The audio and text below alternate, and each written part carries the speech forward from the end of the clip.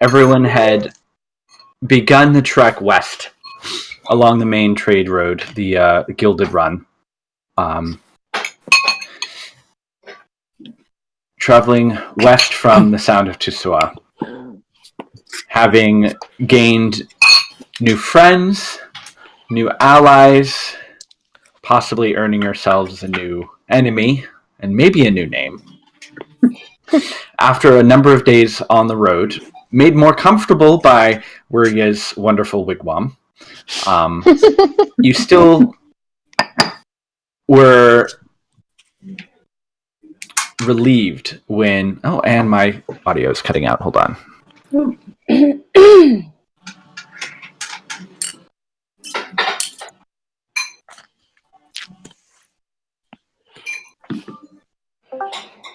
All right. I don't know why it suddenly decides to just crap out every now and again. I don't know. I'm actually plugged in, so I should have power. I don't know. Just Discord or me. But you are able to see what looks to be at the cross section of the Gilded Run and the small road that leads to Soa. A bit of a crossroads, maybe a little trading post of sorts. And there you found a curious sight. Old stone wall surrounding it, much like you had found before. For all that you could see was the Halfway Inn, an establishment that you had encountered and frequented twice before, once on your way to Phandalin and once on the way back. It was short, other than being in a completely different place, hundreds of miles away, seemingly the exact same. Ringed by a mid-height stone wall, in sort of a rough, packed dirt courtyard with some stables and a building that seemed to have been constructed piecemeal over time by a never-ending series of various architects who never could quite agree on one particular style. You'd gone in, and I believe had, after a little bit of drinking and relaxation and relatively peaceful meal, and trying to figure out what the heck was going on here. A couple of questions to the somewhat enigmatic a drunken bartender, basically, of the barkeep. Yeah. Who was not particularly forthcoming with specifics. You all retired to your room. We were eating breakfast. Yeah. And then you woke up and you came downstairs for breakfast. But I was totally on edge about this whole thing, because the last time she said halfway in it was very weird. Yeah, because that's when we met that dude that knew Cortanis, right? Mm-hmm. We're yeah. I mean, to be fair, we're all a little on edge about this inn. Yeah. Yeah. So... Oh, and didn't Aiden recognize what the waiter was wearing? Yeah, he recognized He didn't say anything, but he recognized stripped-down uniform of a great... I didn't say anything positive. I was just like, I want to start drinking again right now. Yeah. Aiden's like, I'm too sober for this. I mean, we could buy more drinks, but I don't know if that'd be the best idea since we've got to travel. I assume we're going to get on the road today. Yeah. I don't know if we should get drunk in the morning. Drunk first thing in the morning? No, you think? That sounds somehow like a terrible idea and shockingly on brand. For you and Elias, maybe. Hair of the dog, but it never seemed to quite fit as working the way they assumed that it would. Well, it just keeps you drunk and it delays the inevitable, basically. Really to wait. Speaking from experience. Possibly. Long time ago. I have learned better since then. Cortanis getting drunk. That I would like to see. Like I I said, don't a think I've long ever time seen ago. that either. I don't think I've seen her touch more than a glass or two. Right?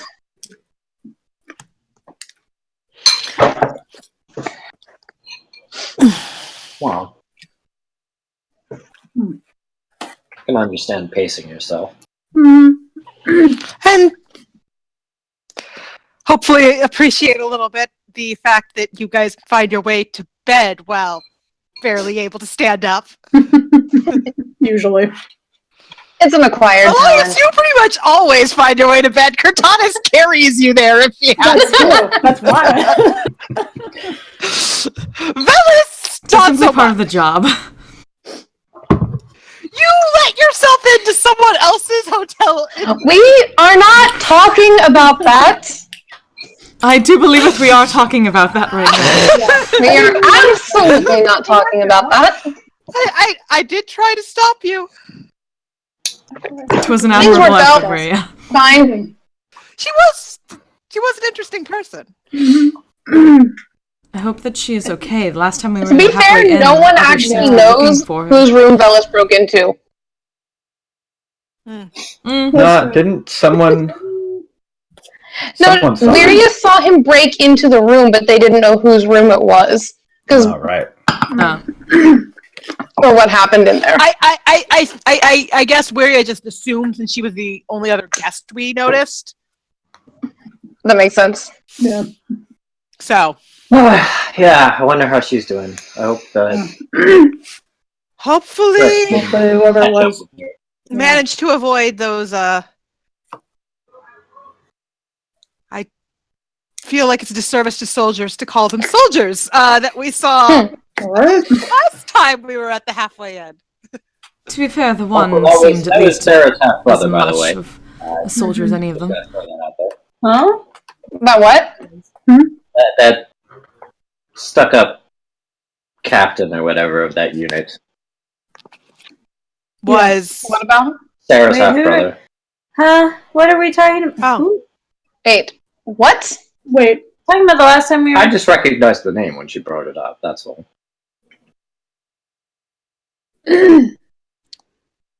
Are we in character? I Yes. That's what I thought. Yeah. I was did like- not Like, notice that. like, That why is are we talking about people who aren't here right now? Or wait, are they here? I'm Sorry, so confused. I couldn't right now. hear properly. Yeah. I'm cutting, like everybody's freezing and cutting out. no, It's really That bad. seems more like your connection. Yeah. yeah, we're not having Yeah. problems. Yeah. No, it's me. I'm I not was having sure. some problems earlier, but It's just hard that everyone's at the same voice level, but in different ways, so it kind of like all blends together at times. Well, there have been a couple times where people have talked over each other, and then I miss at least one of them. Yeah. But Happens. Sweet, who did Aiden recognize? the name of the stuck The up captain. terrible captain is apparently Sarah's half brother. Oh. I believe I confirmed it with Brendan because Oh. I recognized the name she was talking Right. about. Yeah. Huh. I didn't make the connection at all. Well, that's Aiden was the only one who asked for the officer. yeah. Ah, That's fair. true. So, He's the only one who cared about it, and we're all just like, okay, it's a person. Right. Okay, it's that asshole. Yeah. That's Elias was very set on him. Interesting. He was an asshole, but Yeah. I just didn't care so much about the name. Just that he was a prick. that just doesn't add up. what? Yeah, I needed to write prick down in my Convention. notebooks. Thank you. That it's Sarah's half brother, I think or that Sarah's Elias mentioned- thought he was a prick. Which No, one? he's absolutely a prick.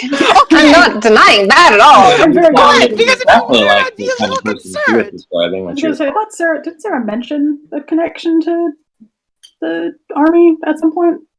Well, she mentioned She- that she her mentioned father had something been killed and, briefly. somebody else married into it.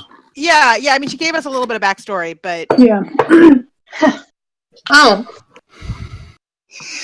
Which that's Oh. the son of that guy, that's very interesting. What guy? whatever guy Sarah was talking about. I'm so confused. Sarah's not here. It's family matters. Yeah. Yes. Most Turn the Family Matters theme song. Yeah. Sarah, some of Sarah's family drama involved that guy. What guy? The guy, The guy at the end. that really yeah. But he's not here now. No, but he No. was, So why are we talking about him? because he was at the last place, and also you brought up the whatever. The, He was at the octopus there that here that isn't here. Yeah. The other halfway in. Other. Or is it other? I don't know. I mean, is this other? It doesn't look very other. I still really want to understand what's going on here, but I don't know if we're going to get into it. This, I don't think we're going to I get feel like this is a little above our heads, to be honest. Sometimes you just gotta. It's a good bed, and we're gonna leave it at that. Asked. Yes, Yeah. yes. We tried. I tried. I And did not get By all that far means, in feel last week. free. Or unable to tell us anything. Felice I went mean, past there are only so many. How can I say it? and it. Ulterior motives to running an inn. Yeah. Mostly just has to do with information. I don't know if there's an ulterior motive. I just am very confused by this inn. Oh, there's always an ulterior motive. That's sort of how things work. I think you guys are overthinking this. I think it's just a weird inn with weird people that appears where it wants to. I mean, You that's say that like that's I'm normal. willing to work with that for now. To be fair, magic hath done many interesting things. So. You God, are you're having bad explain shit. you are 100% correct, Felice. I just want to know why and how. That's I mean, that'd be nice to know too. I'm not sure. Oh, we just completely lost Brendan. Okay. Yeah. I mean, I'm not saying I don't want to know how it works, but I don't know that there's ulterior motive behind it that makes sense. But I'm money and information. Want? I agree. I don't know that I assume there's always even if ulterior there are, motives. it's not like they're super evil. It's not like people disappear with the inn. That'd be scary. That would be really Surprise, when That Brigadoon. you know of. I should say in a really dramatic tone and look at Bailey. So here's a question. If this inn is also like other places, does that mean anybody else in the inn at the same time as us is on their way from and to the same place we're going? Or like, did they walk in like Port Damali and we walked in like out of Tasoa and like we just happened to now be in the same place, and if we look outside it just looks like nondescript and vague? Now you're overthinking. That's a question. Yeah. They're the only window. Isn't the only window the one by the door? Like Now you're The only window is the one downstairs, yes. yeah, the There, only window. there was no window in our room. There are windows on the building outside, but not on the inside. Oh fuck, we found the H.H. Holmes, like, inn. Fuck, we're all doomed. No, there are windows downstairs inside, but no windows Yeah. upstairs inside. Yeah. From the Winchester mansion. Yeah, I was gonna say. But there are upstairs windows outside, but not inside. Right. That was. Yeah. Well, they are Yeah. false windows. Yeah. Or are there other rooms we just can't get to? Mystery solved.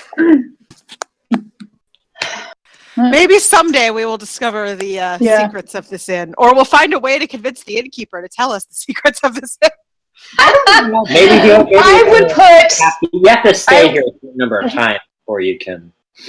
A frequent guest card. What is this, a punch card? Punch card.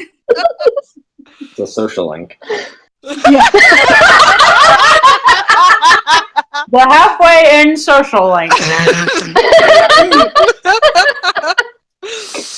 Yeah, that's it. Mystery solved. It's kind of like the Twin Wardens, though. You have to do shit for them a bunch of times and like show him weird shit. Right. Hopefully Brendan returns. I was like, yeah, we lost Brendan in Discord. I mean, honestly, we can just keep this conversation. Yeah, we just keep. It's gotten to the point Cortanus has just like pulled out like a ring and is like looking at it her bag while this is going down. What is Cortanus looking at? A ring. She got like it's not her signet ring, it's another one. Is it new? She's had it Is for a it pretty? while, but it's somewhat pretty. I think you didn't give me a description for it. Oh. She got it from the elf. Ah. Okay. Ah. You seem really fascinated by that. Try this again. Okay. We were just shooting the shit while you were gone. In character. We didn't break character. In character, yeah. Yay. If only I hadn't missed it. I mean, it is being recorded. I know, like you can just go back and be like, oh my goodness. All you missed is halfway in punch cards. Yeah. And also that the halfway in is now a Persona social link. Yeah, right? You just have to level it up I and max don't know it what out. that means, but You need to level up. You need to level up your reputation with the N. Yeah. To learn more information. to uncover its secrets. gotcha. They were just talking, and then Cortana, like, they're all joking with each other. Cortana is just looking at that ring that she got from the elf at the other halfway in. Ah, right, yes. Yeah. Everybody's frozen. I hear audio, though, at least. What is? Yeah, your camera blacked out. It seems like you keep disconnecting from Roll20 for some reason. Hey, nope. Almost. There we are. Kind of. There you are. For the moment. No, wait. Yeah, there he goes. Okay. Hey. I'm missing Maggie, though. That? Huh? Yeah, I can't. Your camera. Well, Maggie might be the mystery. Just I had to hard refresh to get Maggie. I mean, I can try refreshing. No, I wouldn't, because everyone else has you. The stream has you. The stream has everyone. Have my phone, right? Hope so. Yes.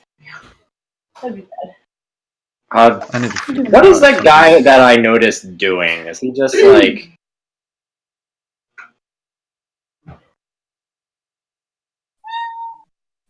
Oh, wait.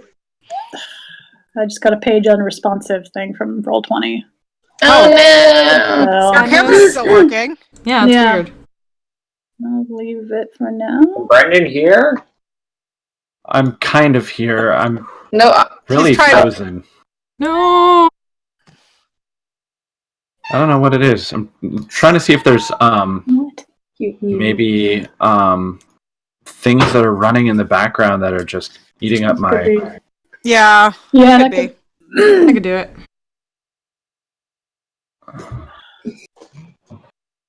Wow. I might have to refresh Roll20. Yeah, I mean, if you need to refresh Roll20, Maggie, go ahead. But Let me see. Let me try.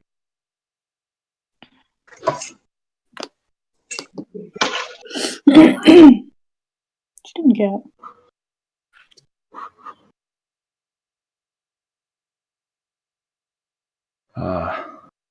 So what arcana would the halfway in be?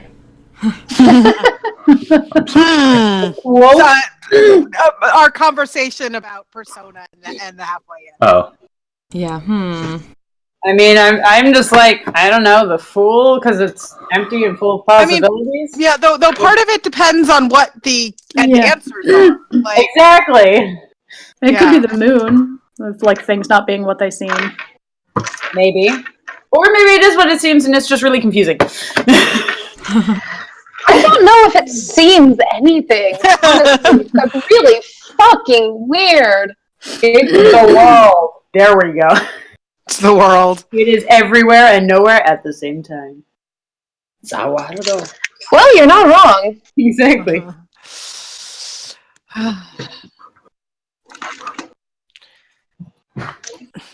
I'm trying to... There we go. Trying to quit applications that don't need to be open. Hopefully that will help. We can hope. Okay, so we'll just... Alright.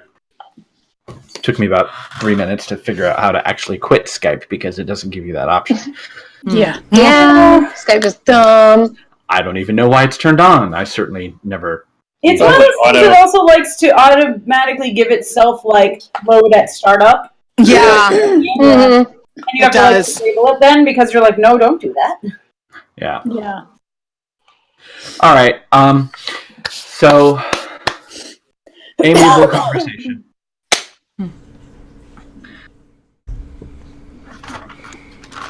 Yeah, I'm gonna have to refresh. What? Completely frozen. What is this guy that I noticed doing? Is he just like The one with the clothes? yeah? Oh, he's serving Guy with food. the clothes.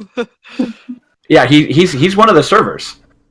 Yeah, that's what I thought. Cool. I think he's working, isn't he? Yeah, he like brought us food. Yeah. Yeah, no, he brought you food, and he sort of just at this point, I mean, it's kind of, I would hesitate to call it the morning rush. There aren't as many people here as there were back then, and so, you know, he's kind of like just bussing tables and wiping tables down and whatnot. I have a thought. Weird question. I'm gonna look over. Is there anybody sitting at a nearby table? Yeah, I was gonna ask, what are the other guests like? Yeah, there's a couple of other patrons. They look much. A lot of them look like they might be maybe fellow travelers, very much coming in from the road. Not as many of the sort of unique variety of people that you had seen before. I want to look over to one of the other tables, kind of mid-conversation. Hey! Kind of flip a silver their way. Okay. So, it is not difficult for you to land the coin basically directly in front of them, and he sort of like reaches out a hand to catch it, and he looks over, and he seems to be kind of a middle-aged human, rather nondescript, and he's just kind of looking at you questioningly. where'd you come here from? Damali?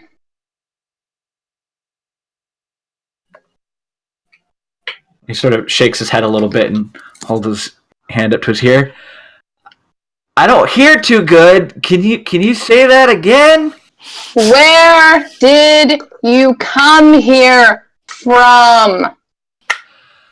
Oh, where did I come from? Okay.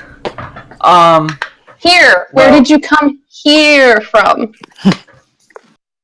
Hold on a second. What road? I feel like Elise is about to try. Here what? You said?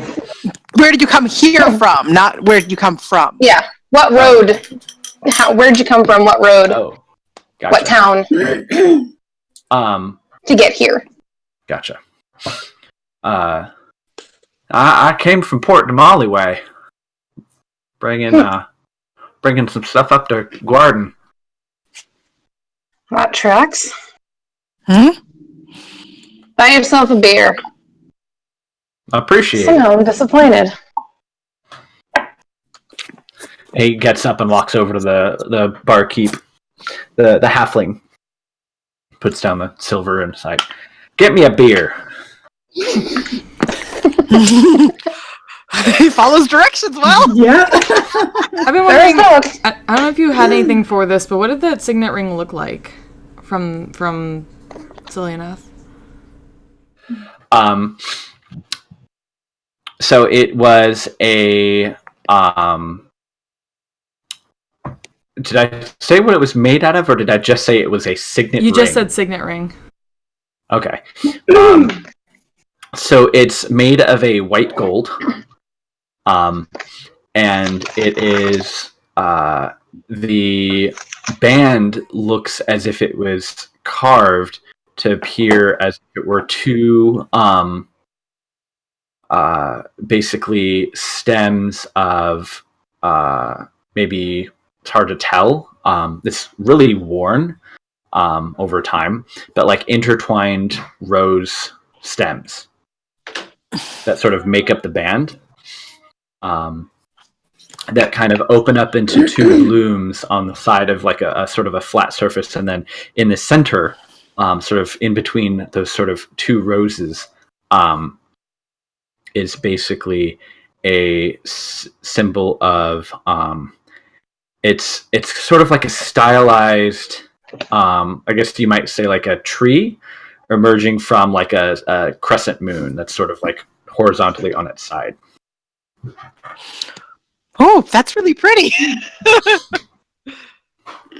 That's probably where you in character looking at the I know, I was like, I feel like if it's that pretty, that's should really just pretty. be like, ooh, and just like staring at it kind of like absent-mindedly, like. Yeah. She was kind of absent-mindedly looking and then noticing that there are people going ooh on either side of her. Right. They're just like, ooh. Hearing So the surface is very well polished. Magpies. And everything inside of everything that's recessed is sort of inlaid with a very dark, sort of maybe a jet black, maybe a semi-precious gem or stone or something that's been carved, sort of inlay inside. But it's all very, very smooth and very few edges. Yeah, I think ooh, that's really pretty is a very appropriate response to that ring. I actually look over where I had not looked at it for some time. We had gotten busy. Oh, where is it from?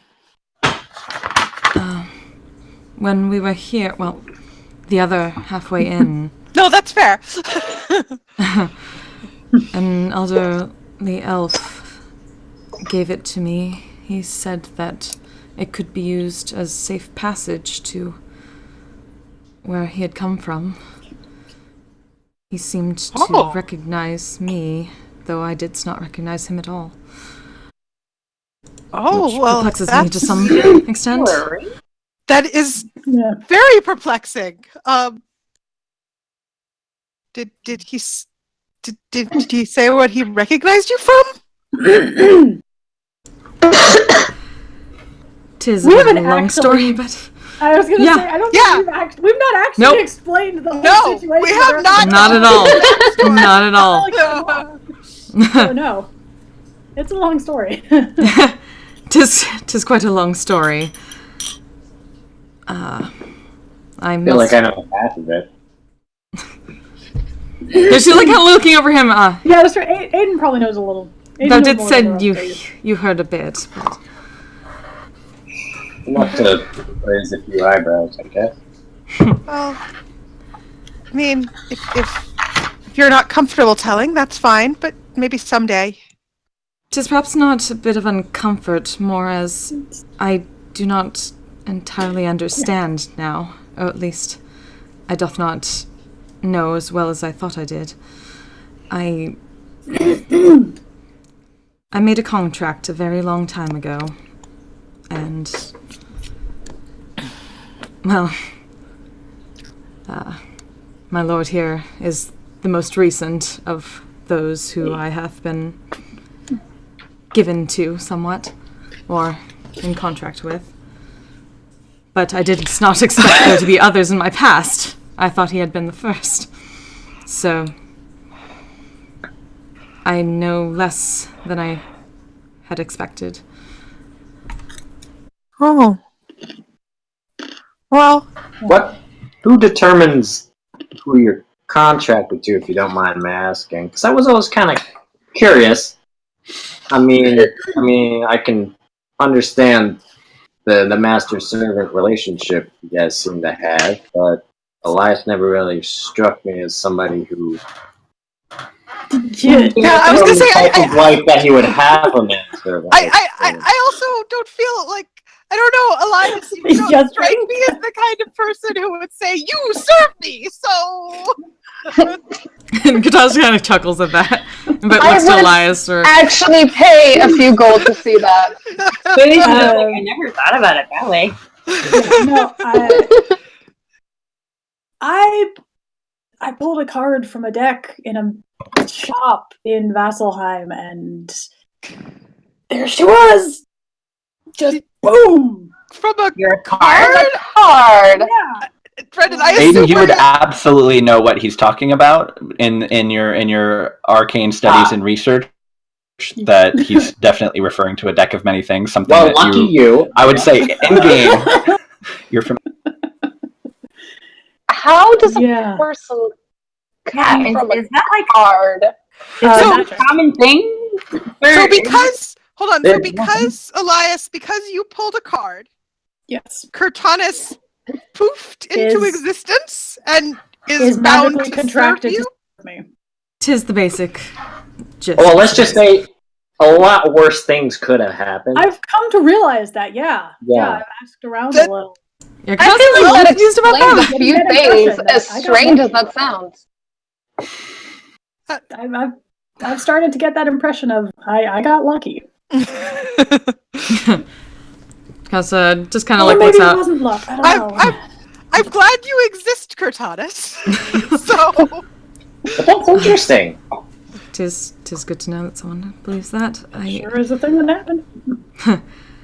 'Twas something that happened a very long time ago. I was in dire straits of sorts, and I needed power, a wish, something. I called out to whoever would listen, and something did, and so I made a trade. Here we are. Well, I think a few months ago I would not have believed that, but that is not the strangest thing I've heard this week. I suppose that was what's called where I am from the Age of Arcanum now. Yeah. oh wow! Wait, Would Felice have any idea what that is? I think maybe. Was it, Yeah, you yeah. would, I I'm had to sure. explain- So Yeah. that's the part that Aiden overheard, so he's not as surprised as everybody. Right. Aaron, your that background just Cortanis, that actually explains a lot. Though that's a long time ago. Yeah. Like, you're gonna do anything about it? Like, So confusing. I'm in the middle of a conversation. I'm sorry. I was Literal worse. sorry. I know I am. Sorry. What did somebody say? So I need to. Where you said that actually explains a lot, but that's a long time ago. that does I- explain a lot, oddly enough. I was as surprised as thou art when I first learned. Yeah, I had to explain a lot of stuff. I'd Yes, imagine this so. I can't imagine Calamity being was Cortana. something. The calamity, the divine gate, all of it. Yeah, that Not as convenient as the actual Fate universe, where they immediately receive knowledge. Yeah. Yeah, yeah. Like mentioning of the Right. calamity and stuff, Cortanis is like, yes, the elf, he had called himself Cillianeth Elarnathi. He said that I had served his father during this calamity, but I have no recollection of it. Now, when you said that Elias wasn't the first person you had been contracted to, is that other people that hold a card, or is that what you're talking with the memory that this elf was talking about? She looks straight over at Aiden and just kind of has like a blank look. Honestly, before I met Cillianeth, I had thought that my lord was the first one to ever take my card. I know not how many I've served now. Apparently at least one. I don't know much about arcane magic, so. So what you're saying? I know You don't about remember? it, but And My contract was simply that I was to become part of this artifact, and whoever so summoned me, I would serve until death. 'Tis what I've done so far with my until lord. their death or your death? I would imagine either. Either. Whatever comes first. Well, I'm just Yeah. so in theory then, if you don't remember anything, like, is it possible that if it's until their death, what if somebody pulled you out and then you served them and then they died and you went back in the deck and it like just like wiped your memory and was like, okay, reset time, now you're a card again, woo, and now you just don't. At least that's not really a fun thing to imagine. No, it's not Yeah. something to. No, Cortanis looks at Felice like that is exactly what she has been imagining since she learned this, which is why she was quiet for like a week after the first halfway in. Felice and her charisma of 7 and her intelligence of 16 working. Blurting things out and not. Well, To something Maybe- that hath given me more perspective about my situation, so... well, hopefully we'll find out more for you. That's kind of. Honestly, My I know second- not how it would aid. Well, I did snot, at least at first. 'Twould be a waste, knowing that anything I learn now I may forget. So you're saying that because you might forget, there's no point to living? We know it now. You're how things work.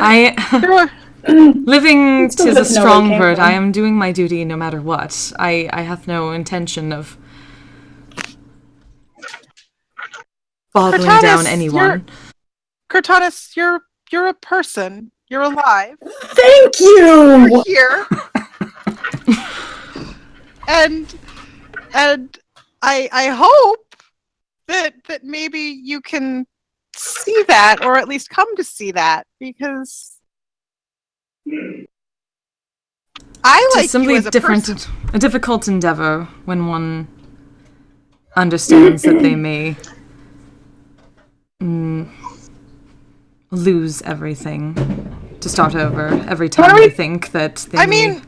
Arguably we all lose everything, Yeah. and then we just don't start over. That's You don't get to take it with you. So I want to reach over and I want to grab Cortanis' arm. You feel this, right? Give someone an That should be enough proof. That should be enough proof for you that you're here and you're alive. Getting all Sayuki up in Question: Does Cortanis keep a journal that Felice is doing or anything? Oh yeah, she takes notes on things. Okay, I was like, I feel like I've seen her, and Felice will just say, "Well, do you write things down that happen to you, right?" I think. Yes. I mean, I've seen you writing some things. I have attempted to keep a record, and So once what I if learn you words and whatnot. write these things down as best as you can, and because now you have friends too. So even if in the past you did get summoned and then you forgot everything, but now you have friends and us, and if something happens to Elias, hopefully not, and if something happens to you, hopefully not. If you ever end up going back in the deck, we can just make sure that the journal goes with the deck wherever it is, and whoever has that, if somebody pulls you out again, can like come with instructions and be like, here, make sure you give her this, and then you can have instruction manual for your knight. who you are. Like instructions. I feel like I've never heard anything so negative and positive at the same time. Yeah, there's a little bit of a distance between where he is like, you're a person, and Bailey's here, you come with an instruction manual. Let's not think Let's of say it as it's a bad instruction idea. manual, Felice. No, Right. but It's But I'm more of It's just like I'm saying, if you're worried about forgetting everything and being resummoned later on, years and years and years in the future, if you have things written down, then there's at least a chance that if you get resummoned again, you can remember who you were and who you are, and the people you know. There's instruction manuals and all that. No, there's just like a pause as she's listening to all this, and then just like she just starts laughing. Did I say something wrong? I've not expected such a unique sense of that's a unique solution from the Felice. That is not Felice. I'm nothing if not unique. But I mean, however long you're here now, and you're living a life. You're a person, and I think of you as a person. So let's just leave it at that. She's like, no, I went. My lord has said so. I mean, it does go a long way to explaining why you're such a hard ass. Hard ass. That one's worth writing down. I don't know if you want us to explain, or Velis, you might want to get a running start before we do. Yeah. I suppose I can extrapolate from such things. Thank you. Yeah, I would say, yeah, that's fair. My lord hath said similarly. At least he believes such, and I'm attempting to put myself in such a mindset. 'Tis simply difficult at times, like looking at the ring. That's fair. I just well, as I said, It has gotten we think a of bit you more as a person, so. complex since I learned about, and she kind of like puts hands slightly on the hilt of the blades. That was not something I had known about. Those That's are new. quite some blades. But they are cool and they protect. They're very cool blades, Yeah. yes. And right Not now, complaining. they and this, and she mentions her own signet ring, are the only things that I have as potential clues of where I come from. Well, hopefully we'll find more. I mean, if we can find a library, maybe we can find out something about those swords. I have to imagine swords like that don't get completely overlooked in, I don't know, things. I mean, yeah, there might be more Things. than I recognized, yeah. Mm. I mean, I can try and take a look myself, but I have. Give me a couple levels and I'll have legend. lore. I think I get legend lore eventually. I mean, as I recall, when that got introduced, Wiria actually had a really high history roll on that. Right. I actually was not here for that, so. Yeah, like Wiria and Aiden knew about So them, that was- I think, Yeah, right? between Wiria and Aiden, we managed to come up with a good chunk of story. So who knows? Legend lore might have more. Yeah. That can understand from these why I may be quite perplexed. 'Tis not something that wouldst have been given to a lowly knight such as myself. Well, we'll see what we can find. Yeah. And, if you don't want us to go out of our way to look for it, then that doesn't mean we won't be able to find things on our way. Something's not wrong. right. Things have a way of working out. Usually. I have seen with the coincidences we have found so far. Thou mayest be correct, my lord. 'Tis fate in a sense. Something is not right. Fate is definitely a word that's gotten thrown around a lot. What do you mean, fellas? Not right As about he what? finishes saying that, a number of the various sort of lanterns and such that are inside, a couple of them hanging lanterns, a couple of just features on the side, the warm sort of golden yellow light emanating from all of the lights suddenly shifts, and it starts emanating this sort of bright red light. And you hear the barkeep, whose name you still haven't learned yet, swear in Halfling. What does he say? Got my daggers out. It's I don't speak Halfling, but it roughly translates to something along the lines of the feeling of frustration when you sit down to a fresh meal and someone knocks on your front door. There's a Halfling word for that. Yeah, Of course no, there I is. was For that specific thing. Yeah, so, like, Thank you so much. kind of feeling that one. And you hear and you see him immediately. The word is just Bilbo. Right.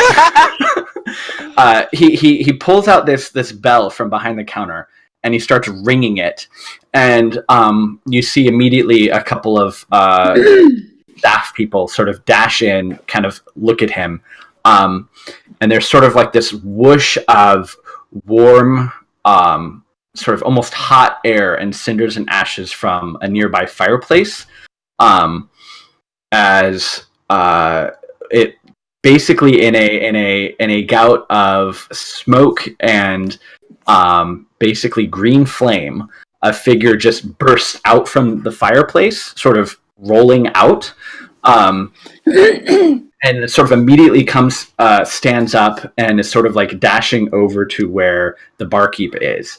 And then you can hear from somewhere upstairs the slamming of a door, and then the sound of a creature that none of you have heard. I'm just going to say really before. quietly, I'm just going to say aberrations. No. Great. Immediately, hands on the blades, pull them out. Yeah. Yeah. Sure. So I would like everyone to roll initiative. Oh, good. I can roll the hematite die. Oh, not bad. Natural 20. Oh. Natural 20. I can move Aberration. mountains. Okay, let's go. 17. Oh, hold on. I don't have any tokens up, so No, yeah, we need tokens. let me move some tokens onto the board. Me. Okay, so I'm gonna pop us over to a battlefield of sorts. I hadn't quite. I should have like. I've got like tiles and used rooms and inns and things. I hadn't done that for this. I should have, but oh well. Hold on. Let me get some tokens. Okay, just a I'll roll moment. this die because I don't have my mini ones out yet. Okay, so And let's. let me down. You're copy. pretty. While you're doing that, I'm gonna run. Oh, that's not fantastic. Paste. This is what we get for saying I want to roll dice. I didn't actually hear that, but You were saying that, I guess, like when we first got on, we were talking about all the pretty dice. Yeah, oh, yeah. Like, I want to roll dice. That was Okay. definitely my fault. Yeah, that's 11 on mine. Everyone has been given a turn. Yeah, I did not have a good initiative roll, so. I mean, mine's not like abysmal, but it's really not so great. Okay, yeah, no, I rolled a 7. I have a +5 to initiative, so I actually rolled a 2. Yeah, I rolled a 9. It is I a only 7. have a 13. The new die rolled a 10, so I think straight down the middle, and the first roll is not so bad. Yeah.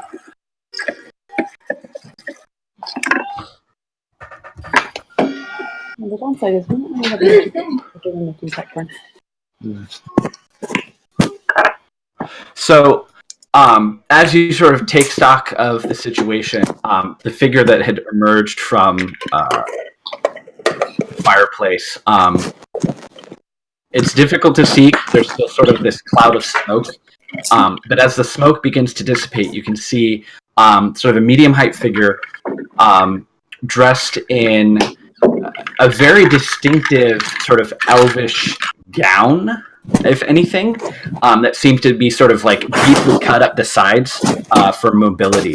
And as the figure turns, it's definitely female, and you can see as she turns, you recognize her. She's got this dark purple hair that kind of comes down in 2 very long braids, horns that curl back from the front of her head, and very, very bright pink skin. And you recognize you don't, but the others recognize this as Wander. Wander? Oh, hi, Wander. Oh! No, wait, we met Wander, didn't we? Because Wander's the one that... Wander was at the inn. You did Wander. Yes. Just rewatched You did. Yeah, Wander was the one that told them where to find them. Yeah. She was a tiefling that you had met, who had been called away by someone. She never was super quite clear as to who. She's dressed in I mean, it's actually a very elegant elven gown that's sort of cut high up the sides, and she's got sort of like a lot of greenery and stuff sort of interwoven into her hair and her clothing. Pretty. And she looks probably a few decades older than you last remember.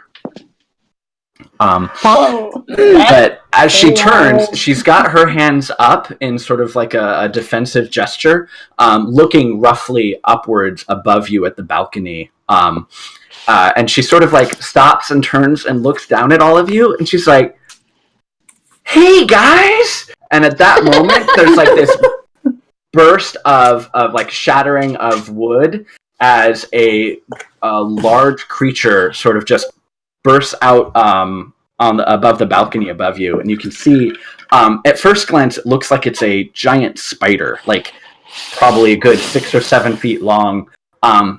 But you get a closer look as it's kind of climbing its way down, and where ordinarily you'd get that squat face with a bunch of eyes, there's this strange pendulous neck that sort of ends in a strange head. Velis, you can probably make a nature check to see if you recognize these creatures because they are known to deal with drow. And I have advantage on that because... But the rest of you have no idea what this creature is. Yeah, you said nature? Yeah, 20. nature. Yeah. So you recognize this as a Nyogi. It is an extraplanar creature often known for enslavement and whatnot of other creatures. Yeah, and you see one of them basically just like burst through the balcony and kind of land to jump right down in front of you, seemingly menacing Wander. So let me set everyone up. Rolled out of the fireplace? Yes. Wander was the one that rolled out of the fireplace. Just making sure I had that right. Very sort of I'm just saying style. as soon as like they said aberrations. Yeah. I just want to say before we get into this, I did not know this was going to happen. I just knew she was going to pop up. That's all I knew. Right. Okay.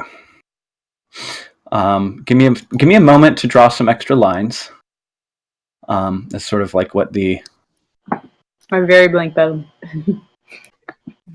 All right, so there's a sort of a long table, and everyone's kind of sitting down on benches. All right, some other tables nearby. Pardon the crude drawings, but they're mostly meant to be fast. All right, some tables, and then let's get some. All right, so the fireplace, sort of a large hearth area. Like screeches nom. And all right, so let's see.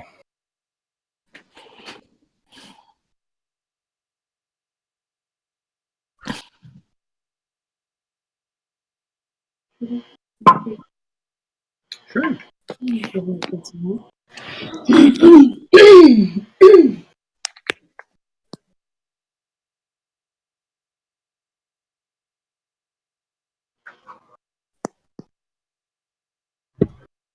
All right.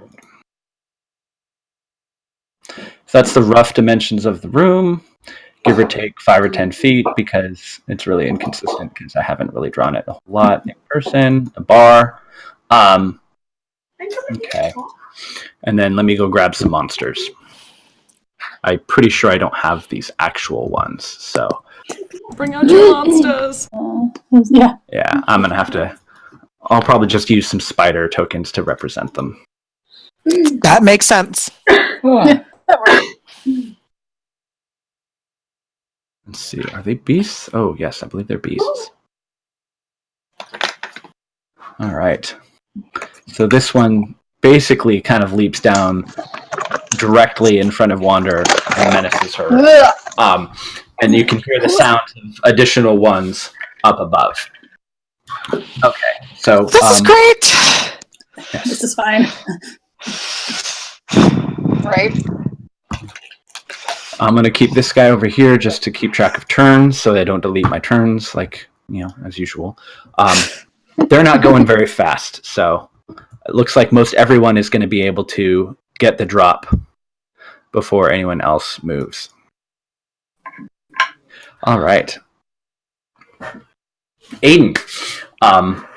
Yeah, you see this weird spider monstrosity plunge down directly in front of you. What would you like to do? I am going to curse it. Okay. That's just a straight up curse, right? Yep.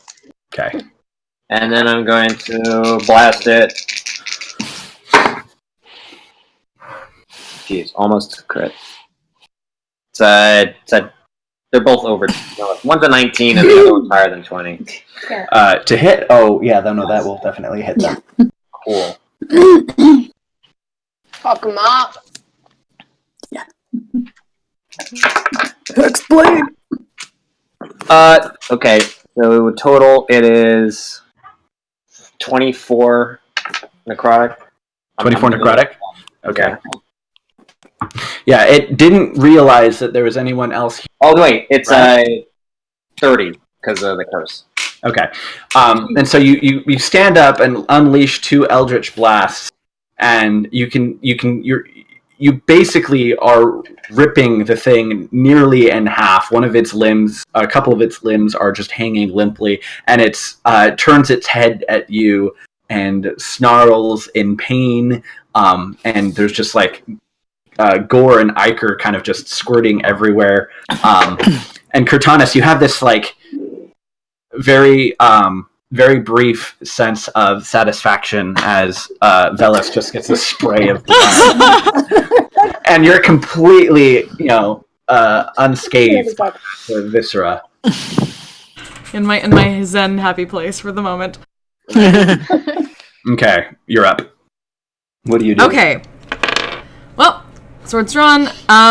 Clearest path to this thing might be the table, so she might jump on the table, jump over Phaelus, and try to land next to this thing and menace it. Sure. That's not too particularly difficult, but there is the off chance that you critically fail. Okay. So get me an acrobatics check. Acrobatics! Please trip on Phaelus' head. No, that is a 12 plus 8, so 20. Yes, more than sufficient. Jumps over, just like one of those like spins, and just like wails into this thing. Okay. Okay. First one is a natural 19. Okay. So that is, let's see. Ooh. That is 14 slashing damage. Okay. Extra attack. 14 plus 9. Let's see. That is 13. Okay. That's enough to kill it. Yeah. These things aren't too particularly sturdy. I would get HP. Wait, what? If it was... If because I cursed it, if I had taken any damage, I would get HP back. Oh, gotcha. Right. Yeah, no, it just you basically cut off the remaining legs, and it just kind of flops over on the ground. Quite surprised. But you just can gonna definitely hear... immediately look up, like hearing more. Prepare thyselves, thou art more. Velis. Oh, good. I'm gonna step back here. Okay. Being able to see the bar, I just want to look over and yell at the bartender, "What the fuck?" I know, right? And he's still ringing the bell, and you can see a number of the staff are sort of like they're diving behind the bar, and it looks like there's a bolt hole or something. And it looks like they're all kind of diving down there. Does that include the guy I noticed? Yeah. He was since he was in the room. He was sort of like the first one there. Do I have a sense of where the others are? You can. Hold on. I don't know if it requires an action for you to use your. I'm pretty sure that I don't have the thing to. Oh, you don't have the thing yet? I have the thing to track them. I don't have the thing to ping them yet. Okay, That's gotcha. next level, I think.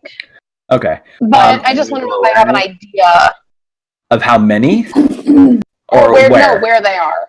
Oh, they're up on the second floor. What I'm doing right now is I'm going to be drawing in the balcony. I'm just trying to grab a color that will work. Nope, not special effects. It never really remembers your colors. All right, so there's a balcony that kind of runs around the room. How high is it, and is there a way I could just climb up there? It would take an no, you could probably spend your move action if you made a successful athletics check to climb up. Why? But yeah, no, that's a 5. Yeah, because I have a -1 strength. you'd have to like jump up off of a table and like grab onto something and sort of climb up, because if there were like all kinds of different things, I might say, yeah, you can make an acrobatics, but it's My more acrobatics would have been good, but that's a 5. There's nothing here that is really connected. That will allow you to parkour. Yeah, so you're like, you jump. You have to yell parkour. That's how it works. You just sort of barely miss the bottom of the thing. So that's half your movement. What would you like to do? Can I... Where would I get up there? Like, do I have... So if you want to get up there... How far is it to the stairs? I can use my bonus. These are the stairs right here. Okay. Oh, that's far. Yeah. Those are the stairs. But based on these things, spider-like physicality, you're not sure. You're pretty sure that these things are not going to be using the stairs themselves. Fuck ass. I guess I'm just gonna step here. You could hold an action until something comes into range, and then you could either... That's what I'm gonna do! I just really wanted to use my assassinate before they got a turn. Oh, you're trying to find some. Oh, gotcha. I just wanted to hit it before they got a turn so I could get that advantage. But I'm just gonna hold my action to stab one in the face as soon as I see it. Sure. Okay. All right, Elias, you're next. Okay. See any? We can hear that there's probably more. Yeah. Okay.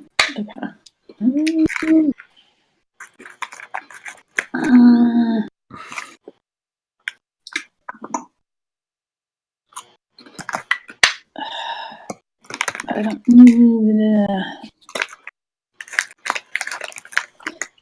don't know if it's worth trying to get up on the balcony. Right. So the shapes represent physical objects that are roughly going to be in your way and make that difficult terrain, because you'd have to move in, around, or on furniture. So what is the dotted line? The dotted line is where the balcony overhangs. Okay. So Velos is under the balcony or on the balcony? Just under it. Under it. Okay. Yeah. This is just the first floor. I was just trying to make sure I was reading the map right. Sure. I might draw the second floor up above. There's not a ton. Let's see what's. I'm trying to remember what spells I have prepared. Oh yeah, well it's a new day. I should actually look at that too, because it's a new day. Like, what can I do? Yeah, we were traveling. I know. Yeah.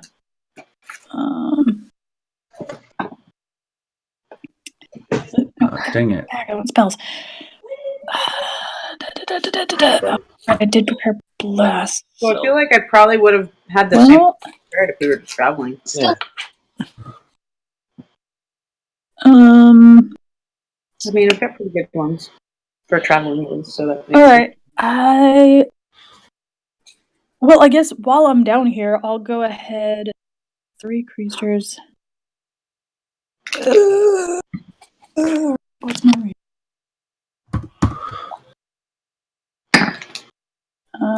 Okay, so I could get like. All right, I'll go ahead and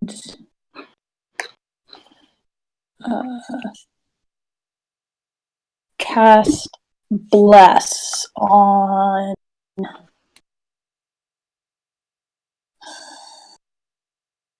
Say Kraton.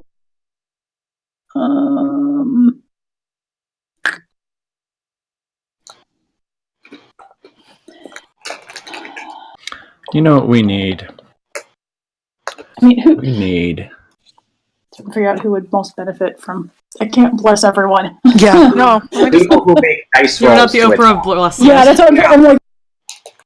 So probably Cortanus and Velis. Yeah, I would say Cortanus and Velis first, and then And pick one.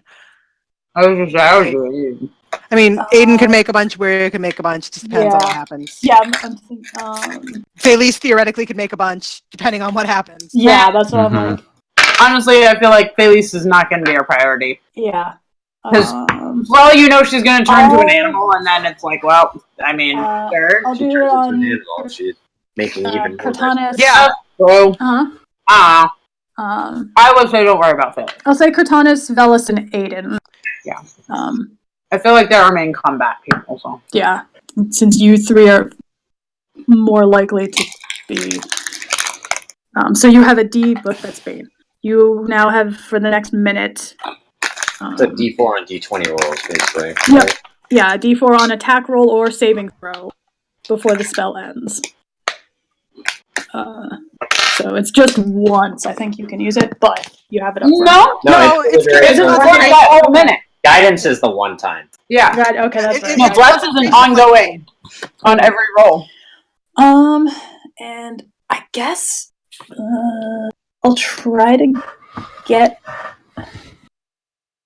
Could I conceivably try to get up to the balcony? A strength check. See if I can see anything? You can make a stronger strength than me. check. Strength or athletics? An athletics check. Okay. Yeah. So you'd have to Nathan spend your Drake movement. my way. Nathan Drake my way up.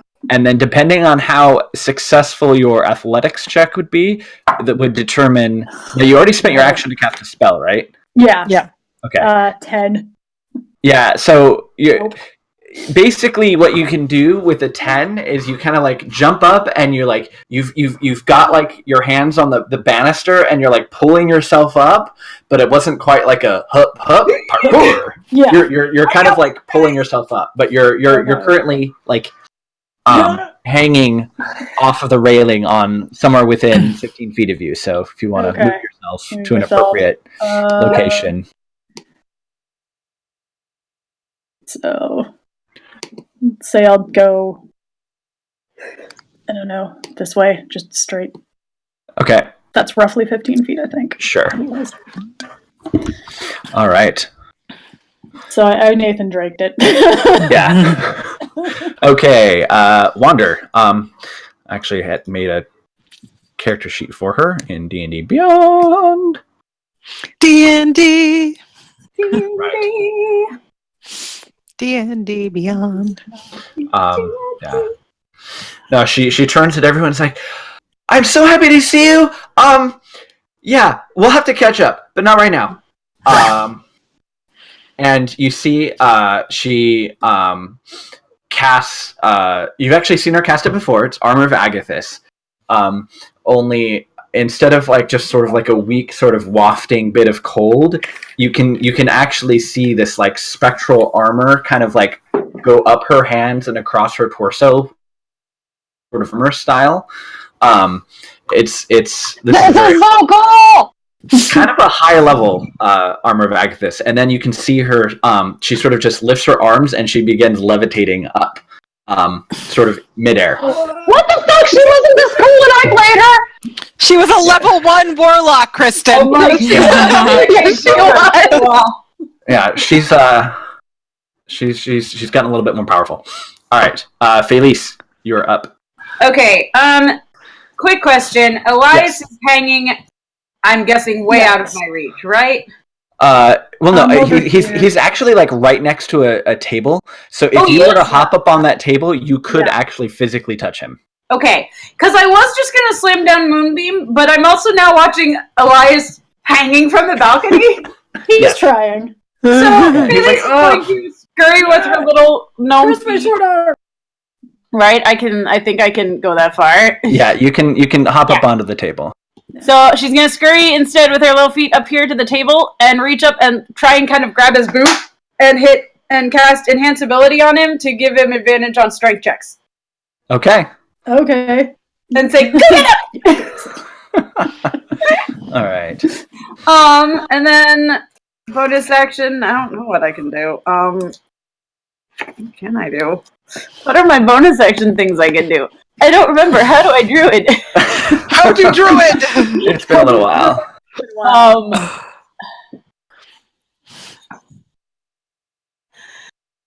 Yeah, I mean, I don't know what I can do as a bonus action other than, like, you know, stand there and try and see from here if I can, like, see where they are so that I can kind of prep in anticipation of throwing a moonbeam down next time. Gotcha. But, like, I feel like, honestly, that's probably what I'll do is I'll do that and say, go get them, and then just be like, okay, where are they? Right. So you're looking up just in time to see these sort of spider legs emerge over the edge of the balcony right above Elias as the thing just kind of climbs down over as you're like kind of hanging there. Oh, that's unfortunate. Can I just let go as a reaction? He's gonna get a swing, or it's gonna get a swing with advantage I'm looking at on the you. details on enhanceability because I think it's advantage, but I will give you. I will let you as a reaction after that first hit to let go. But I'm trying to like force it. See if I can land on. Right. Is a 16 hit your AC? No, it does not. Yeah. So it like swipes at you, and you're like, nope. And you just fall a couple of feet further down below. Okay, so there's this one here.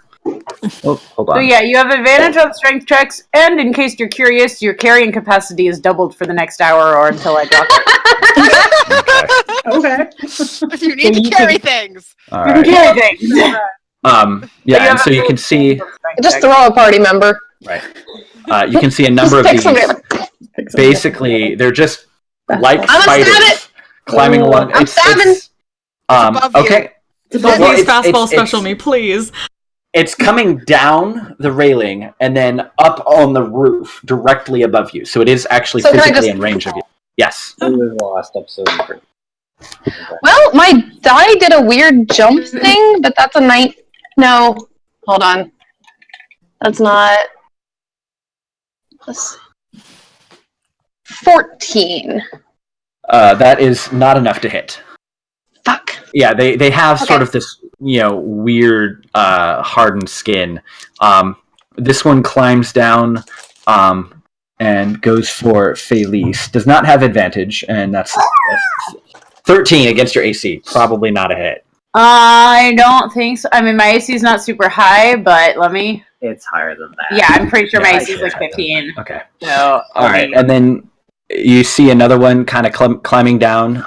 So these two here, so at this point, they're all sort of either on a ceiling or hanging down from the balcony or something like that, and they see everyone with weapons, and so they're beginning to engage. So that one, that's a... Oh, they have multi-attack. I need to remember that. Okay. Still, that was a 10 against Felice's AC. Okay, that doesn't hit. Yeah, and that would be a 7. Nope. And a 10. What's okay? So that would be a 7 and a 10 against Velis. Nope. Aha! I hit with a natural 20. Oh. Against who? Okay. Are you close? Is it within 30 feet? What? You're within 30 feet technically. Yeah. Okay. Yeah. So you see these things come down, and you can yeah. So it's not a natural 20. But it's a It hit. still hits. Thank It's you. a hit. It's one hit against this one was against Cortonis. Okay, Cortonis, you need to make a Constitution saving throw for me, please. Okay. And you take 3 points of piercing damage. 4 points of piercing damage. 18. 18. Oh yeah, you're fine. Yeah, you can feel that whatever these creatures are, when they bite you, venomous. Ooh. Wait, sorry, how much damage was that? 4 points of piercing damage. Okay. Yes, and you believe that these creatures are venomous. Oh gosh, that's I have resistance to that. not ideal. Yes. Okay. No. Alright, so those are those. So just yell out, be wary of venom. Get down. Yes, as these 4 sort of directly come down to engage, you see another one just kind of crawling on the ceiling above everybody. I'm going to use a different one. Oh. This one, it seems a little bit larger, and then based on its hand wavy, or its arms waving around in sort of semantic ways, you believe this seems to be a spellcaster as it launches a spell down at all of you.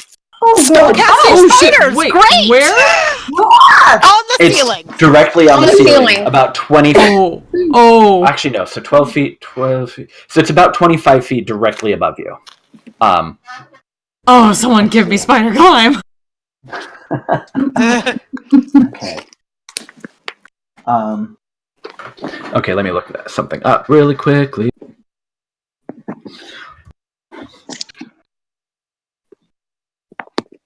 All right. And this one seems to be focused on Wander. Okay. Oh my. Nobody likes it when the DM says that. No. So good. The spell sounded cool, and it really is. Okay, so Oh no. basically, right in front of Wander, you can see this point of darkness, this sort of little bead of blackness, kind of appear, and then just slowly begin to grow, and then eventually it actually envelops her. As well as, well, let's see. It is a 20-foot radius sphere of blackness and bitter cold. That's huge. Centered on a potent I know That's like what most of spell us. is. This is the Hunger of Hadar. Oh, Fuck. that's not good. So, Well, what's the center point? Is the center point... the center point isn't on her. It's to be able to catch as many of you as it can. Okay. All right, so hold I feel like that's gonna Alt catch for us. circle or ellipse. Or Okay. maybe not. Maybe this room's bigger than I thought. All right, so 20-foot radius. So right in there would be about to catch everybody. Yeah? Wait, 20-foot radius. So that would be 10, 20, 30, 40. Oh! Yeah, Oh shit. Yeah. that's a lot. Yeah, that's a lot of people. Okay. Great! So, no light, magical or otherwise, can illuminate the area, and creatures fully within the area are blinded. However, I would say that this is magical darkness, and it can see perfectly fine. However, this is difficult terrain as like the reality is being warped within the center of this sphere. And any creature that starts its turn takes cold damage, and any creature that ends its turn needs to make a dex save, or you take acid damage from milky otherworldly tentacles rubbing up against you. Lovely! I'm glad I'm not Yay. enough, but I'm Adventuring is not Milky consent. otherworldly tentacles. I'm so glad. Right. Okay. Where ya? You are completely blinded. So, Waria's gonna be like... Oh, shit! All right. At the start of your turn, it is bitter freezing cold in this darkness, and you take 11 points of cold damage. Okay. So, alright, so, Waria's going to hope to find the way out and just, like, start backing up towards where the wall would be. Okay. So, Hey. she'd end up right by that spider, which she's not. Yeah, gonna you sort of capture like out, but emerge out just of the darkness. out of the darkness, and you can see next to you is Felice standing on a table, and then like directly above both of you is the spider Neogi creature sort of menacing you. Do I start to see her emerge? Yeah, you see her come out, Can and I she's like, take my reaction to kind of like grab onto her and like help her to be like, okay, this is person. Can I use my reaction to do that? sure. Yeah, because I feel like I would be like, where are you? What? Yeah, like that's Yeah. a very Felice thing to do. Yeah, you see like Waria's hands sort of poke out, and you're like, and you grab it and pull her all the way out. Come to me. Away. Okay, Okay. this sucks. So I can see. Is this spider in? Is the big spider in the? You can actually from your position, you can just barely see it at the top of this where the sphere is. So you do Okay. have line of sight. Basically, anyone on the bottom right the sort of southeastern corner of the sphere would be able to see the creature on the ceiling. Okay. Then, and there's the guy right on top of me. Yes. Everywhere. But anything range would be a disadvantage against him. Mm-hmm. So the asshole that cast that spell, Wiria, is going to shoot 2 bolts of Eldritch Blast at it. Okay, sure. Yeah. And that is 18 and 24 to hit. AC 15, those both definitely hit. Cool. So Yeah! Eat those concentration checks! It's not a concentration spell. Oh, no, it is. I'm incorrect. It is. So that is 7 and total of 10 force damage. Oh, you know what I just realized? If I have to make concentration checks, none of my monsters are ever going to get a spell up ever. Oh, no, it saves for the first one. Oh. And the second one. Hooray. Oh. Yeah. And her Eldritch Blast is probably lavender and sparkly because it's Wiria. Right. Yes. And also So- because Kieran. And then, yeah. So...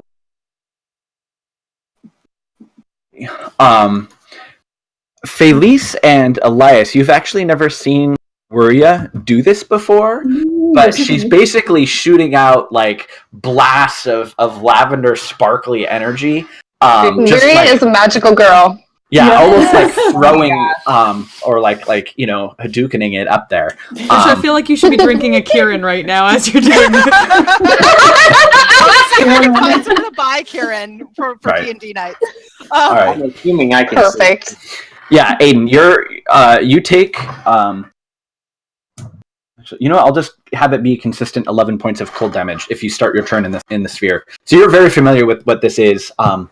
I think technically capable of casting it yourself, so you're very aware of this, but you're also aware that you can see perfectly fine in this magical darkness. You are not blind. I can see that thing straight above me, right? Oh yes, you certainly can. I am going to mind spike it. Okay. Oh. Yeah. What was the total damage, Jerusha? 10 total. Okay. Makes a wisdom save. Wisdom save. Uh-oh. What's the DC on that wisdom save? 16. Okay, it got a 6. Nice. There's some nice psychic damage coming at you. Well, I never changed that myself in here. Listen to the dice. Such a good spell. 12, 16, 19 psychic damage.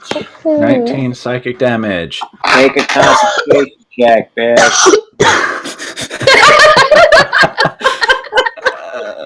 All right.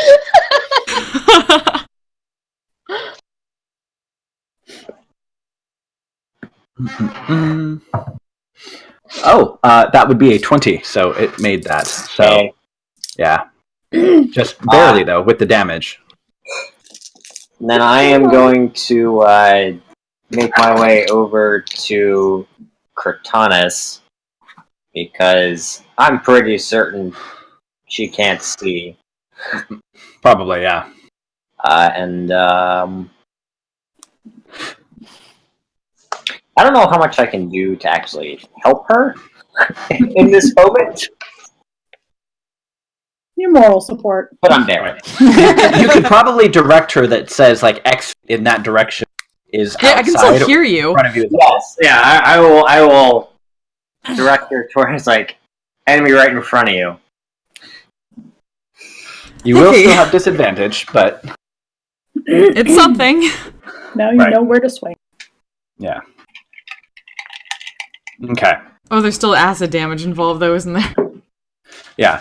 I do need you to make a dexterity check because you are ending your turn inside of the spell effect. 19. Oh yeah, you're fine. Unless it's half damage. Is it a save or a check? It's a saving throw, but you don't take half damage if you make it. don't take any damage if you make it. Technically 23 because what? Oh, you're fine. Okay. And Cortanis, 11 points of cold damage. Okay. As this black, inky... I mean, you hear Aiden to your side sort of very calmly telling you, like, okay, this way's this way, this way's this way, there's an enemy right in front of you. But it is bitterly cold, and you can feel... You know that you're... want to get out of this. Yeah. I'm trying to remember, like, do they know he can see through that? I'm not sure, but I feel like It's come up yet. now. I can tell everybody else can see. Right. How canst thou see this? And she's just going after her as best she can in front of her. Sure. Disadvantage. AC 15. Okay, first one still hits at least, because 11 plus 9. Thank you, Blades. Second one is, let's see, 6. Just hits, 15. And the bonus hit, oh, that could have been a natural 20, fuck you. But it's still like a 14 plus 9. Total damage? She came over and was like, where's laser? Cat, it's not under the door. She kind of went under the door. Total damage is 28. Whew. Yeah, even though you can't see, your finely tuned instincts kick in, and you're just wailing on this thing. It is marked. Yep. So it will have a hard time. Except I guess I can't see it, so... I know, it's like, I'm not sure how that would work. Yeah, I can't see it. Yeah. Velis. I guess I just assumed, like, Yeah. she just wailed on it, so maybe it'd be more focused on her at least. Maybe. You do seem to be much more of a threat, So, yeah. can I assume that I would have gotten like a layout of where these things were before the darkness dropped? Yeah, basically they're on either side of you above. Right. So you and I know I can move under them. Yeah. I mean, So if I'm you gonna move step away out. from them. Yeah, so that one, technically these creatures can't see either, so you're not going to provoke an attack of opportunity because it doesn't even know you're leaving. Can I take 11 damage, you said? 11 cold damage because you started your turn there. Yes. Gesundheit. Cortanis, can you make No, I'm a good. dexterity saving throw?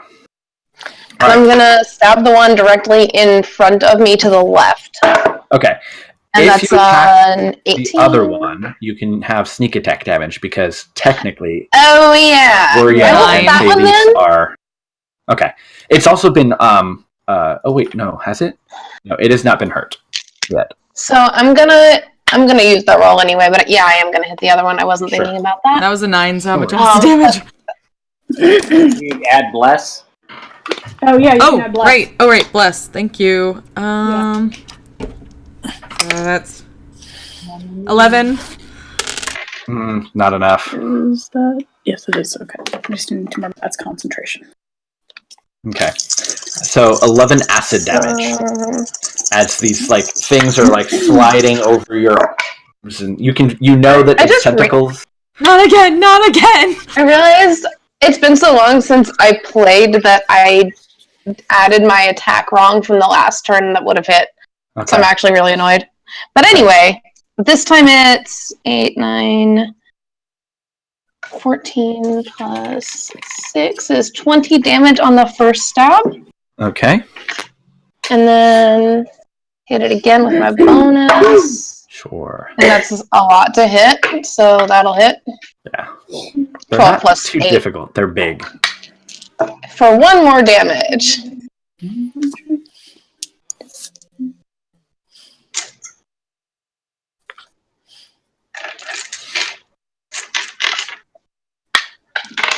That's all I got. Okay, 1 more damage. Okay. We are at Elias. Okay. Can I see the big one on the one on the ceiling? Yes, from your Okay. angle. All right. All right. Are these portals remaining or Is it within 30 feet? I assume. Is it within 30 feet of me? Yes, just barely. Barely. Okay. All right. Then I'm gonna bust out the big gun and I'm gonna cast Blight on it. Yeah! Oh. This is what I get for not thinking to look over my spells before this. Well, Blight and like not wanting to be that person to risk metagaming and like being like, I'm gonna pick combat spells because I didn't know we were gonna have combat. So I'm like, well, this is a the things I had. What level is Blight? Fourth. Okay. You can see as you're like casting the spell, it hears you like sort of whispering this incantation, and it turns and it sort of hisses something at you, and it looks like it's trying to cast something in response, but it wasn't fast enough, and Blight goes off. What is the DC? 16. Never mind. Yeah. 16. No. What? Never mind. Never mind. Okay, so. Yeah, 16. So that's 1, 2, 3, 4, 5, 6. Yep, 8. And 1 teeny tiny. All right. How much damage total? Well, that's true. Yes. Oh. Very good to spell this. Give me a second. Math. It's 8d8 necrotic damage. Oh shit! Okay, yeah. Yes. The spell drops. Yeah. Yes. The darkness disappears. Oh. 7 plus. Well, that was helpful. Good. Plus 3 plus 5 plus 4. I want to know what it looks like seeing Elias just hit Blight, this thing with that. 40 necrotic damage.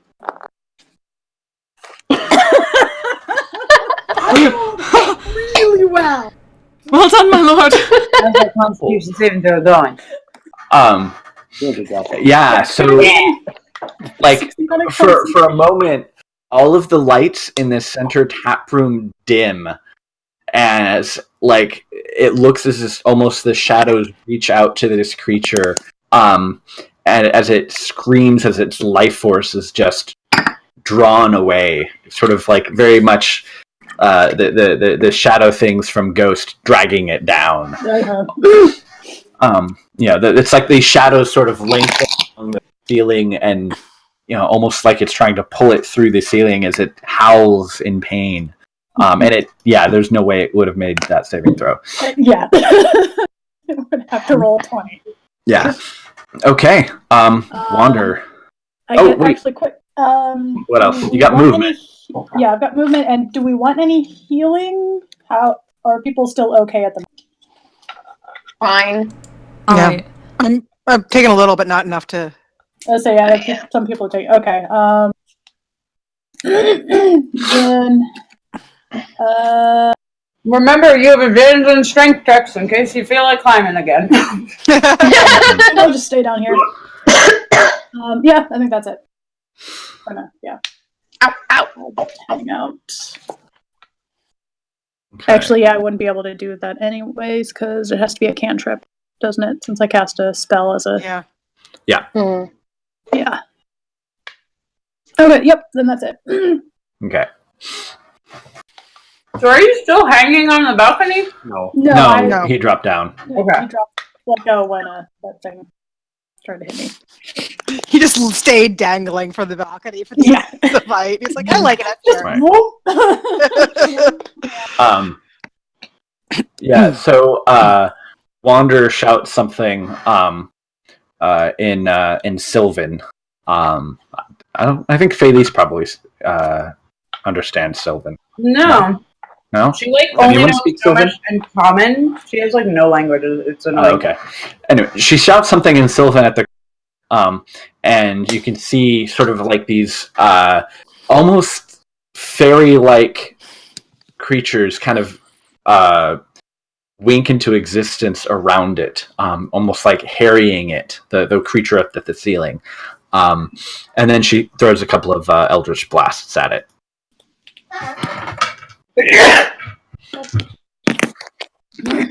There's so many lilacs in this room. Yeah, there are. Unfortunately, my luck extends, and she misses with both blasts. It's okay, Wander. You can hear her swear and comment. I hate spiders. Don't we all? I'm like, I have nothing good prepared. It's really bad. Because I just, I didn't think about it. And these are all the things from a long time ago. And I don't feel like trying to go back. So, I do have a wand of magic missiles. You can just blast the things. The one, this one here, kind of the one right next to you, is taking probably the most damage. I feel like of I'm the gonna little ones. I can aim it at different things, right? Oh yeah, you can hit anyone with any amount. Yeah. So let me just remind myself. I'm like magic missile. One charge is 3. Yeah, I have it. I need to cut these cards still, but I did type it out. Charge is 1. Okay.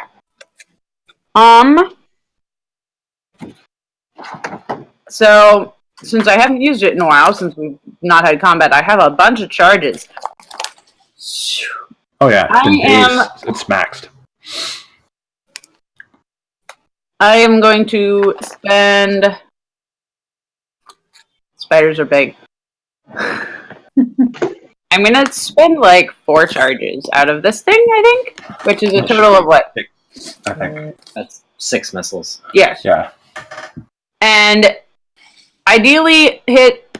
I'm aiming for the 2 right in front of me here for now. Okay. Even though this big thing is like, those are right above me. I'm gonna hit each of them like with 3, unless one of them goes down faster than that. Then obviously I will direct the remaining charges all out at that same one. But 1d4 plus 1 or something like that. Yep, per missile. Or if you just want to roll once and then multiply it, you can do that too. But I have a bunch of tiny d4s. There you go. Alright, I have 3 little d4s, so we'll do 3 charges first, and yeah, I'll do the spiders one at a time, just in case one goes down or whatever. Sure. Like, so we've got, let's see, a 1, a 2, and a 3, which plus 1 would be a 2, a 3, and a 4. So math. 9. 9. Thank you. 9. I'm assuming 9 points doesn't kill it. No. Okay, so we'll say the 9 is at this one. Okay. That's, my brain was thinking that one. So then the other one gets, a 4, a 3, and a 2 plus 1. So a 3, a 4, and a 5, which is 12. Yeah. So then 12 points to that one.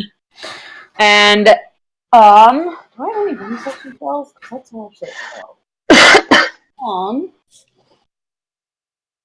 Healing Word or Misty Step. Do I feel like Misty stepping away? Where am I?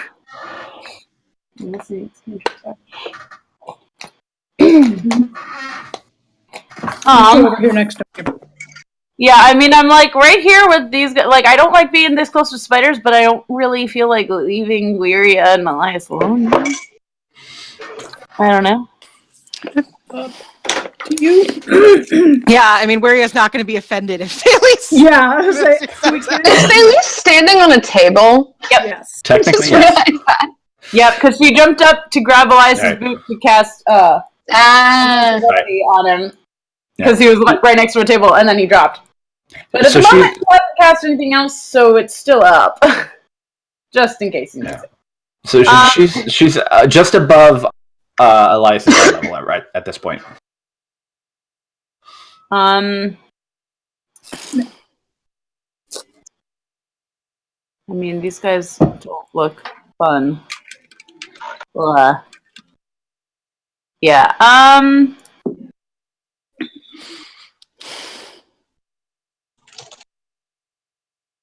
And I can't take people with me. Misty Step.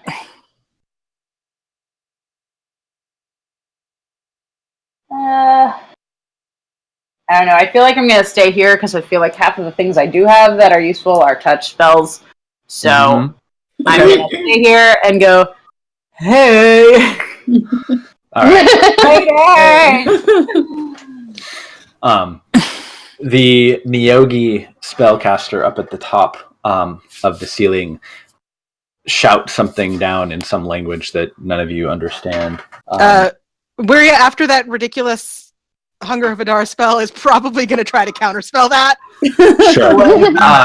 Wait, actually, no. Velis, you understand deep speech now, don't you?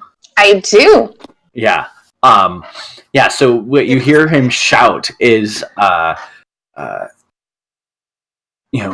enslave them, you fools! Do not fight them!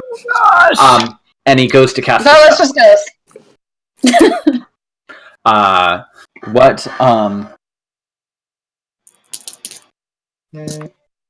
So you're gonna cast a spell? Wirya has counterspell, so after the mess that was Hunger of Hadars, he's going to attempt to counterspell it. Okay. Make a roll a d20 and make a spell counterspell roll. Okay.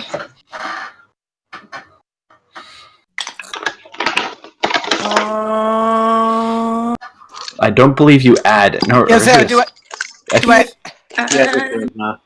I don't think so. It doesn't say. You make an ability check using your spellcasting ability.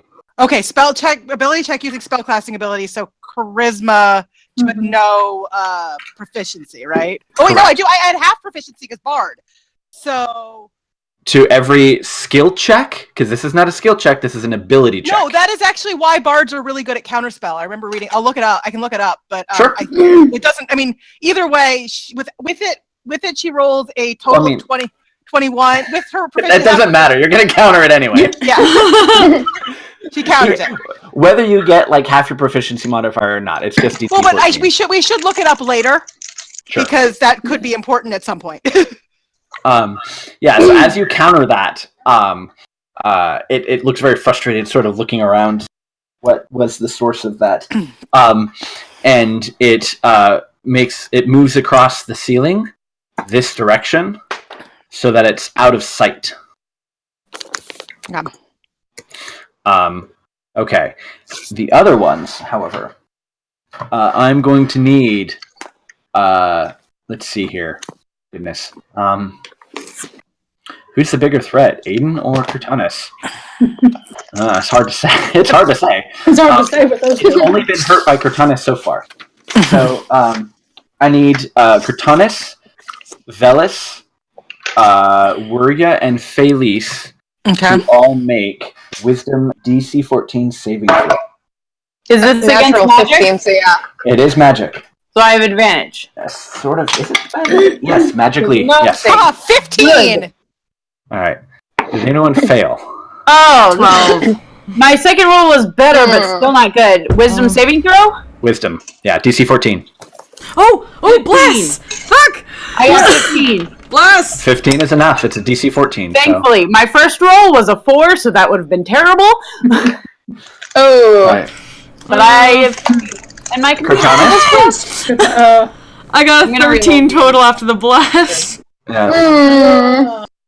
So all of you can feel this weird psychic pressure on your minds as you grit your teeth and push it off, but for whatever reason, it seemed to have gotten a hold of you, Cortanus.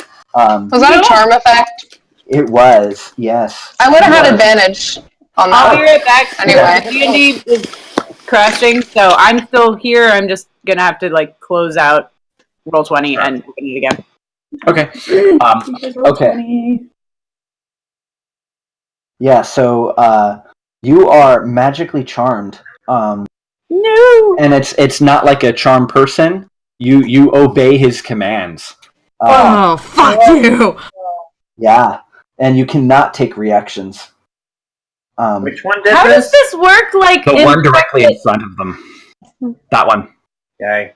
I'm just because Cortanus is technically already takes commands from Elias. Yeah, she does have an order for that, but we'll see. I feel like there was just a discussion about this. Yeah, it's not as straightforward. There could be sort of a willful control, but it's not going to basically counteract any potential charm. But you hear you hear it's not like you're oh, this person is my friend now. You're simply being told, and you have no choice to do everything that you can to kill the tiefling. Oh dear. And it is going to crawl its way up, which would then provoke an attack of opportunity from Aiden.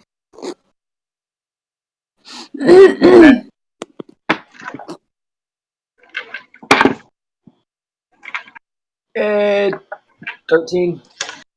Not enough. So it crawls up, and it's now up on top of the balcony, sort of out of sight. So I'm going to move this one far away because that's not really there. Then this is just the ones that are outside of the box of the map are upstairs and out of line of sight. The rest of them just start making attacks. All right, so Velis. Oh no, hold on. They use their special psychic weapon. They tried to charm. That was their thing for the turn. So we're down to Wirya. Okay. So when they used that charm thing, would Wirya get any sense that it was a charm effect, or would she have no clue? It was no. They definitely tried to do some kind of psychic whammy. Okay, then I am going to use my action. Okay. And start playing a song. Okay. For counter charm, which gives anyone within 30 feet of me advantages on saving throws against being frightened or charmed until the end of my next turn. Okay. Sure. That's cool and very handy. Yeah. Do I get double advantage? That's my action. Catches. It should be everyone except Wander. Yeah, Wander's also up like 10 or 15 feet. Yeah, everyone except Wander is now has advantage against being charmed, and then everyone's still looking okay health wise. Then she's just gonna do that and yell. If the halfling is still behind the barkeep, she's gonna yell in halfling, "What in the world is going on here?" You hear back, ask the pink troublemaker in halfling, and then like a slam. It's sounds like a heavy wooden trapdoor slammed shut. Nope. I don't think I like him very much. All right, Aiden. He does realize that we're guests here, right? I feel like this has got to be a room refund at least. Alright, so these ones, are they still on the ground floor? Everything else? All the ones that are still inside the bounds of the rectangle of the space are still on the ground floor or are otherwise within melee range, if you're next to them. I'm going to try and climb up. Sure. Just strength athletics check. I'm good at that. 20 total. Yeah, so that's your movement. But basically you climb and are now sort of up above on the balcony. And you can see the one that had been charmed Cortanus is up in there, and it's actually kind of facing away from you and over a little bit as it's look like it's moving down the balcony. And then over a little ways you can see the spellcaster Nyogi as it's sort of wheeling around looking over down across at Wander, who's levitated up. How badly hurt does the one who cast charm did? They're both looking really hurt. Bloodied is the technical term. Alright. Well, I'm gonna... Can I get in melee range, or do I have to... Yeah, you'd be able to get within melee range. Alright. I'm gonna... Just so we're clear. Yeah. Yeah, sure, that works. Oh, no, don't move the whole thing. Okay. I hate when Roll20 does that. Yeah. There we go. It's you wanted to move the entire map, right? That's when you do all of the map creation stuff before the game, and you can put it on a different layer, and it's all great. Okay. I'm taking 2 swings at it. Sure. Crap. It's not very good. So the ones that it's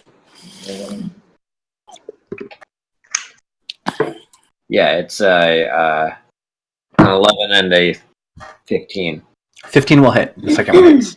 Cool. So that's 10 slashing. Okay. 10 slashing. Okay. Does it have to make a concentration on its charm? Does it? Yeah, it's not a spell. It's more just like a magical effect that lasts until the creature dies or is more than a mile away. Technically, you don't know that, but out of game. Jeez, I know the concentration thing. Yeah. That's bad. Yeah, it does not require concentration. We just have to kill it. Yes. Okay, Kurtanis. Bombi is about 15 feet above you, and you need to kill her. Yeah. Sorry. So here's a question: Is it like a? She totally still has her mind, but has to do whatever, or is it like zombie, just focus, not even realizing what's going on otherwise? You obey your you simply obey the commands. That's pretty much it. You just obey its commands. So you're completely cognizant of all of your actions, and you're just simply not in control of them. Yeah. You must kill Wander. Okay. I guess. Oh, she would be really fucking hating this the entire way, but she'd try to. Would it be within melee to be up here? If you were to climb up there, and move forward, you would be able to get into melee, but it would be like most of your movement to just climb up. Okay. But you're far more effective in melee, and you know that she's probably not going to expect you to try and attack her, and so you could probably climb up and move over and get at least a couple of hits on her, as opposed to like pulling out a bow. Okay. So, I'm just trying to figure out whether that would be basically what the creature would want, or whether just to do it and shoot. Yeah, so I mean, it's you know that you're more effective in melee, and if you can get in a melee range, that would be the best way to kill her. Yeah. Okay. And make an athletic check to go up there. Yep. Luckily, I'm better at acrobatics than athletics. 19. Oh, fuck. Yeah, so you climb your way up. But that's sort of like you. Ever. No. But like to actually jump up and pull yourself up is like all of your movement. So you still have your action. But I would say that what I would say is that you would be far more effective in melee, so you would not actually pull your bow and just start shooting. Because it was not. So she would action surge to get over there. If you had action surge, you would use it. Oh yeah. If you could. Yep. Oh. So she's just kind of rushing over there, pulling out her blades, and just looking horrified at Wander. Like, get away from me! And I'm sorry. Wham. Yeah.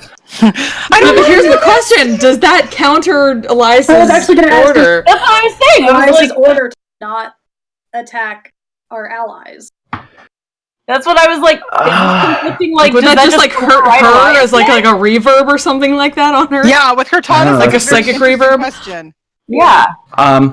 I would say, just for the sake of figuring this sort of posed charisma check between you and whoever's trying to control Kurtanis.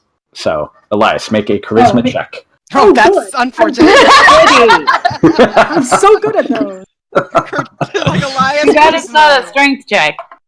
Also, Jerusha, just commenting, I looked it up, and from what I can see, yes, bards do add their no, I added that in chat. Yeah, because it's ability check. I see. Yeah, I had to reload the page, so I didn't see it until just now, but yes. Right. So, Kurtanis, you have this vague sense, like, you know that you shouldn't be doing this, that, like, Elias has specifically ordered you not to, but you still seem to be unable to control. Yeah, it's like a magical glint in her eyes, like back and forth, but then she just goes for it. Like, right. Apologizing profusely. Oh god. Oh. I don't like these spiders! That first one was a natural 18. That will definitely hit her armor class. However, since she's got the armor of Agathis. Because she's got armor of Agathis. Let's see, for each hold on a second, I need to do some calculations. Okay. Okay. Yeah, I would be happy if she takes her out instead. Right.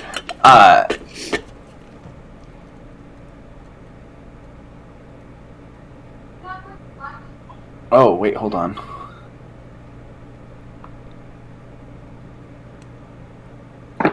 Okay. Oh, interesting. So, how much damage do you do? That is 9 slashing for the first one. So as you cut into her, she is like surprised by it, but like dodges almost out of the way to dodge your blow, and so your blade just cuts across the frost armor on her arm, and you get hit with a blast of 25 points of cold damage, and you make another saving throw because you took damage. With advantage! Oh, for the charm? Oh, Waria's thing, right? Yeah, because Waria's thing. Mm-hmm. Is it, if she's up near Wander, would that be too high? Oh yeah, you may be out of range for me now. Yeah. Fuck. Yeah, you're out of range. Okay, but it is wisdom, right? Wisdom saving throw. Okay, but I still have bless, right? Yes. Yes. Okay. Yeah, I realized there should have been kings you can choose to use. Right? You can choose to use plus, yeah. Nope. Okay, make another attack. Yeah. Oh, she's just like, prithee forgive me, Wander. 17. That'll hit. Alright, take another 25 points of cold damage. Okay. Does she get another wisdom save then? And you Holy get another wisdom shit! save. Yeah. That's so much damage! Wander takes, I did not know Wander armor takes bag 10 was slashing. that hard. Okay. Fifth level armor bag. Yeah. Last one. The other blade. Oh, fifth level. Another one? Oh, wait. Wow. Oh, You wait. do get another saving. Right, saving throw. Okay. DC 14. Come on. Yes! Just barely. I needed the entire bless to work. Oh, thank God. So with your second, like as you're about to time, like that blast of cold energy, sort of like your lips are kind of like beginning to turn blue, but you've like managed to shake off this psychic effect. And Wander doesn't really seem too worse for the wear. Yeah. She's like half through the strike and just stops and right. And she sort of looks at you very sympathetically, nods her head. She seems unsurprised at what had happened. And then just, I hate spiders. All right. I do too now. We all hate spiders. Yeah. How are they looking? The two by me. Okay, the one by you that you'd been hitting is hurt badly. The others are less so. I want to hit it again. Okay. Wait, could I get away from her with the rest of my movement from the dash, like to head towards like this one or something? However much movement you had left, you could. Okay. If you had so I was up 20 there. feet. What's the AC? I used all my movement to get up there, and then I used dash for the action surge. Your action surge. What's the AC on these? 25, 30. So I can get back there at least. Okay. Right. Ooh. You can basically get back to the spot where you climbed up. 23 damage with my first dagger. Okay, and that skewers the thing, and it kind of like falls down. Actually, do I have to make a dex save? Yeah, go ahead and make a dex save as this like large creature that was clinging to the wall above you falls directly. No, it just goes, sorry, and then turns and stabs the other one. That is a... Yeah, no, she's good. 20 total dex save.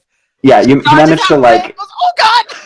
Yeah, and it sort of just like plops down. Its legs kind of curling in like spider does. 3 damage to the other spider. Okay. All right, Elias. All right. This thing is basically, it's like partially on the balcony, leaning down and kind of swiping at you and stuff. Okay. So, and I can't see the spellcasting one that I hit earlier. No, it intentionally moved down away out of sight of all of you pesky. Okay. If heroes. I got up on the balcony, would I think I could? Oh, absolutely. Okay, I'm gonna try to get up on. Okay, strength check with advantage. Still have advantage. Okay. Take that 11 for 17, I believe. Let me double check. Yeah. Athletics it was? Yes. Yeah, 17. Yeah, so you're able to basically, you spend your movement to sort of climb up. All right, so I'm going to kind of, it's kind of weird how it's set up, but yeah, so you can now see the spell casting one. It's sort of like, and it's kind of like got its front legs perched up on the edge of the balcony, and it's kind of like leaning up, staring very intently over at Wander. Doesn't actually seem to have really noticed you very much. Do we need healing? I know Cortanus just took a not insignificant amount of damage. Yeah, ow. But yeah, you can see like she's covered in like frost, and her face is like real pale, and her lips are kind of blue. All right. I don't know what your current HP total is, but I mean that was like a lot. That was a lot of damage. Oof. Yeah, Okay. you're was in bad shape. meant to get. All right, then bonus action. I'm gonna mass healing word. So everyone, I think actually, it's everyone within a 60-foot radius. I believe. Oh, double that's check. everybody. Yeah. Up to 6 creatures of my choice that I can see within range, and it's 60 feet. The only person that you would not be able to see would be Velis, because he's underneath the balcony, kind of like under where you're standing. Well, actually, no. If you're looking down, 1, 2, 3, 4, 5, 6. No, you can see everybody. Okay. Okay. So everyone gets 1d4 plus my spellcasting modifier, right? Yes. That'll help. So that is, I mean, not a ton, but my spellcasting modifier is 5. Right. So everyone gets 7 hit points back. Not a lot. Every little bit helps. Better than nothing. And then I'm gonna toll the dead on the spellcasting one. Dead. I don't like him. Is that a wisdom save? Yep, wisdom save. That's a natural 1.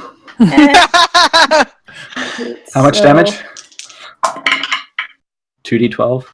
13 necrotic damage. All right. I rolled a 12 and a 1. Yay for mathematical averages. Yeah. Okay. All right. Wanders up. She sort of takes stock of the battlefield, sees what's going on, and is just going to rocket 2 Eldritch Blasts over at what's his face.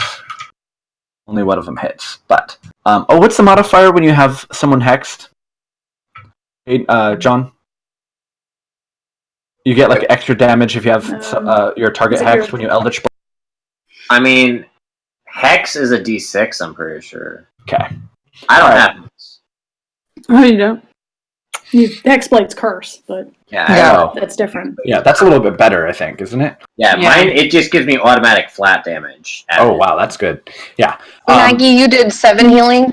Yes, everyone got 7 healing. Felice. If you need it. So this guy up here, did he crawl away? Yeah, he crawled up and away over out of sight of everyone on the ground level.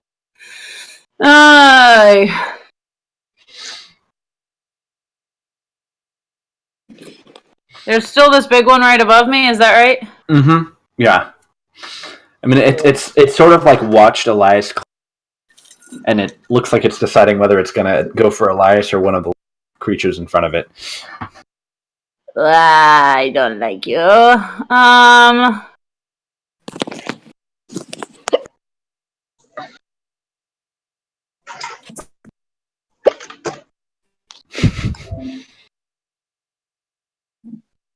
I feel like these things look gross enough. I don't really want to turn into an animal and bite it because I don't want it in my mouth. Cortana did say it was venomous. Yeah. Cortana's probably said something about it being venomous, but yeah, so far none of them actually have hit you with any of their bite attacks, except for one against Cortana's. Because, So I just didn't bring a lot of damage spells, and I'm like, I mean, I could Moonbeam them, maybe? But I feel like we're all just in so close with them, too, that I'm like... Yeah. I've been sitting here being like, what am I gonna do? And I don't know. And now it's my turn, but I still don't know, and it sucks. Try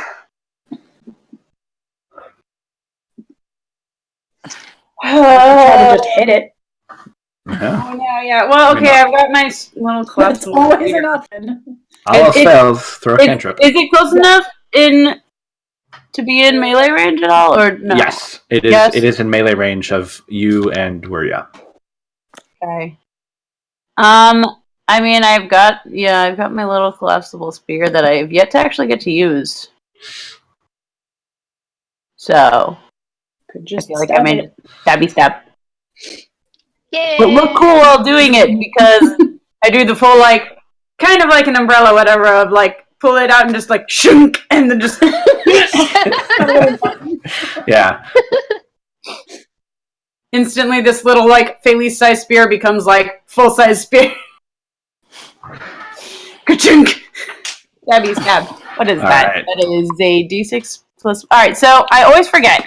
So it's a simple thrown, versatile, ranged weapon, and it does either 1d6 or 1d8. But I forget what is what 1d8 if you're using two hands. Okay. I mean, I'm assuming I've got nothing else in my hands, so it's a big spider. I feel like I'm using two. All right. Roll to hit. It's a strength It's because it's a strength-based weapon. It's a versatile weapon. Versatile means you can use it in one or two hands. Finesse. Finesse is the... Finesse, that's the word. Dexterity. Well, still, my strength's not total crap. It would be horrible for Weria. She would suck at it. My strength is 12 and my dex is 14, so it's literally only one less for my modifier. Right. So AC 15, so make your roll. Oh wait, that was my damage roll, not my... I was like, hold on to that. How is that going to hit? And then I was like, wait, that's a D8.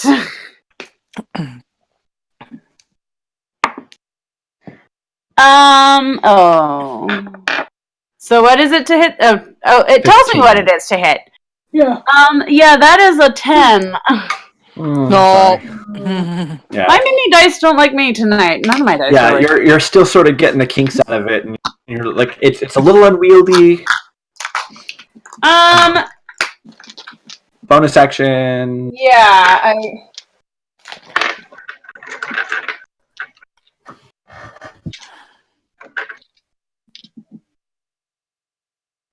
I mean, at this point, there's not much else down here, right?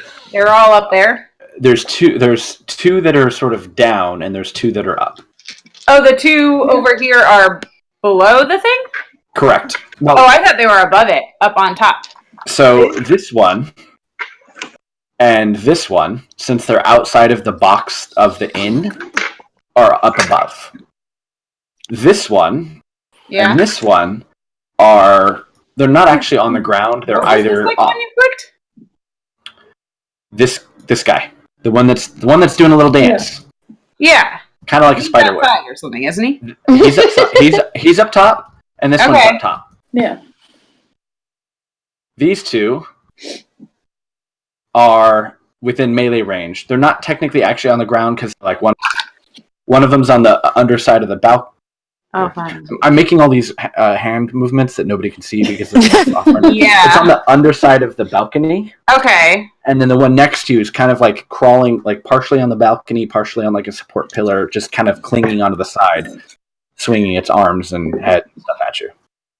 I'm like, I kind of want to get up on the balcony, but I don't want to leave Weary alone down here. Velis is next to her, sort of. Sort of. Not completely alone, yeah.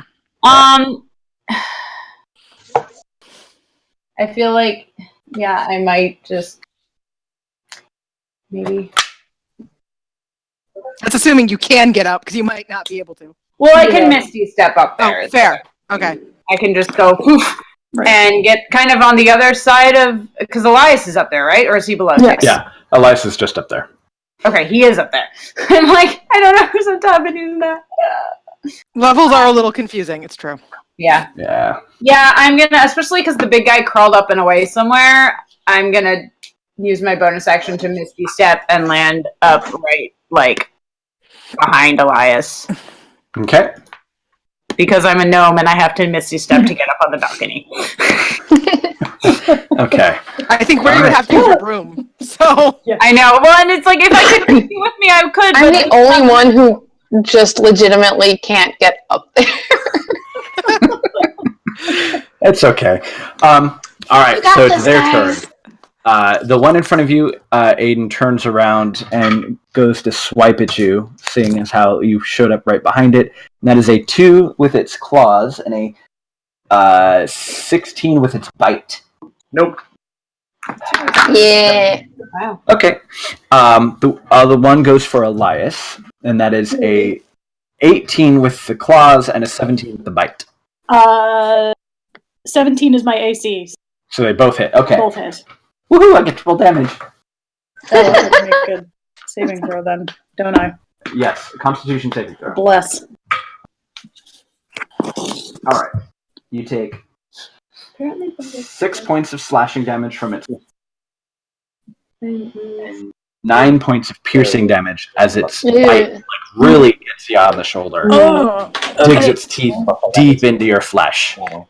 Oh gosh. These things die this day. Too, and I was like, alright, then Constitution. He's like, Saving throw. yeah, Roger. Oh my god. 6, 11. Okay. So you take 18 points of poison damage, and you are poisoned. Ugh. And you can save at the end of your turn to get out of the poisoned effect. But you're currently poisoned, which means Oh, cool. you have disadvantage on attacks and ability checks. Attack rolls and ability checks. And do I also then need to make a save for concentration for bless? Oh yes. So that would actually be 2 rolls. Yeah. Well, that first one's a natural 20. Okay. Yeah. And the other one you need like at least a 10. Oh, I rolled an 11 plus 3, so 14. Yeah, that's enough. So you keep it. Okay. And then still up.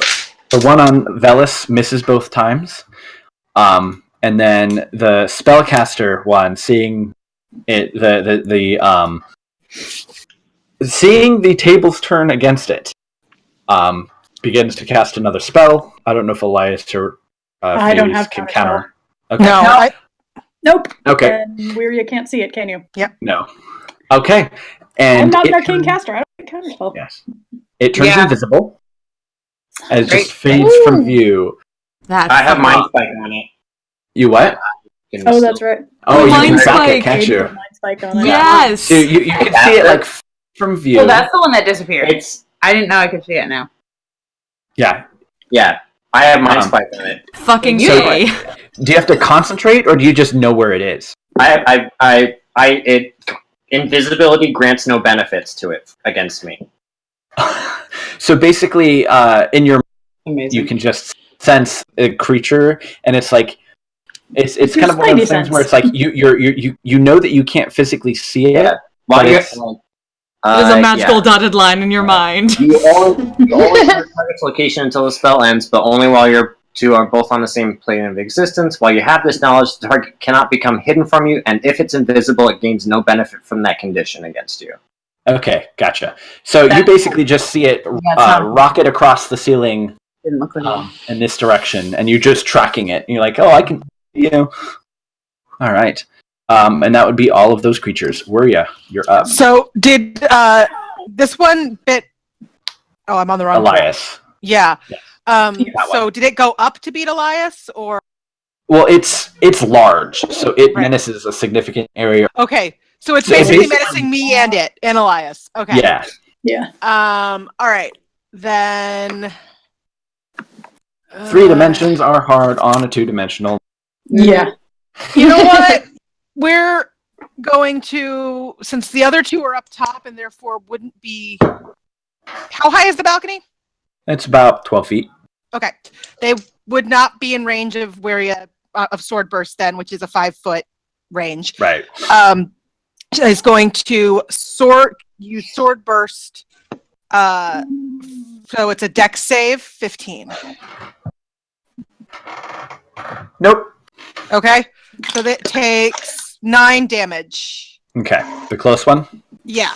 Okay. Because that's one of her only close options. Right. And Cortanis, you're still looking pretty. I can see Cortanis from here.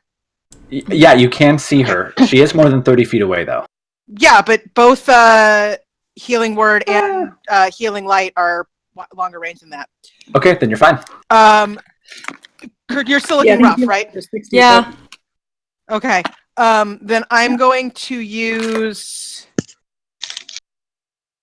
You know what? Let's go with.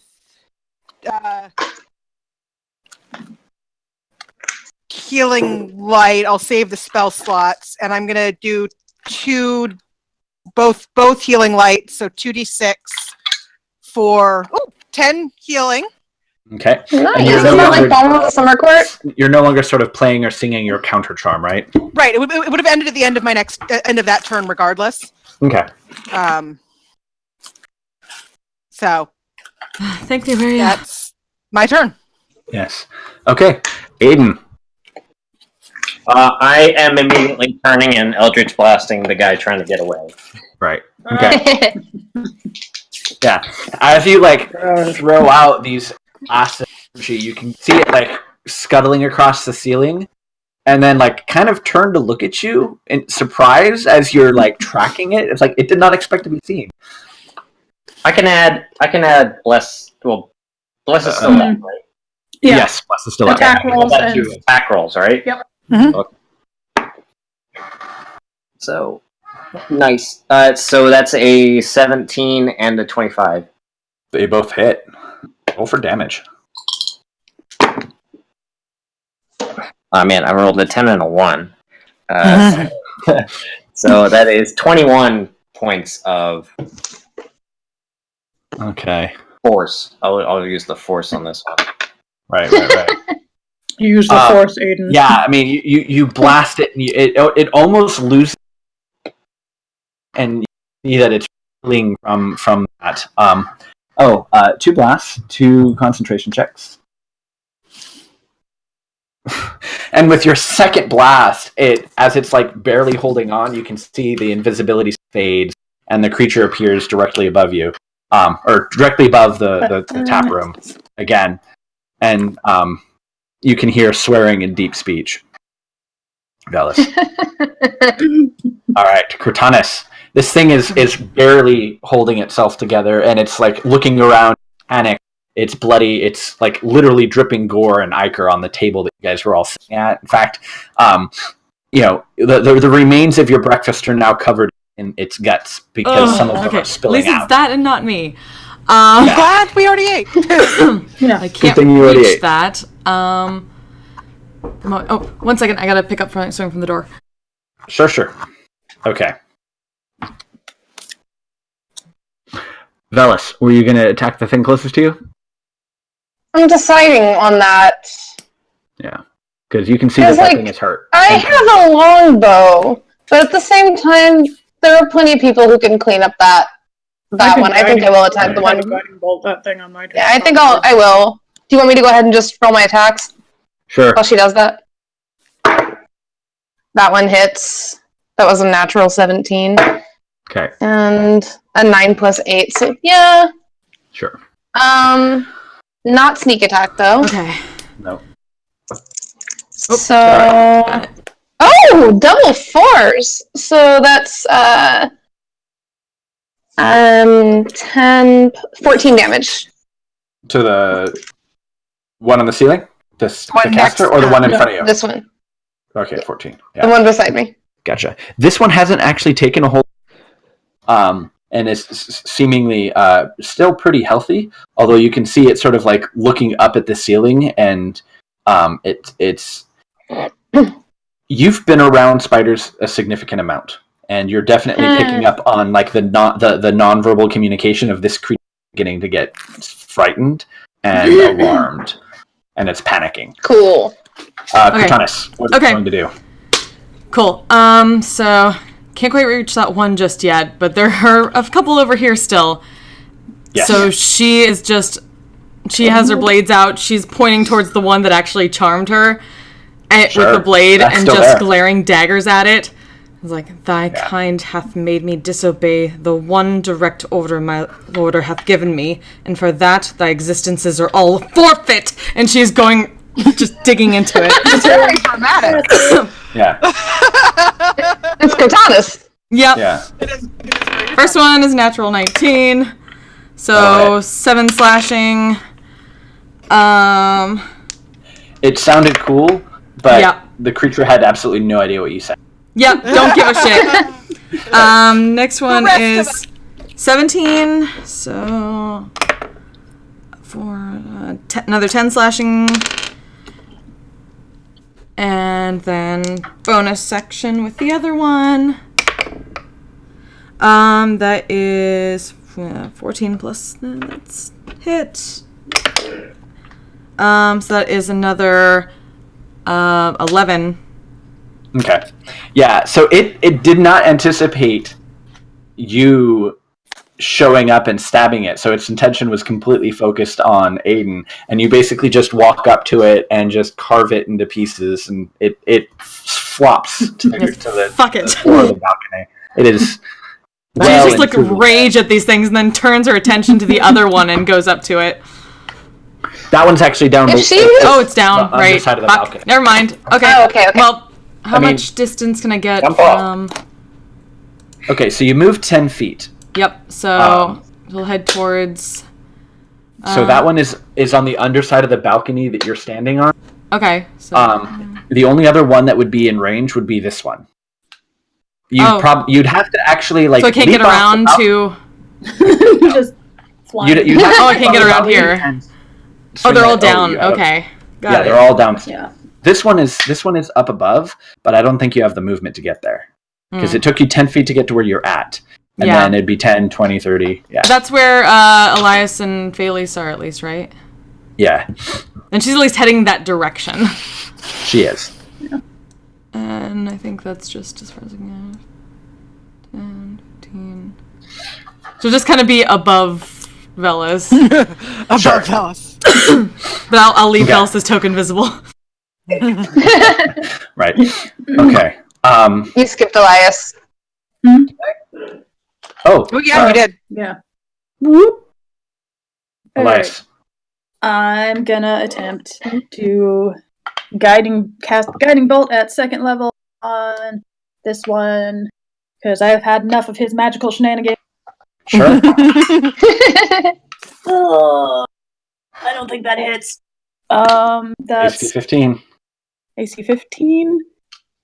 You're blessed, so you get plus 1d4. Yeah. Oh, does that did you bless bless include yourself? myself? I did not. Oh, okay. I thought you. Right, it's only 3 people. It's not like the whole party. Yeah. Who did you bless? Oh, wait, you said you, Aiden. 15. Oh, I had blessed the whole time? Yeah, Yes. you've had blessed the whole time. I've not been rolling bless. I didn't know that. Oh. So wait, you said AC 15? Yes. That does hit. I rolled a 7 plus 8. That will just hit. Just hit. Okay. How much damage does Guiding Bolt do? At second level, which I was casting at second level, it's 5d6. Ooh. The mathematical chance of you not killing the creature is incredibly low, but go ahead and roll. I because you said that we would kill something, and then I didn't. I did not roll all ones. Okay. 'Cause that's what That's you needed to do. 6, 10, 15, 19, 22, I believe. Radiant damage. Let me just double check my math, but You don't have to. That more than doubles what it had left. You're fine. Yeah, 22 radiant. How do you want to do this? Yeah. I think you just and just guiding bolt up the butt. Yeah. Yeah. The thing explodes. Probably. It's like a pinata of spider gore and guts and viscera. It's like I immediately regret this decision. Yeah, the whole room lights up with this sort of like glowing radiant energy. And so does that mean there's just like glowing spider guts falling to the floor? Is that what's going on right now? Slop, plop. Well, that's gross. Yeah, still sort of like almost like little radiant flames, just slowly dying on it. All right, Wander's turn. She shouts out, "That's really cool!" and throws a couple of Eldritch Blasts because she's out of spell slots herself because warlocks. Because warlocks. Warlock life. Yeah. Short rests, but Yep. Okay. Unfortunately, she misses both of her blasts. And we're done. Round of Felice. She's just kind of like sitting up there, like in Beetlejuice, floating in the air, just do boom.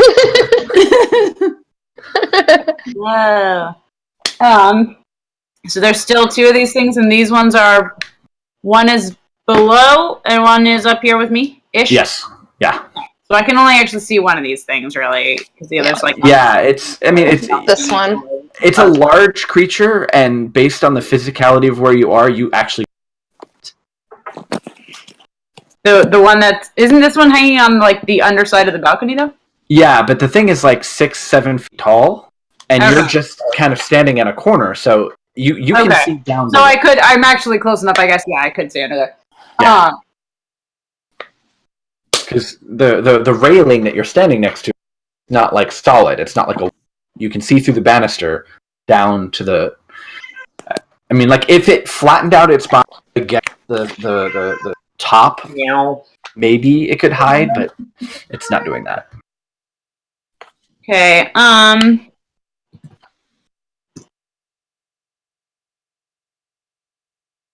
Yeah, I think in my Misty Step, I'm like, okay, this spear thing got some kinks to work out. Not working so much. So, Sorry. I'm gonna bonus action cast Magic Stone and just kind of the moment, like, drop the spear. I'll come back for it later and just be like, ah! And slingshot kind of like around Elias. Sure. It's a large creature, so it's like towers over him. Yes, but I'm hiding behind Elias, so like, just like between his legs. Right.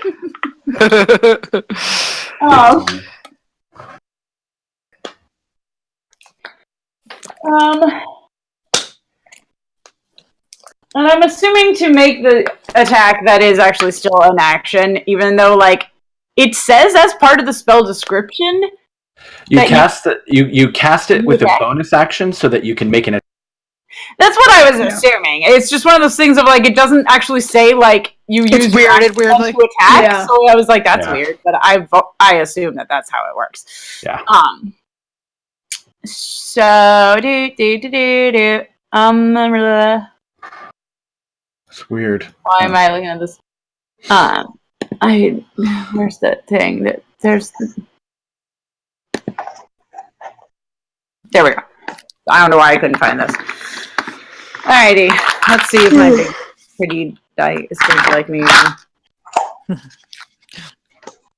Well, the big die like you. Oh my gosh, nothing is rolling well tonight. That's a 13 to hit. Sorry. Welcome to my D&D. I rolled the same number as last time. It's just I have a higher thing to hit with this than the spear. I rolled a 6 both of those times. I'm like, why? Okay. So, yeah, and then I'm just going to go and hide back behind the lights again. All right. So, considering the circumstances, this creature is going to disengage 5, 10, 20, 25, 30. And it sort of like crawls around you and goes to move down a hallway down to the north of where it's at. This creature, it's probably actually going to do the same, but it has to spend most of its movement crawling above and then down the balcony again. And so it really kind of, they basically just get right next to each other, both trying to make their way back to somewhere, wherever they may come from. And me and Cortanis are right here. Right. Just like, okay. So since they've got up there, well, Waria has a broom of flying. So sure. She's gonna hop on the broom of flying. Okay. This is Velis. Sorry, Velis.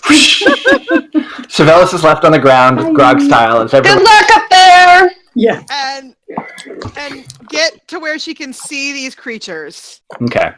Yeah, you can see they're both like pushing into. Like, I mean, really, the hallways. You remember the hallways here were kind of like particularly narrow. And so they're both kind of like fighting one another to be the one to like go down the hallway. But as large creatures, they have to squeeze, so it's not working out very well for them.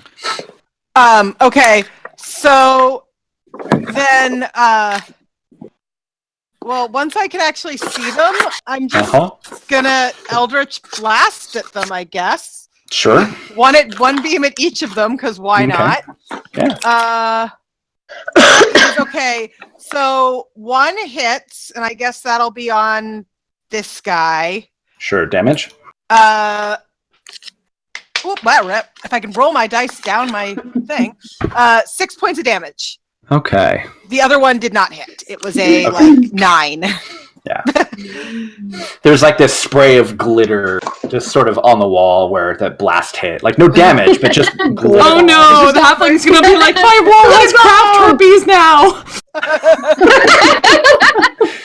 Aiden, you can see like both of these creatures like scrabbling, get away. Yeah, they're just like they look. They both look bloodied. They both hurt. Not near death, but they've definitely been hurt. I'm just gonna look at Cortanis and just be like, so I get one, you get the other? And I will witch bolt the farther one. Oh, okay. Is that a attack roll spell, or is that a... Yes. Okay. Wait, which one are you going after? The furthest one. The farther one. Yeah, that's a 24. Okay. That'll definitely hit. Roll damage. Let me just get my D12s here.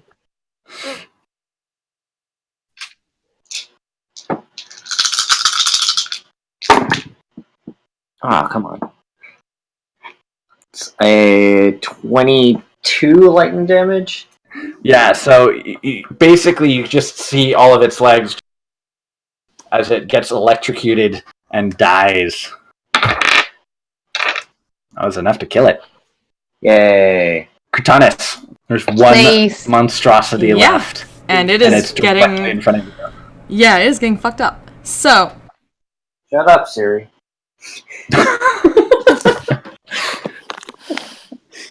Okay, first one's 12 plus 9. So... Okay, 7 slashing damage. Next attack is also a hit. For another 10 slashing damage.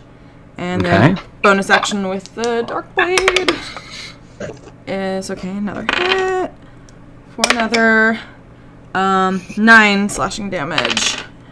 Splorch. And the thing collapses in front of you in a spray of goo, ichor, and whatever blood this thing carries.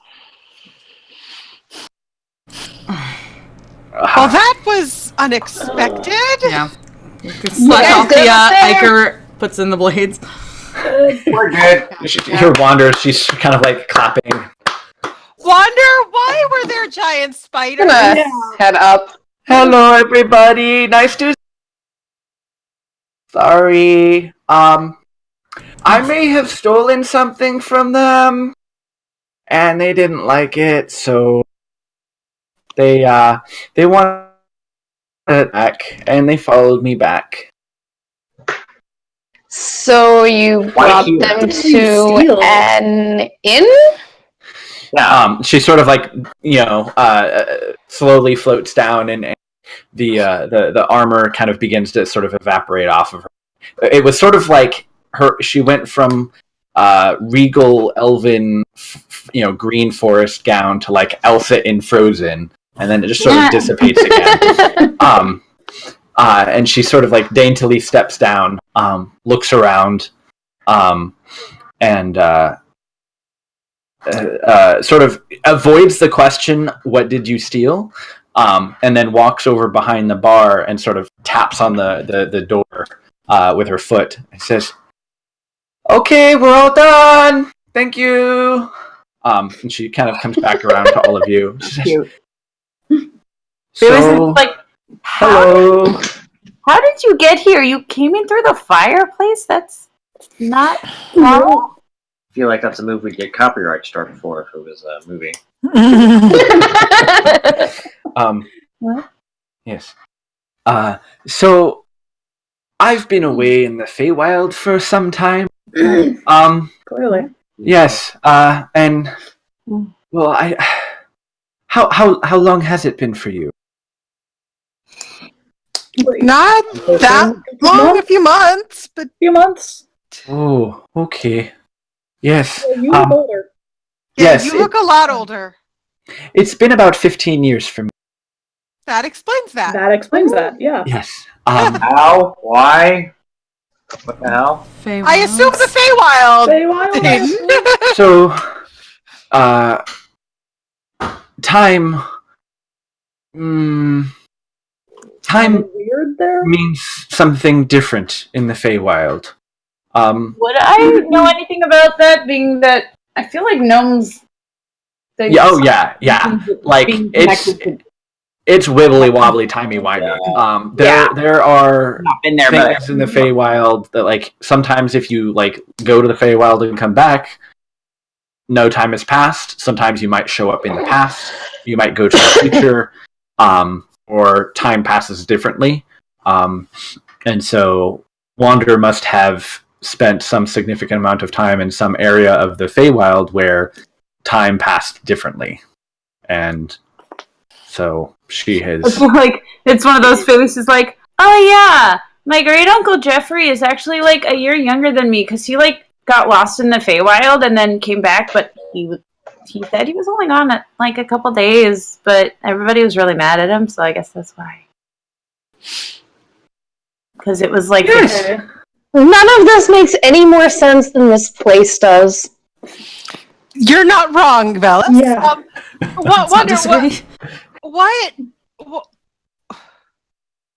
Why here? Why? Yeah. Why did you steal something from the creepy giant spiders? So she's like going through. Looks like a bag, and she's kind of like reaching deep. It's a bag of holding of some kind, and she kind of like pulls. She's like looking at it. She pulls something out, and she puts it back in. She's actually like very sort of coy about what it is that she pulls out, because she's not exactly like, "Hey, look at the thing," but she's just checking, and then she puts it back in. And she says, "Well, you know how I had to sort of leave every now and again and go take care of errands and tasks. Well, I've been doing a lot of that. Sometimes I take something from one place to another, and sometimes I take something from one place, and sometimes the people I take it from don't want it to be taken. But it's been an interesting life. I've certainly enjoyed it. I've learned many things, and she sort of like rises up again a little, like a foot or two off the just like, I've learned so many new tricks. You can certainly see that. Yeah, you could not do that. You are a terrible thief if you bring everything that's chasing you back to an inn for somebody else to deal with. I mean, I'm just gonna say that. To be fair, fellas, this is a very strange inn, but why did you come here with the spiders? Yeah, I feel like that's the question. So this place is very interesting. Yes, it is. Yeah, we noticed. It's when Mickey, and she sort of like looks around. Who? Mickey, about yay high, yay round. Oh, he's so fine. Yeah. Well, his name is Mickles, but we call him Mickey. I call him Mickey. He doesn't like it, but I call him Mickey. Mickles. We're files away Mickles because. So when he says it's the halfway in, it really is. It's halfway between here, there, and pretty much everywhere in the multiverse. And so it really is the same multiverse. Yeah. So it's a nexus of sorts. Sort of all roads lead through it or to it. I haven't quite figured it out, but it's really, really handy for getting from one place to another really quickly. But it can be very unpredictable. So how did you just bamf here though? Because it's always halfway. Like, how does that work? That you just got here? Magic? I guess I don't always know exactly how things work. Sometimes like her face is just like, oh, well, yeah, that would make sense. I feel like you're trying to explain and you're just making it more confusing. I try not to think about it too hard. It just kind of is, and that's just what it is. Yeah. Okay, so you came here because it's halfway. Oh no, I was meeting You've got a buyer here, and it looks as if she's trying to speak, but can't. But she can't quite speak. And she's like, "This is a good place for making deals." Noted. Okay. Yes. Unfortunately, my original plan to escape their ship may have fallen through. But I do always.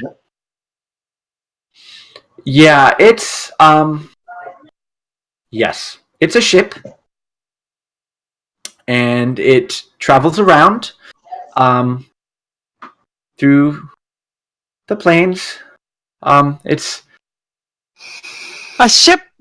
Oh, okay. Wait. Huh?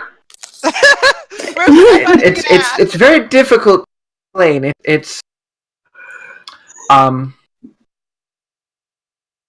It's made of gummy. So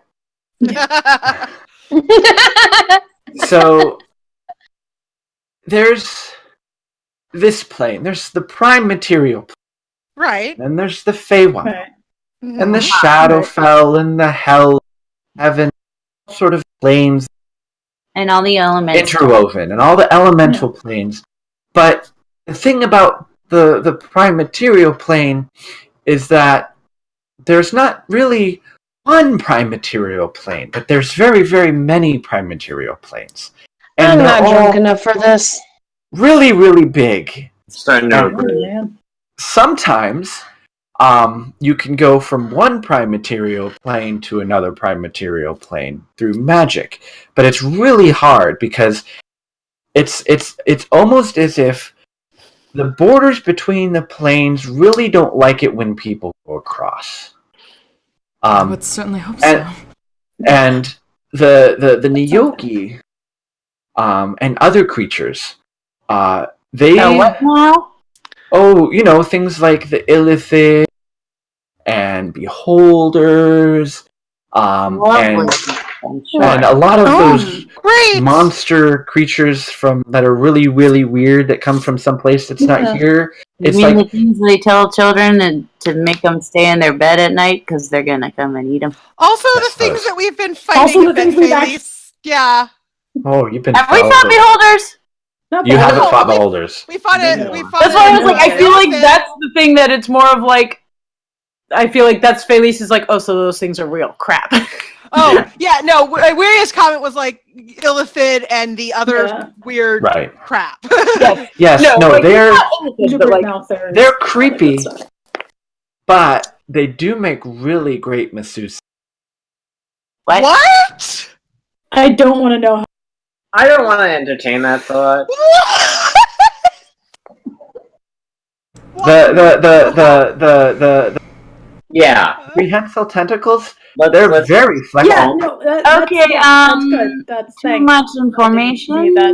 Right. Okay, so, yes. So those creatures all sort of come space between the planes, and sort of like outside of the planes. And there's a lot of things that live out there, and they usually get around by ship.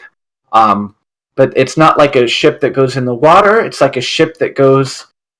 Well, not really. It's not really sky. It's kind of like the nothing. The not plane land. The not plane. Yes. The spaces in between. The void. Yes. The spaces between. Interesting.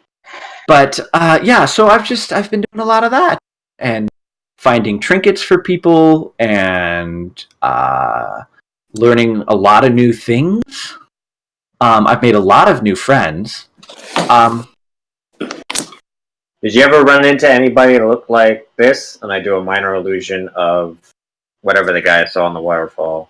Like, and she stops and she then backs up and like, oh no, those are bad. You don't want to mess with them. Yeah, no, I'm kind of obligated to. Oh, what are they? Yeah, they're dangerous. They're getting a funny look of like, what? What? Yeah, actually, where is like, Aiden? What is that? You told. I'm like, what waterfall? What is that? Yeah, so What's that thing you're talking to? It has to do with my sword. I'll put it that way. Okay. So, yeah, you want to stay away from those things. They are no joke. Well, let's just say if your job is to go and take things from places, my job is to kill those things. She sort of like looks at you for a moment and then just kind of nods in understanding. She's like,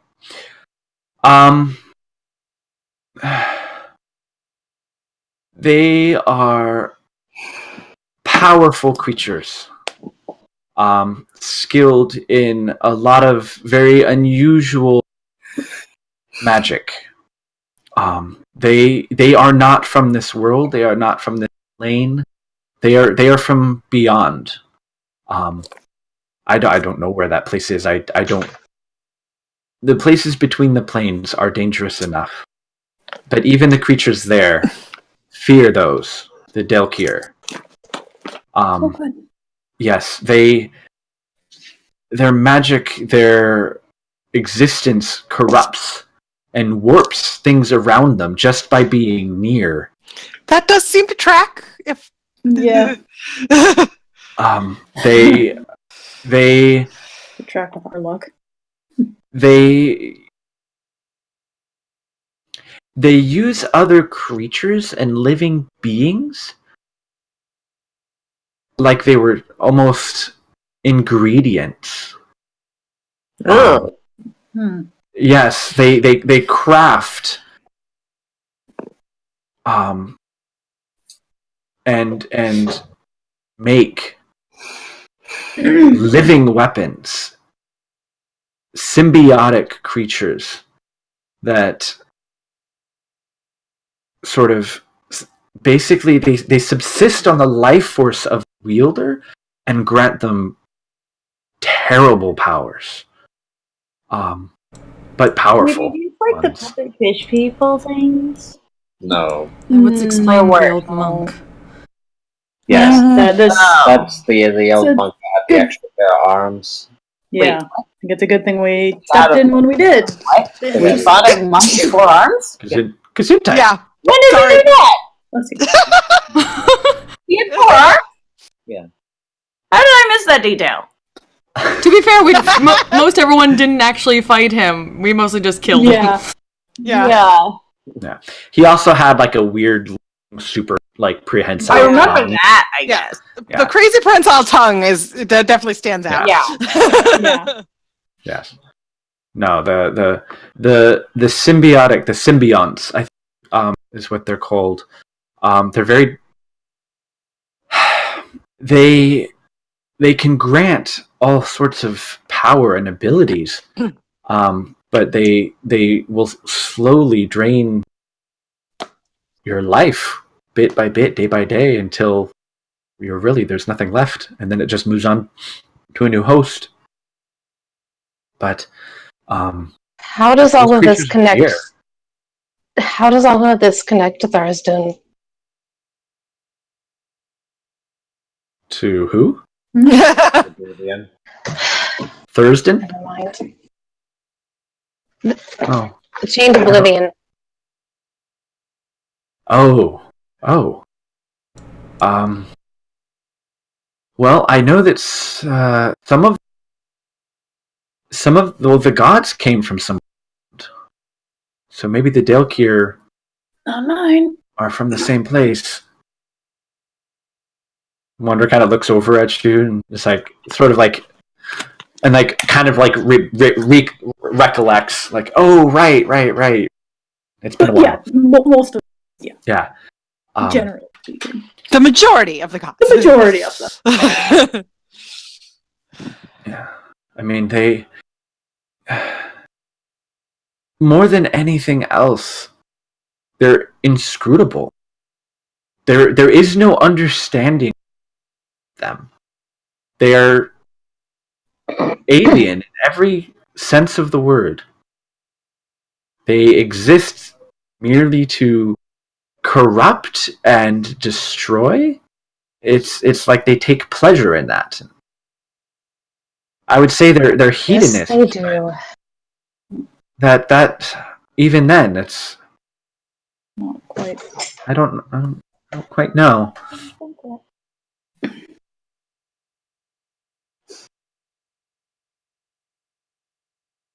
But what have you been up to?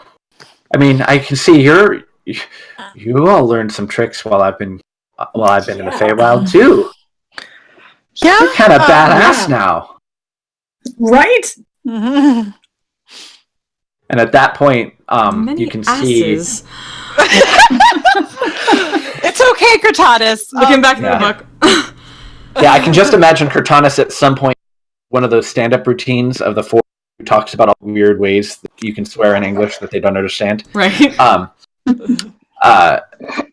Mickey, apparently, stands up from behind the bar, looks around at the mess, and then looks up at Wander. Damn it, girl! You're supposed to. He sort of like takes a deep breath in. The white light enter your navel. Yeah. And behind him, like some of the other servant staff come out, including the old check coat guy. And he kind of like looks around. Mickey's like, "You're cleaning this all up. I'm not doing it. Not after the last time." And Wander's like, "Yeah." You can see her sort of like waving her hand and slowly beginning to like prestidigitate the mess, like bit by bit by bit. So what have you been up to? Did Gundren ever find the mine? Did he find his brother and his sister? Well, we did find the mine. did. And we did find his sister, his Oh, brother. we technically found his brother. Yeah, we technically found his brother. Unfortunately, no longer. Oh. But Gundra was okay, Gundra's and Gundren was okay last we saw him. And they're reopening the mine? Yeah, I think he's currently working on reopening the mine. Oh, that's good. I'm glad. I couldn't stick around too long. Yeah. I had to leave. We can certainly see why now. Yeah. Yes.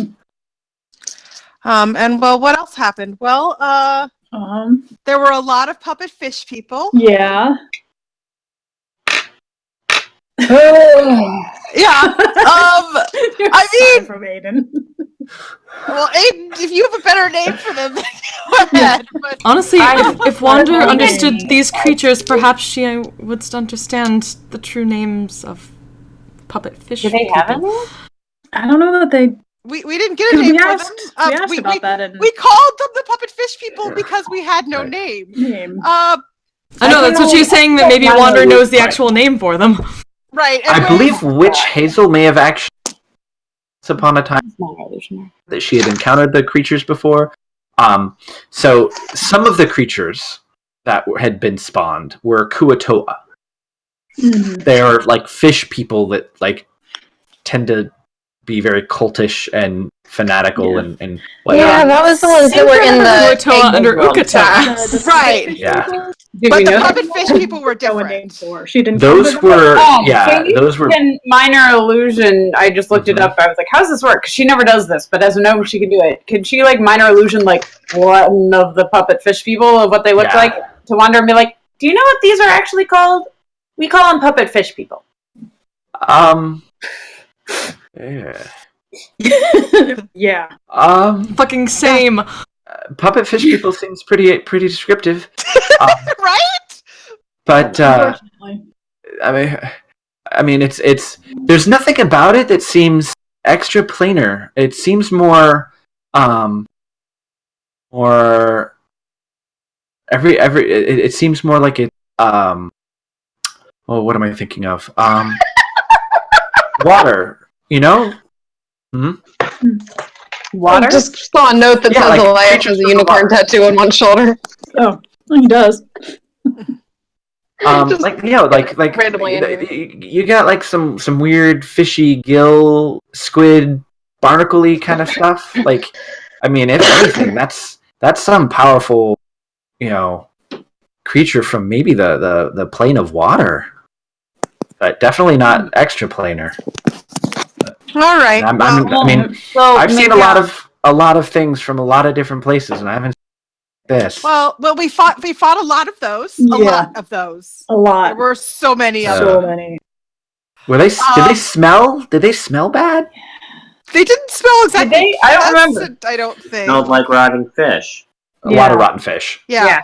They didn't really smell pleasant. No. They never do. Popped too. But yeah, so we did that, and then we saved Felice's friend. Oh. And then we went to Chisoa and Chisoa. Little town up the. I've never been. Well, it's just a little town, but sounds quaint. It would have been as long as it's not taken over by cultist monks and aberrations. Yes. Yeah. Monks. Yes. The Watchful Brothers. Yes. I wrote that down somewhere. But you said aberrations. What kind? Well, there was a mind flare. There was a bunch of weird bug things. Bug things that burst. That came out of people. They were not lay pleasant. eggs inside them, and then just like some worms. I think there was a big worm. There was a worm. There's a big one. I don't know if that was an aberration. Those are definitely the creation here. A what? Yeah. We found that the thing that Aiden was showing. Yeah. That makes sense. I guess that's the creation of the cure. Yeah, no, those are.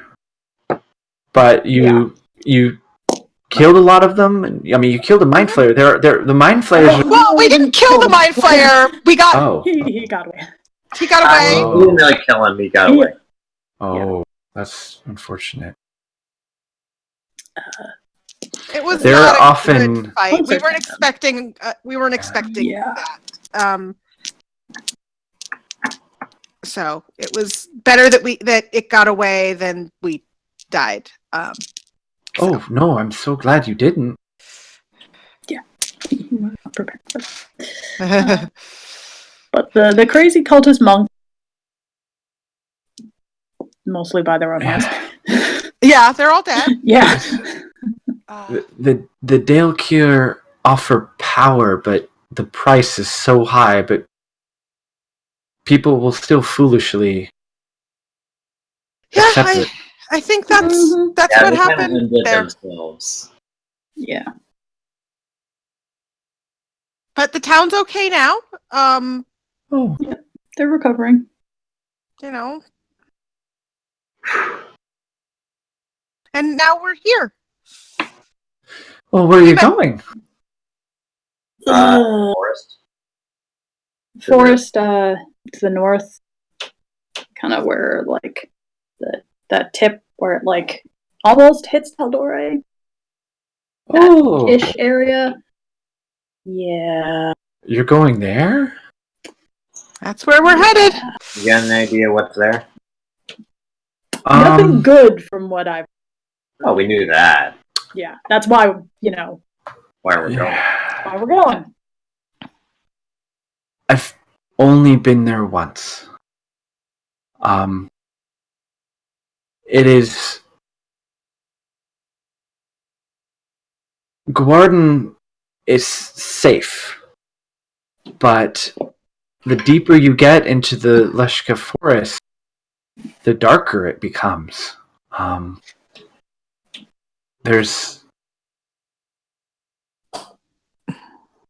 There are places in the world that are very close, that somehow the border between this plane and other planes becomes a little thin, and you can sometimes move between them. Like those patches that we found before, where the water plane was like seeping through. Yeah. Well, yeah. Oftentimes, they're often only points, small areas, like mushroom circles that lead to the Feywild, or the rifts that the Ashari people watch over. Those things. Those are a little bigger than the mushroom circles, but yeah. But the forest. Sorry, by guarding a mushroom circle. Anyway. Somewhere there's like but the Leshkat forest, the whole place is. It almost seems as if when you enter it, as if you enter the Shadowfell itself. It is Also, big a very, very dark and very cold place. There are, and she's like sort of remembering maybe a painful memory. There's an elven city. The remains of an elven city deep in the forest. Those that remain aren't quite of the world of the living or the dead. They're somehow between. There are many things to be scavenged, and if you go, just be careful. It's not safe. I don't think we necessarily expected it to be. Yes. And don't lose yourself. The Shadowfell can play tricks on you, and really make you think things, do things that you don't normally do. So if you're going there, just be careful. Watch out for each other. That's important. You can't be there by yourself.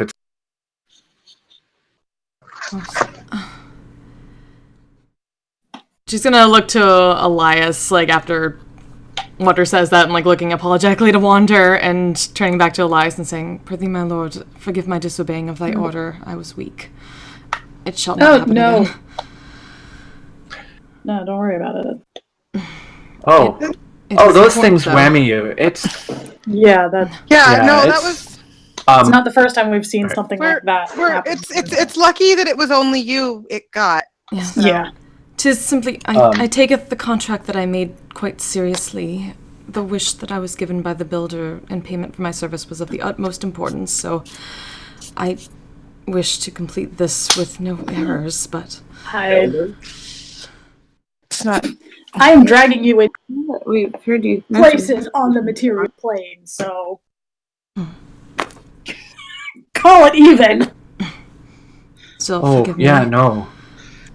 Like, these things, they can really get you. I mean, that's what they do. They enslave people, and they take them away. And if you were affected by their magic, you shouldn't feel guilty at all.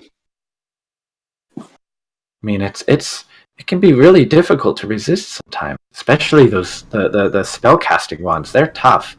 Yeah, you guys handled it really well.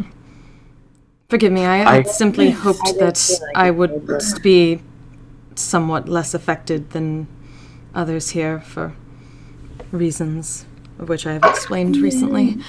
But, it's just sort of nodding. Yes. Not even magic is foolproof. Perhaps. Thou seems to know something about other places. Hadst thou ever heard of something called the Elderwood? The Elderwood? I had heard it could possibly be found somewhere near the Lushgat old growth forest. Elderwood. I don't know. What is it in Elvish? She'll just... I don't think I got the actual... Yeah, she'll say it in Old Elvish. Right.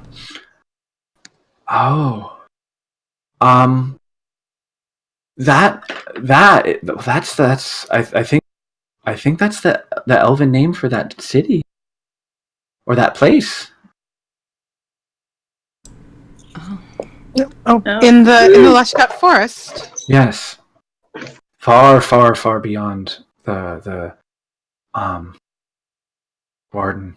I mean, Guarden. It's a city on the Menagerie. A little more elf.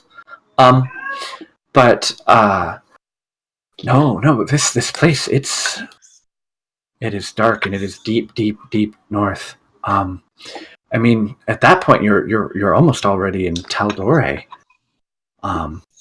There's some other ruins. I don't know, but it's way past that. Look at us. It looks like we're headed that direction, regardless. Yeah. Again, fate is odd, is it not? Yeah. Yeah. Fate and destiny and cause and effect. It's really strange. And she sort of like looks around at everybody and almost as if something is like catching her attention. She's like, and she's like takes a step backward, resisting it, but like not moving. It was nice to see you again. But I think I have to go now.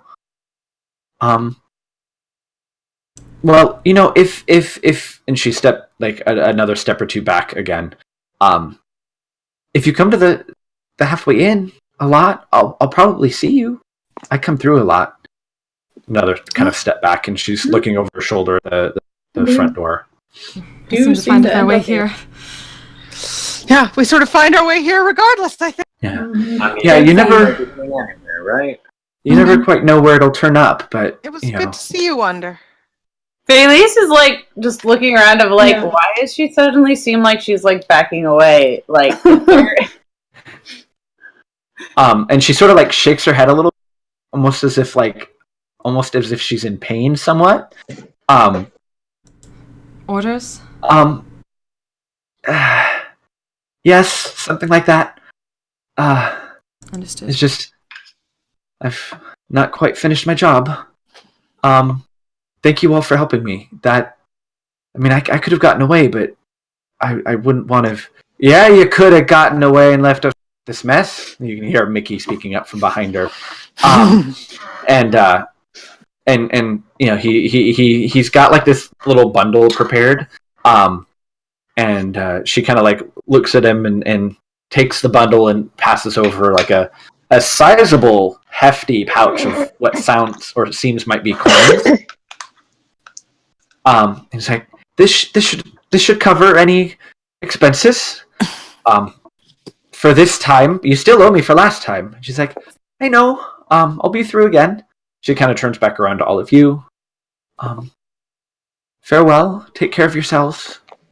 And if you're going to the Leshkat, just be careful. We will be. Don't stay too long. You don't want to stay too long anywhere near where the Shadowfell may be. It's not safe. Yeah. Thank you, Wander. She sort of gives everybody a big you can see in her face a lot of lines of worry, of age that have built up. The sort of innocent, young, eager to see the world expression that she always sort of wore before is like faded. But as she smiles when she turns away and she kind of looks at all of you, you can almost see for a moment sort of the same Wanderer you remember on the road from Port Damali to Phandalin. And she smiles at everyone, kind of waves, and then turns around and heads on out the door. And as she like leaves, you can see Mickey standing at the bar. You all know her. Briefly. Yeah. It's met her once. I don't know. I guess you guys knew her a little better. Yeah, we knew her. Yeah, no, yeah, we knew her. She was much Traveled younger with her then. for a while. Yeah, A traveling companion. much younger. Seems like she has it rough. She seems to attack trouble wherever she goes. Yeah. But she handles herself well. And he sort of like hefts the pouch of coins. She does well by herself. But she does seem to attract a fair bit of attention. And he sort of like looks up at the destroyed I mean there's like she cleaned up kind of like where you all were and like the body that had kind of fallen onto your table, but there's still like all of the Niyogi everywhere else you can't quite get to. And he's just kind of like down and starts pulling out like stuff from behind the bar. It looks like it's like rags and cleaning fluids and other things like that. Just sighs. It looks like he's recruiting a couple of staff to start cleaning. Well, at least you don't have living giant extraplanar spiders in anymore. There's that. You know, I mean, I work here, I serve people, I give them food, I give them good drink, I share a story or two, I take care of my people. But some days, it's just... I should be getting hazard pay working here. I'm not going to argue that. This whole halfway to everywhere business. Dangerous. Sounds tiring. dangerous I mean, I business. can't imagine being halfway to everywhere at the same time. That's just a lot. Were you hired to work here then? Yeah, of sorts. Who's the proprietor then? Yeah. He likes to keep his business private. Many do.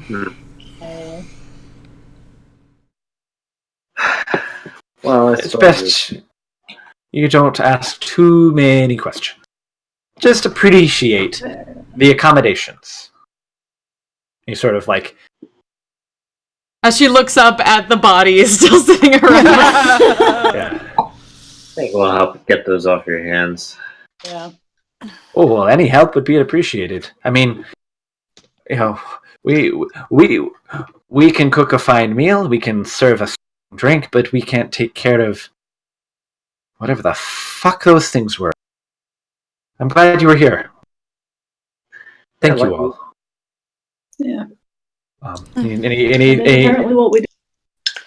He calls over someone and says something to him real quick, and it looks like they're busying themselves. And he's let me pack you something to take with you on the road. You heading out today? I think you said you were only here for the one night.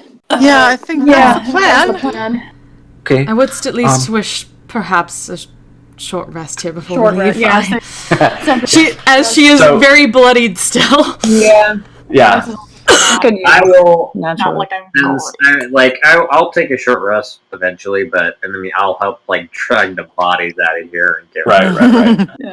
Yeah. No. So you can take the equivalent of move some things out, and take care of the rest of the bodies with helping the staff.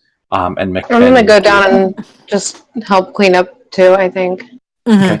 And that would be a great time for us to take a quick break as well. I could use the bathroom break, so. Yes. Yeah. Oh, perfect. I use my natural recovery because it can do a combined level up to 4, and I cast 2 second-level spells and all that. So I'm. Oh, that's good. Yeah. So take a short rest, and we'll all gather back together in a few minutes. This is a really great fidgeting die because it's so heavy. I have that. I have a couple really pointy D10s that I like to spin between my fingers. Yeah. I just roll it around. I have your Christmas present finally. Oh, I'm around. Yeah, I keep meaning to stop. I keep meaning to go to Columbus to pick mine up, but the weather. I can only really go to Columbus on Sundays and Mondays because those are my days off, and it's an hour the away. weekends have been pretty intense. Yeah. But yeah, it's been freezing cold and icy and snowy, and I don't really want to drive an hour in, snow and ice. No, that's understandable. I'm sure you'll get it soon.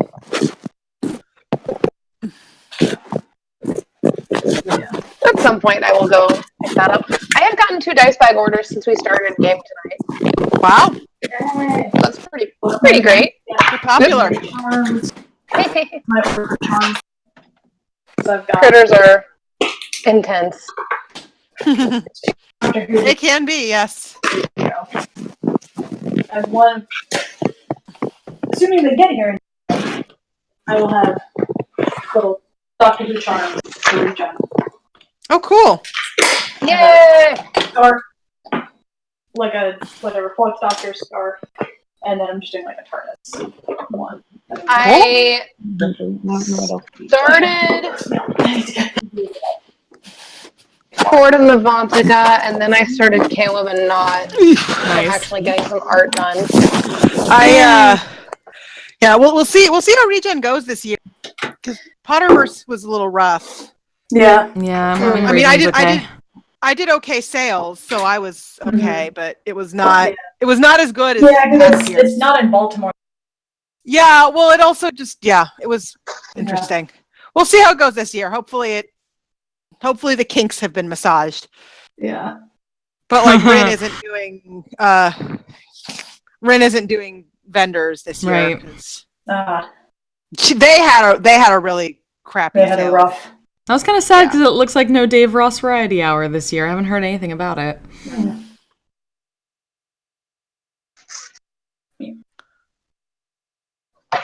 Also, yes, John, the builder. I realized after the fact. I know someone asked about it. What? It was like a weird thing to throw out.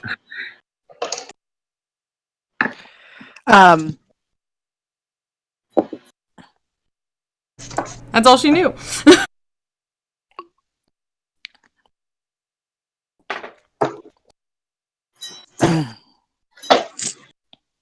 Hey, butt. So this time the blessed travelers give me upon start of each battle, gold character enhance and rage skeletons. Yeah, like that counter charm ability is the challenge with it is it's only sort of situationally useful. Mm-hmm. Very nice spell, though. Yeah, it was Yeah, good. it's a spell. I'm disappointed they didn't try to charm me. Yeah. Yeah, they tried to charm me, but I They rolled saw really you were a high, but half I elf, also and they have know that advantage. shit's difficult. It was a bard. Because Drow. It's a bard ability, not a spell.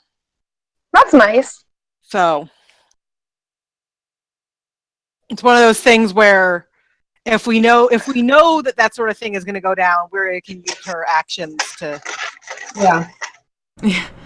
Yeah, though, if Cortaz hadn't succeeded that last one, she would have just been knocked the fuck out by the armor of Agathis.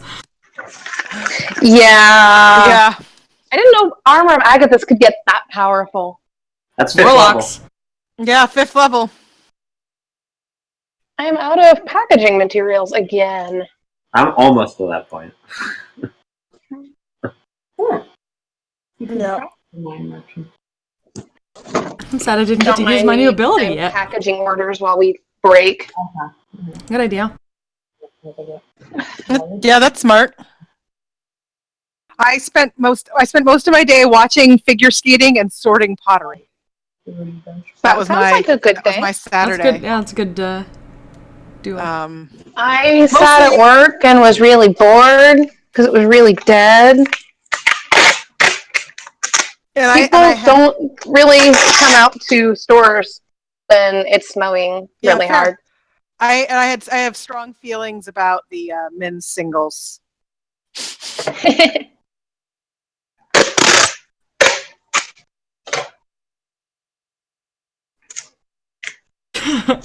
They're mostly happy feelings, so it's good.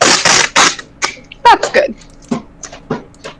Because my absolute favorite skater is in second, so.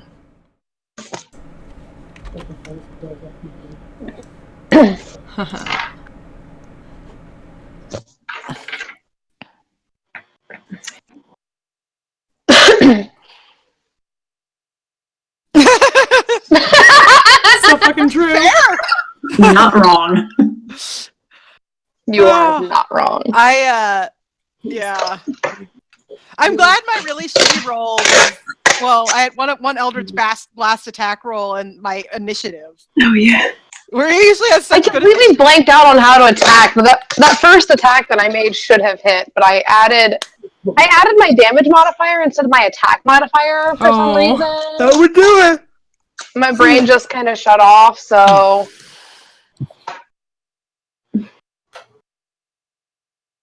I'm finally at a point where mostly my proficiencies and my high dexterity is making up for shitty. Yeah. I feel like with all the different things that Aiden has, enhance his sight, apparently. I feel like getting, whatever, the one that you can see through walls is just kind of... You just need all Superman. the sight enhancing All I need ability. now is, I want to get, expertise in perception. Yes. I'm trying to think. I think you can do that technically with Prodigy. Yeah, you get expertise in one skill. It's so good. Nice. It's a half-elf feat. It's a half-elf and human thing, so... More of a background thing, because, Prodigy normally implies that you are good at swimming when you're young. Yeah, but it's just a feat. Huh. It's a racial feat. I'm gonna take that Xanathar's elf feat when I get to a level where I can get another feat. What, the dry... Which one? It lets you basically take, triple advantage on something. Oh, yeah. I saw there was like the Drow high up magic one. Yeah, I don't don't even use the drow magic I have. Yeah. Why? Yeah, that's fair. You don't want to assassinate somebody, you just cast darkness. I do want to take the gnome or like the small race feat at some point, but the next level up that we get, I'm just getting my wisdom up to 20 because it's still not. Yeah, I think. And I want to get the one that lets you basically escape from the travel easier, give you advantage on it. My starting step is good. I'm just like, okay, I'm taking. I really like the idea of using darkness to trigger assassinate, but I can't see in magical darkness. Yeah. I can't see my own darkness, so I can't use it. You need warlock for that. Yeah. And I'm not triple multi-blasting. I think I've decided, because like Bess, I was telling you about the other, what was it, yesterday when we were playing Overwatch. Yeah. That I think I've decided I'm actually going to go with the Shield Master feat next level. Yeah, I consider that at the more I look at it, I'm like, talking about all the things we can do. Why did I not take that? And then I would be more likely to, get weight into combat. Like, you can apparently with the shield decks. With the shield master feat or whatever, you can apparently also you can add your shield AC to your dex saving throws. But also, if you make a successful dex saving throw, you can take no damage. Use your reaction to take no damage. Ooh, that's nice. Yeah, it's like, how did I not know that? I can pull it up. Suddenly, that seems Speaking of Overwatch, I was playing a little bit of the event yesterday. Mm-hmm. I got both of the legendaries from last year's Lunar New Year that I hadn't gotten that I wanted the most in the same day, and I got all four with 2 legendaries in it. I got a voice line for and I got Divine Beast. Oh right, I don't think I have any of those skins. No, last year. No, I have the. Everything else has been like sprays and icons. I got why? I got no, I didn't get all of the ones. I want Genji's. I want Genji's from last year, but I got Widow's. Lunar New Year, the thing that I always have her wearing because it's amazing. Yeah, I just finally got that. I have that on her. Probably my favorite Widow skin, and then I got his new skin. Nice. I got Orissa's new skin. Me too. Even though I normally want the forest spirit, and I love the forest spirit, so it's I want forest spirit. I want it because the forest spirit was like the first skin I got in. Was that the anniversary event? Yeah. Nice. Literally like the first thing I got. I got Widows and Mercies though. I got Mercy's Phoenix one. Nice. Which the? That's the Suzaku one. I'm just fundamentally terrible at first-person shooters. Yeah. The one that I have, right? Yeah. I thought I wouldn't be, and it turns out I'm actually a pretty okay sniper, man. Honestly, I found I'm better at Overwatch than I thought I'd be, and I think it's because there are so many options, like characters that don't. I thought that was me. I thought definitively that I would be the worst at snipers. I thought I will never be one of those people that can play a sniper, and here I am, a trash Hanzo main. Yeah, whereas, I do snipers if I play Borderlands, but, in Overwatch, I can snipe, really good, but I'm definitely not that great at it, because I'm not great at Widow. And snipe. You can't just plant and snipe, and I want that. I'm not great at Widow. I'm pretty good with Hanzo, unless I'm having, an off day. Mm-hmm. I'm not, amazing at Widow, but I'm not terrible with her, and I'm getting okay at Ashe. I'm actually you picked up Ashe decently well. Yeah, I'm okay with Ashe. So far, I've seemed to do best. Ashe is just the playstyle that I like. Yeah, I love her so much. I love everything about her character and her playstyle. So mostly, I play Sombra and Orisa. Sombra's really, really fun. I enjoy being super annoying. Sit invisible next to somebody and just spam voice lines. Yeah. I've never done that, and I think I'm going to have to try that. Yeah, I know. I was like, oh. I did. What was it? I did okay with Roadhog. What was it, yesterday? Yeah, for some reason I've been playing okay on him You lately. stayed alive as Roadhog for a while. Because I play a lot of mystery heroes. Healing done because I. Well, yeah, we've been doing a lot of mystery heroes because it's good experience for me. I play so much. I do the best as often. I do. I'm sorry. I play so much mystery heroes that it kind of taught me to play characters I never use. Yeah, and so I end up. I was Roadhog was my worst character, and now I can. I'm not great with him, but I can reasonably cook all right. Yeah. Well, because as a mystery hero, I only play him in mystery. Farah, I was terrible with, and every time I'd get her in mystery heroes, I was like, I can never stay in the air. And I mean, John helped me somewhat as far as giving me tips of how to use her fuel efficiently. Mm-hmm. And now I have all of her achievement sprays, and I will elect to play her sometimes in quick play if it comes down to okay, we just need ranged damage, and I enjoy playing her now. Just because I got her that much in mystery heroes. How I've gotten reasonably good with Zenyatta. Yeah, it was I kept getting him in mystery heroes, and I was like, "That was fun." I kind of like this, so I started playing. Yes, I have. He's the only support character I've. Zenyatta is the only character I have a golden weapon for. Someday I need to get my golden weapon. I need to play more competitive. I need to play some comp. It's funny because oh my gosh, Kirsten. So the other day we were doing mystery heroes. And I think it was Mr. Heroes. Or no, it was just because we were on Horizon defending. And so Moira is usually my go-to on defense on Horizon because there's just walls and things everywhere. Was this when was this when you soloed? When I got play of the game? Yeah. That was and actually when I got play of the game was you got not the time that you were boosting me. At the end I basically solo defended the point because Maggie slammed down her bongo drum booster, and they were trying to scramble on the point. I run on as Moira and I just shoot out my healing orb while being power boosted by this thing. I'm just continually getting healed, and I'm just chasing them down, draining them all, even more. And I'm like, "You're dead! You're dead! You're dead!" Ha! Amazing! And then I got play of the game though for doing that earlier in the game. Oh, I was I started out at 30 health, maybe.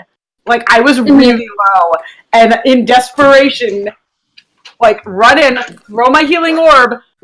First thing that comes at me is Baby Diva, and I'm like, okay, drain, you're dead really fast. And you just watch my orb and me and my health bar just is again. Yes. Chasing them all and the game for just killing them all. This is why I love Moira. Brendan, you should play comp with me. Do you play PC or on the console? Bess and I play PS4. Yeah. Okay. I'm going to buy it on PS4 when I have some more money so I can play with you guys. Yes! Let us I know they permanently dropped the price of the PC version. It's still $60 if I pick it up at work. Well, that's you were saying the PC version. Yeah. The PC, yeah. No, that's PS4. Yeah, no, that's what because it's a PC version. Price dropped. The computer. You don't get a discount? I do get a small discount on games, but I'm still a member of the Gamers Club that we had a year or so ago. And basically, it was a 2-year subscription. You pay $20 for it, and then you get 20% off every game you buy for that 2 years.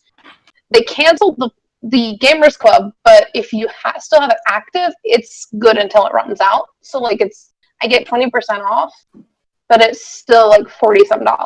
But you're an employee and you don't get a discount. That's so bad. you don't. So I'm gonna hold on. I think she gets a discount, but it maybe isn't as good.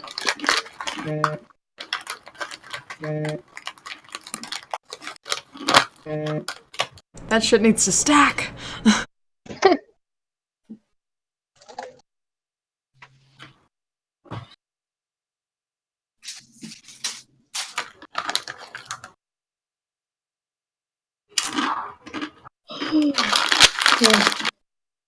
I mean, I think my sister got the copy of Overwatch she got from me used at a GameStop for like $20. Really? Wow. Yeah, that's what she said. I mean, they may have been having a sale. I feel like they had a sale. Do that around the holidays. But yeah, she said it was like $20. That's not bad. I don't know how much it is on PC because my friends bought it for me. Not that much. I mean, it's like 40, maybe 30. I don't have a PC that can run it, so Yeah. I don't either I'm anymore. gonna buy it. I am gonna get it on PS4. Yeah, there was a free weekend, and John got it on his laptop, and it was like because he has a nice HP Omen gaming laptop, so it was very pretty. Those are pretty. Those are really pretty. Yeah, it's a nice laptop. That is, thank you, Grandpa. I've worked on them a few times at work, and they're always really nice laptops. My laptop can run. Except for, the left side speakers. It can run Dragon Inquisition technically, but it doesn't run it well. I was So streaming I would have to update last a week. I think. I was playing Valkyria Chronicles on like full resolution, and I was streaming. I need to finish Valkyria Chronicles. I've not gotten super into it yet. The story I is have very like I have the first for the PS3. I've had it for a while, and I've never finished it because I got so frustrated. It was like $5 on Steam, like yeah. ago. And I heard people talking about it, so I was just going, okay. And I have only just started playing it. Yeah. Well, it's like I still have not finished Jeanne d'Arc, but that's my fault because I was trying to modify my PC memory card to run an emulator, and I didn't back up my saves as well as I thought I had. Oh no! Oh no! That I does was not almost sound like a done good with thing. that game, and that's a turn-based. It's like a Final Fantasy Tactics style turn-based strategy game. It's not as hard as Final Fantasy Tactics, but yeah, I was a significant portion of that game. Ooh. The save, and I was just like, so I've not finished it yet. That's fair. I also lost a Final Fantasy Tactics save that was a good way through the game, and I have not. That's the worst. Yeah. I'm not. Actually, no, I did recently start replaying that again because I was like, I'm going to play this again. I forgot why I haven't played it. Like, this is why I haven't played this in a while. It's a super frustrating game. What's the chance of triggering? That is a loud roll. Which in turn, Yeah, because it's really heavy. I know, but it's like Elio's, like her 4-orb heals him and triggers his 4-orb. So it's just like all the things. And then if he ever successfully does his 4-orb, Elio's 4-orb plus. Things. I'm like, oh. I'm not sure where it is, but I have this art that I found that is kind of what inspired the halfway in. Of like just this old. The very first time I played it, I don't know. I don't think I have that. That's too bad. It's good art. You guys are really lucky, or are they treat it? No, I feel like it's like you get them the first time you play and then never again. Or you just Maybe, but this is the first time I've gone past the first stage in the second thing, and I haven't found anything. So it's a little annoying. I probably should try to play some more Overwatch because Kingdom Hearts 3 comes out soon, and I don't know what. Yeah. No, that I'm going to be playing. I'm not going to be playing it when it comes out because I'm replaying 2 right now, so I'm just kind of taking my time. Yeah, I playing with the series. Replaying games. Not exactly proud of that. But it only gives you. I'm most of the way. Well, I'm part way, not most of the way. I'm part way through 1 right now, replaying 1 right now. I don't know. Have you needed the? And I'm not going to buy 3 right like, away. That's in part because I don't know what's going to happen come February 15th. Yeah, that's fair. I had pre-ordered it. Well, I also have that much. I just used my last. And I don't want to spend like $70 on a game or whatever, $50, whatever it is, for because I found some more when I might need that money in. Yeah. That I can a game that I can buy later. That when I might need that money, in a few weeks. So I'll just keep playing my way through the series because I got the whatever full set for the PS4. Yeah, I just bought that. I bought 1.5 and 2.5 for PS3, and then ended up getting the story so far for PS4 because 1.5 and 2.5 didn't come with the stuff on 2.8, and I needed those. So I was like, whatever. It's everything on a single console in one package. I'm just gonna buy it. Yeah. I did not have 2.5 and whatever 2.8 prologue. Whatever, the one with the Aqua Prologue. I just realized there are now Kingdom Hearts games I own 4 times. At least one that I own 4 times because of this. Chain of Memories. Actually, not anymore. I had 3 Actually, I also technically own Chain of Memories 4 times. 3 different consoles. Yeah.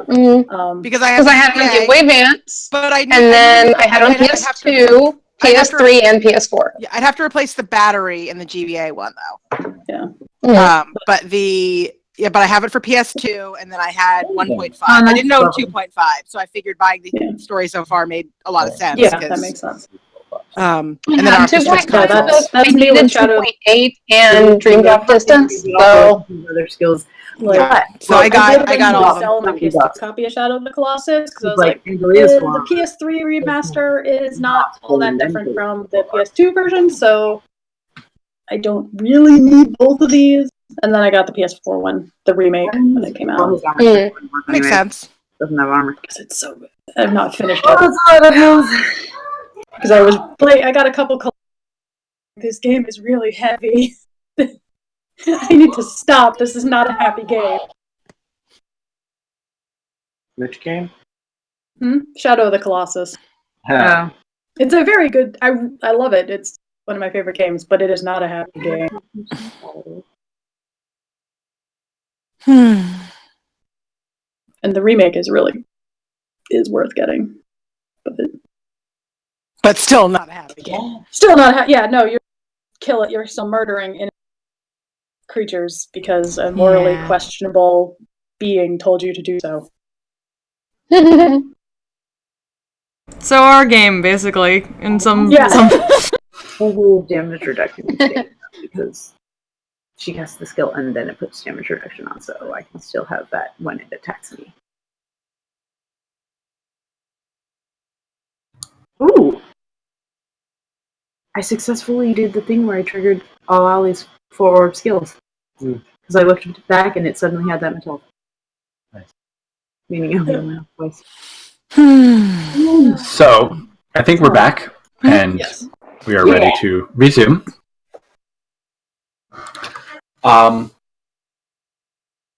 So, Mickey is incredibly grateful for the help to clean out the remains of these creatures.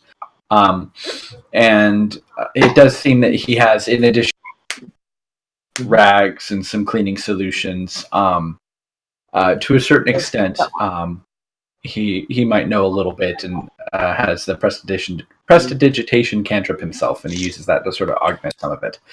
It only can do so much, though, which is why. Oh yeah, speaking of which, cleansing stone. So you can all take the short rest, rest up. You've got some extra supplies, courtesy of Mikkels. Mikkels Anderson is his full name. Okay, so not Mads Mikkelsen. They at least may or may not call him Pickles Anderson. Sure.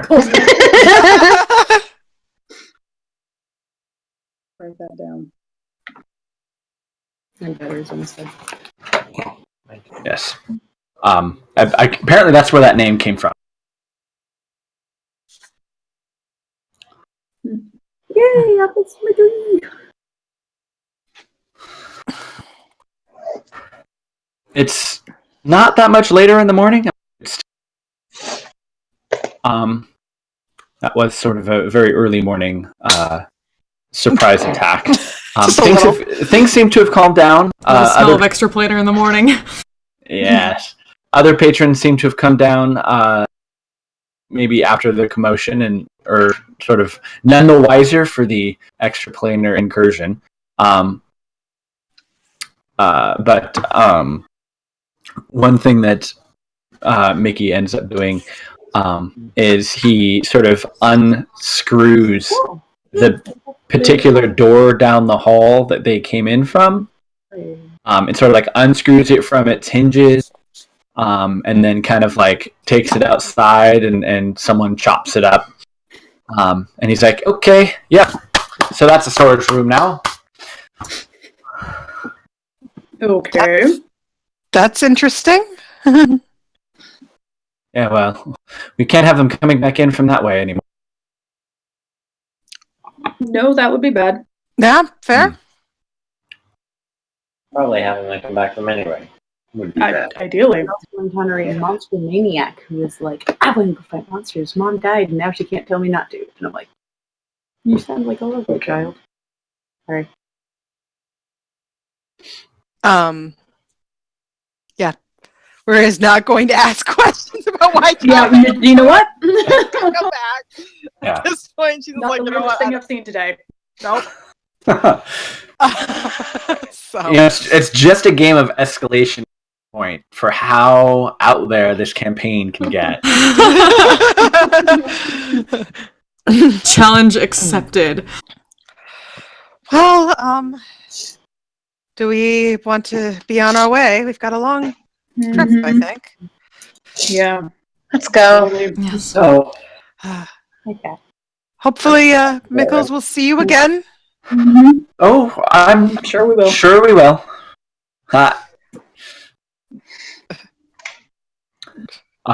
So in addition to some food and some fresh food, less like super fresh food and more like appropriate sandwiches and nuts and fruits and dried fruits and stuff that'll last a day or two on the road. So other than like whatever you might happen to have with you, he also sent over it's a small cask of what seems to be a decent ale of some kind.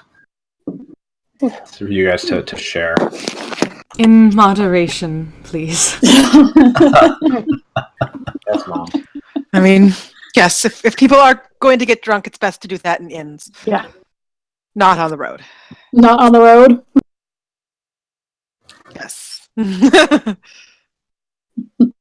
I don't want to see us drunk fighting. That seems like a poor situation. Yeah. Sounds like something that's going to happen sooner or later. Let's be honest. Yes, Please but doth let's not avoid tempt it the until fate, we please. can. Yeah.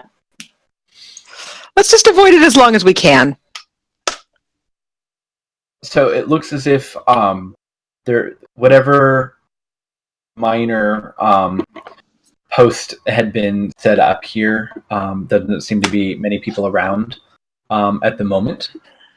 Anyone who had a tent or a camp or something set up seems to have since cleared it out and have gotten on their way. Oftentimes people traveling long distances will leave quite early in the morning to make use as much of light as possible. And they don't stay...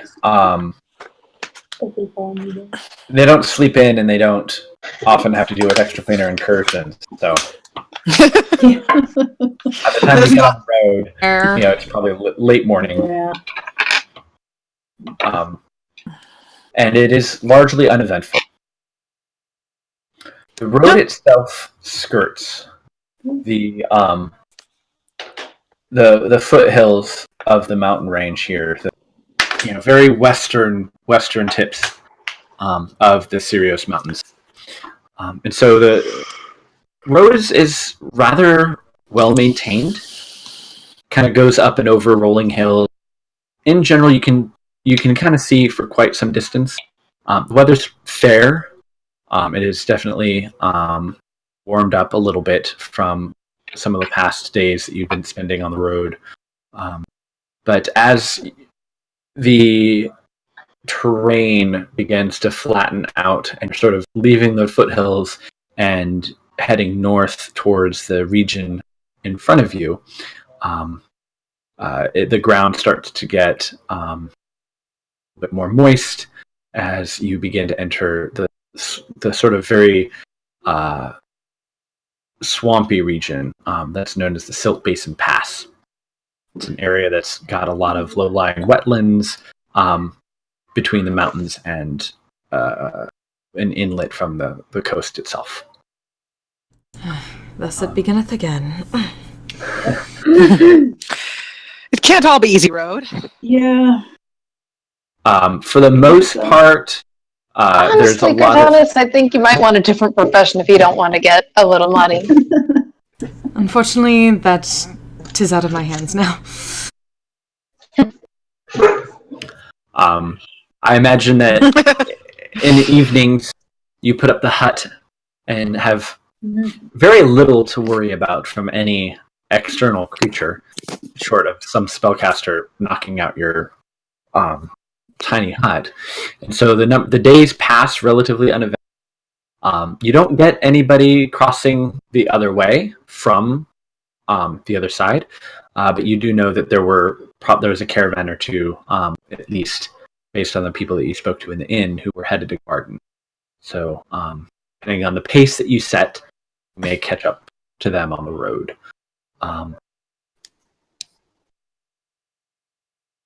In the number of days as you pass through the Silt Basin, is there anything in particular that you would like to explore or express or talk about as we finish our fast travel to the next point of interest, so to speak? Well, I know Is there not anything interesting in the swamp that looks like I might be able to use it to make something with my poisoner's kit for fun? You can make a survival check as you if you want to see if you can pick up some supplies. I can't tell if that's cock. I'm gonna say it's not. What kind of check? Survival. Yeah, it's a 10. It was like kind of cocked, but I'll take that. So with a 10, you find some. I mean, you find some herbs and the like, but nothing of particular value that might give you some doses, so to speak. Fortunately, I feel like the only thing is like maybe keeping an eye out for any cool-looking animals that I haven't seen before that I want to try and film later. Okay. Well, I'll say, why don't you make a nature check, and we'll see how many animals that you can sort of spot in the environment. That is 19. Okay. So I would say, I don't know if you actually are of all the animals. I sort of. I have a list on. So D&D Beyond added a wild shape feature, or a creatures section. Right. So I have a list now of anything I've either already become or like that is on the list of coast circle things of general, like I might become this in the future type of thing. All right. So yeah. So what I would say is with that, you were able to encounter 4 unique beasts that live in wetlands and or swamp terrain. Okay. Not sure if I have a list of. I can find it because Xanthars gave the list of those things. Oh, really? Okay. Yeah, they've got. Yeah, they added lists based on which circle you are, like general animals that you would encounter in that climate. It's really handy. Okay. Well, then I would say, with a 19, that's very high. I don't know if it's like is it in the druid class area? Of Xanthars, yeah. Okay. There's the circle or beast-shaped circle form. I forget what it's called. What they say. Circle, beast-shaped something. Monk. Oh, swamps. Oh wow, there's quite a few things. Yeah. I'm trying to. The fun thing being like which things are in a swamp that are not in the coast circle because I'm keeping my eye out for like new animals, obviously. Right. Yeah. So I'd say with a 19. Now, is there a particular CR that you? Yeah. Give me a second. Well, the thing is, you can. I would say with your 19, you were able to see the giant crocodile. Ooh, that's fun. Definitely that. And then whatever 3 other ones that are interesting that you don't already have. Okay. But like I was like, hey, yeah, you got that big. Definitely giant toad. Definitely Yes. giant toad. Yeah, giant things are fun, especially when you're a tiny gnome. Right. And I'm pretty sure that you've already run into a giant spider before, so. Yeah. So right now my max challenge rating is 1/2 with no fly speed. I forget when I gain a fly speed. Oh, that's quite a ways. Yeah, Well, maybe. you definitely saw regular crocodiles. Yeah. Oh, they're not. So yeah, regular crocodiles, giant crocodiles. Oh yeah. So many crocodiles. Quick question as far as material components for Sure. spells. Are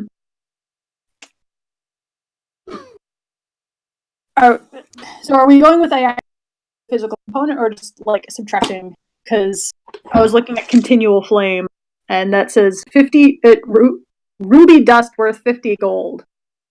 Does it consume it? Yes. So yeah, I would need. I've never done that one, so. So with this, well, I mean, the thing about continual flame is that, and anything that has a material component is basically greater than 10 gold. You need to gather that. Actually gather, okay. Not just like take off 50 gold. Right, or purchase. So if you had, so what I would say is, I have no idea when I would have ruby dust. Maybe Molly.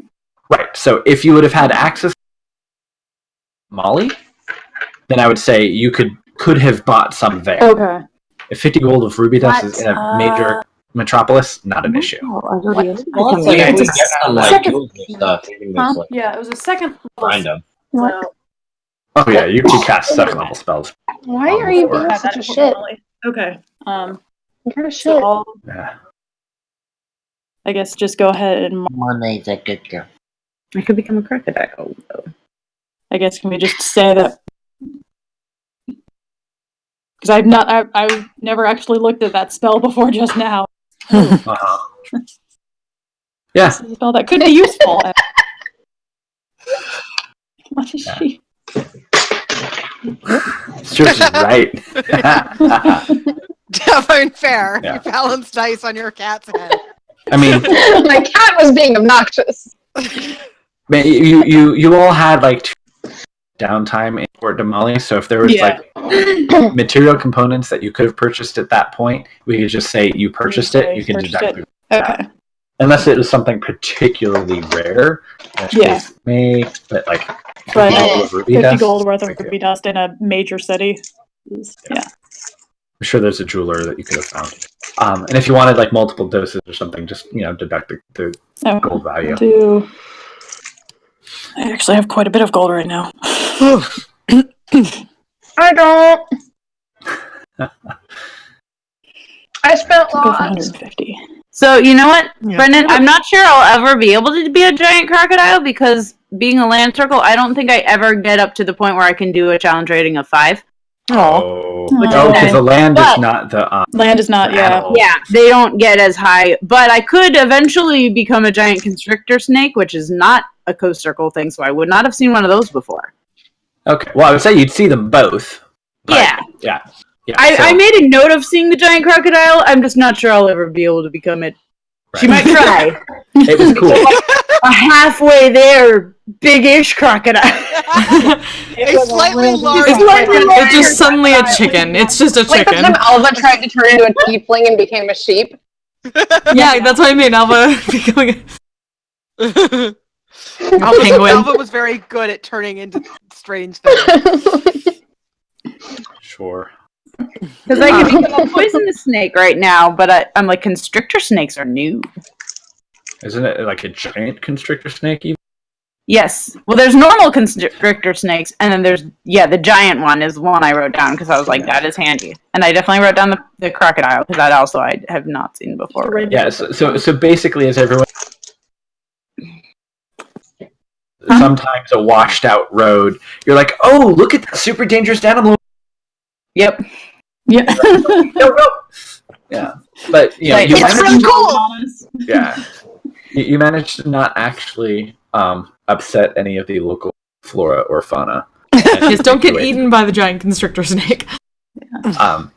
Or constricted. Right. Mm-hmm. Do we know approximately how far out from the lush forest we are? Because I was thinking of using divination, because divination is a spell just to see if I can get a better idea of what we might be facing. But that's oh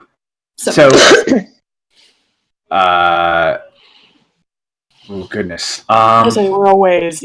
It is quite a ways. Interesting.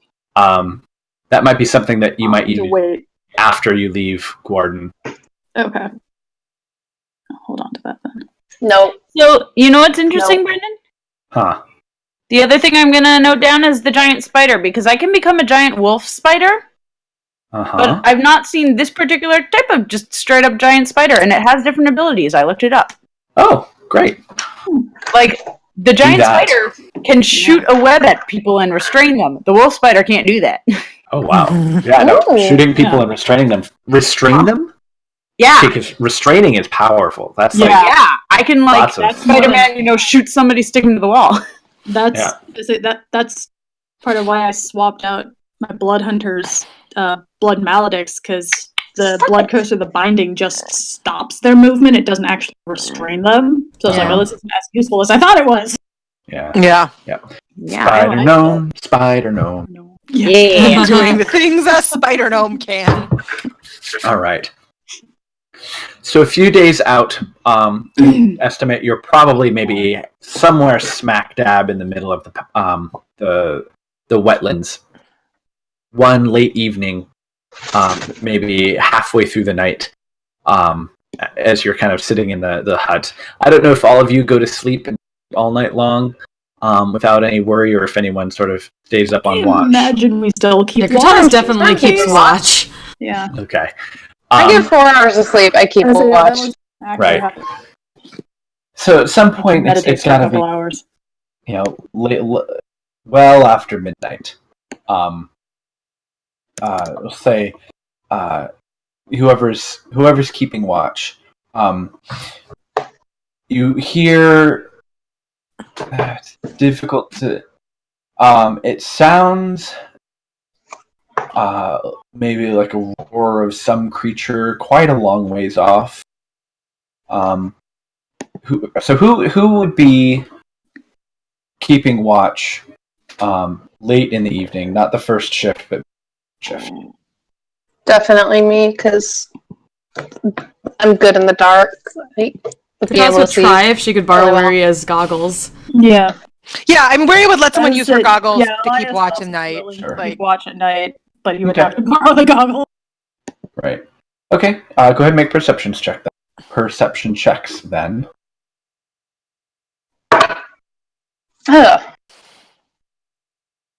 It's a 10, because that was real bad. 17. Okay.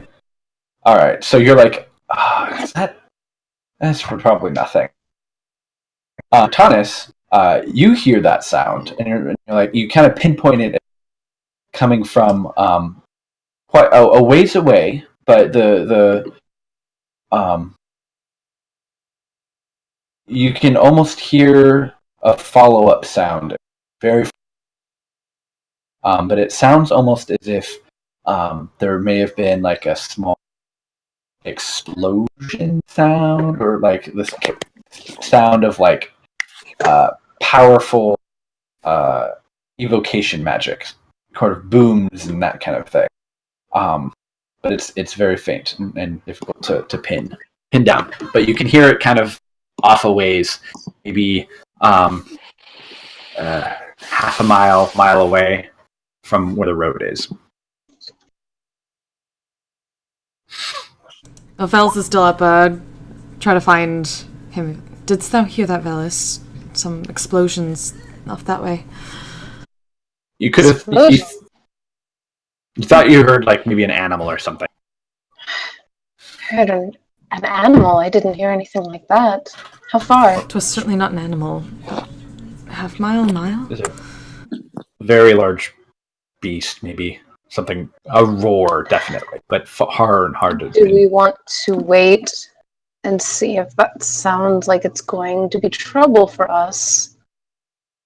Or should we wake everyone and take a look?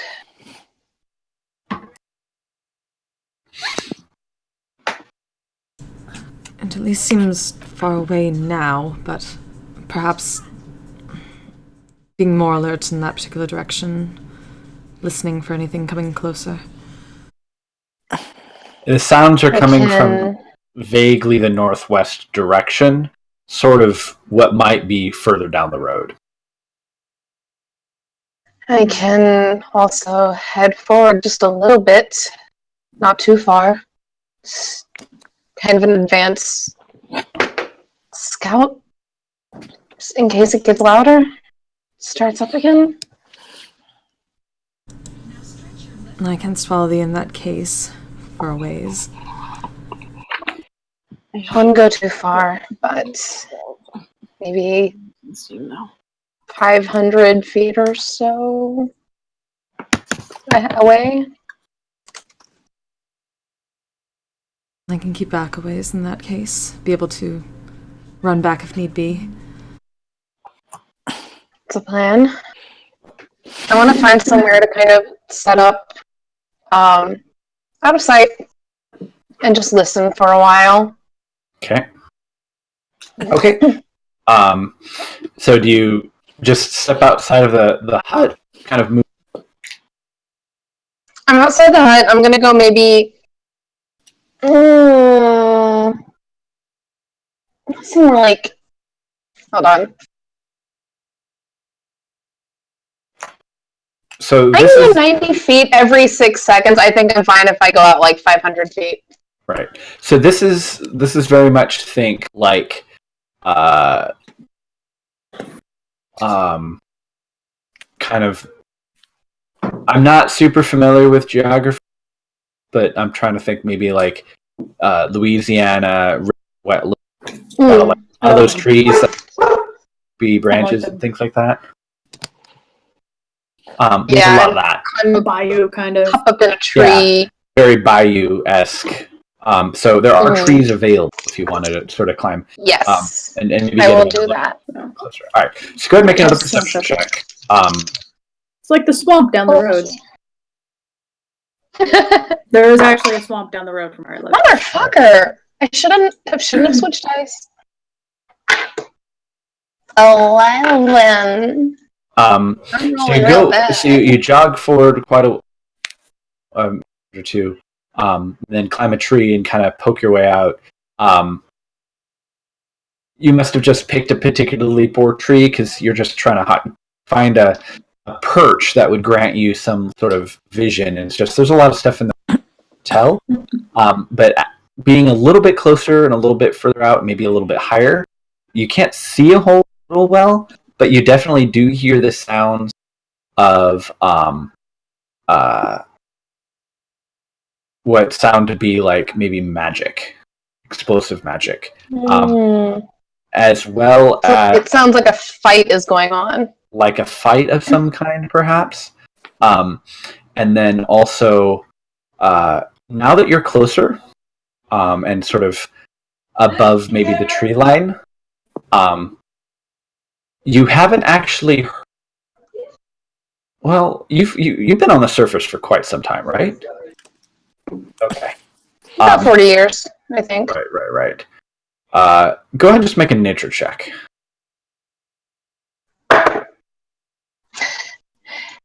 My nature's not great, so that's an 11. Okay. You're still not I quite was sure. rolling real well when I was fidgeting with my dice earlier. Right. You're just not quite sure what the animal is, but whatever it is a fearsome beast. That loud roars and screeches. Where if we accidentally stumble Vox Machina. I'm gonna hop down and head back to Cortanus. Well, couldn't see much. It's not great land to get a good view, but there is something going on up there. It's magic and some big and very angry thing. And I'm kind of curious, I'm not gonna lie. I would be lying if I did not say I was. But well, how close didst thou think? Did I get a sense on that? It was about a little less than a mile away. Less than a How long mile. would it take us if we got everyone up? If you've got everyone up and jogged over. Okay, well, hold on.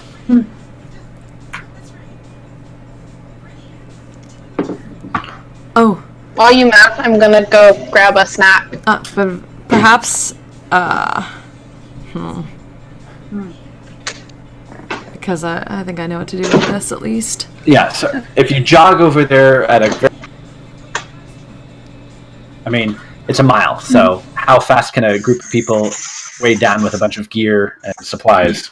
I at least have an idea for this.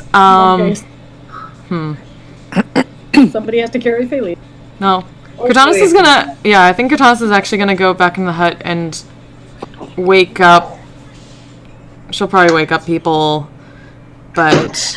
Well, if we're waking them up, Bellis is just gonna step into the hut and dancing lights over everybody. Yeah. Yes! Yeah, so the interior of the hut is immediately illuminated.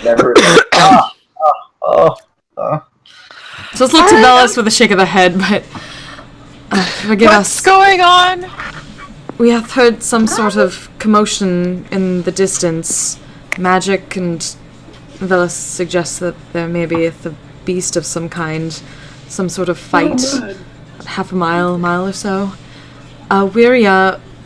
We were perchance I was perchance thinking that being able to see from overhead what may be going on with thy broom may prove useful in understanding what is happening. Yeah, that could work. I'll need You could probably get there and back much faster than anyone. Yeah. Once Exactly. everybody's awake, I'll drop the dancing lights. Maybe, me and somebody who I cast light on Velus's nose. Who's fair? I will stab you in your sleep. No, thou shalt not. You seem very good at spotting things. Turn it off. Or would it be better to take Velis? She's like blinking sleep out of her eyes. As Bellis is blinking light out of his eyes. Now, Elias, Turn it off. for that. Okay, good. Why does this matter? It's far away. What's maybe far away it's now interesting. could be closer soon enough. Yeah. Wait for it to get closer. It might be good to at least know what's going on tomorrow when we get on the road tomorrow if something has happened. I want to see what's going on. I don't know about the rest of you, but All right, Cortanus, can I have my... if I leave... Oh dear. It really has to be me or Felice because we're light enough to fly with another person. If I leave the hut falls. Yes. I'm happy that's fine if you guys are okay with that. Yeah. I can recast it when I come back. Wash. That'd just be take fun. another one. It's fine. Gets her goggles from Cortanus and pulls out the broom and make sure she has enough stuff, like, stuff in case something happens. Right. And then it's like, all right, Velis, you want to see, right? I'm curious enough. Okay. So, I'm gonna, being that we're gonna be on the broom, I'm gonna actually make sure I have the longbow ready, just in case. And weird. Since we're really just going in for reconnaissance, I'm gonna cast invisibility on both of us, I think. It's an hour. Yeah, that's plenty of time to go a mile. Smart. So when we get closer, maybe not right away, but when we get closer, I'm going to cast invisibility on the two of us. So we are invisible. Yay! At night. Gotcha. Have fun. They're going off. Aiden's gonna lay back down. It's like what? Not Whatever. surprised in the least. Yeah. Okay. Can I just cast light on a rock and just put a handkerchief or something over top of it to kind of dim the light a little bit? It makes just enough light so you can kind of see. It would be difficult to see from too far of a distance. And Wuria and Velis go soaring through the night sky towards this direction, in the general direction of whatever this commotion is. Why did I see that? I was looking at the past chat and Kristen had posted and it was just out of yes. Okay. So a couple of minutes go by and you're sort of, soaring up high to kind of get a lay of the land and kind of a look. And you can see with what little star and partial moonlight there is, the road sort of snaking its way through the wetlands. And up ahead, kind of in the distance, you see there's sort of like a large stone bridge that sort of traverses over a wider river that kind of crosses paths with the road. And just on the other side, looks to be a cleared area. And there's sort of an old stone tower. Looks like it might be it does seem to be a little tilty, perhaps mostly just a resting point or a way station or something for people. And that's where you can see a number of people running around. There's some torchlight. And as you've gotten closer, you can definitely now start hearing shouts and yelling and screaming. And other than that, as you've been approaching, you haven't really noticed a lot beyond that. But go ahead and make a perception roll, both of you. Okay. Oh, that's good. 22 total. Okay, so Velis, you're just I'm sort still of blind. Looking at all the people running around in the spots. And there's just spots in my eyes. Yeah, you're like rubbing the sleep out of your eyes. Like, no, I didn't like patched on your nose as a drow. Yeah. Oh yeah. So Wuria, you're kind of like looking around to see what's going on, and you don't notice it at first, but then you catch it. What you see in the sky ahead of you, it's actually a cloudless night, so you can see quite a few stars, is you see a shape, sort of a silhouette in the sky, blotting out the stars. And you can see it moving quickly, and then sort of dive down. And as it gets closer and closer to this tower, and the lights of the torches of the people there, you can make out long wings and a sinuous reptilian neck and tail. And it is a black dragon swooping down on the caravan. Nope. Wuria whispers to Velis, I think we have a dragon.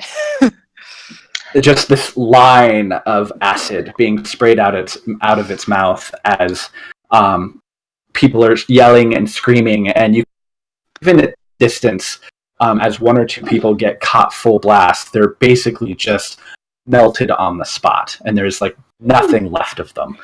As the dragon, it swoops down, and as it sort of clings on the side of the tower, it's not too terribly large. This does seem to maybe be a smaller, younger dragon. Not that you've seen a whole lot of them in person. You did encounter, or you heard, I don't even know if you saw it, but there's a young green dragon in Thunder Tree.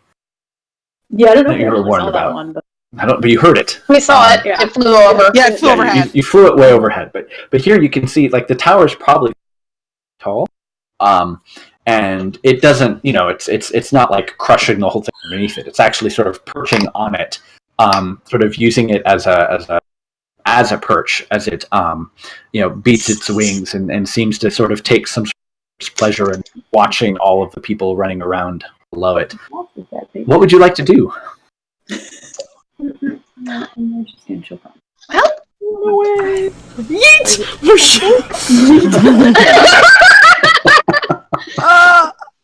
you don't yeet a dragon. That's not what happens. That is not what happens here.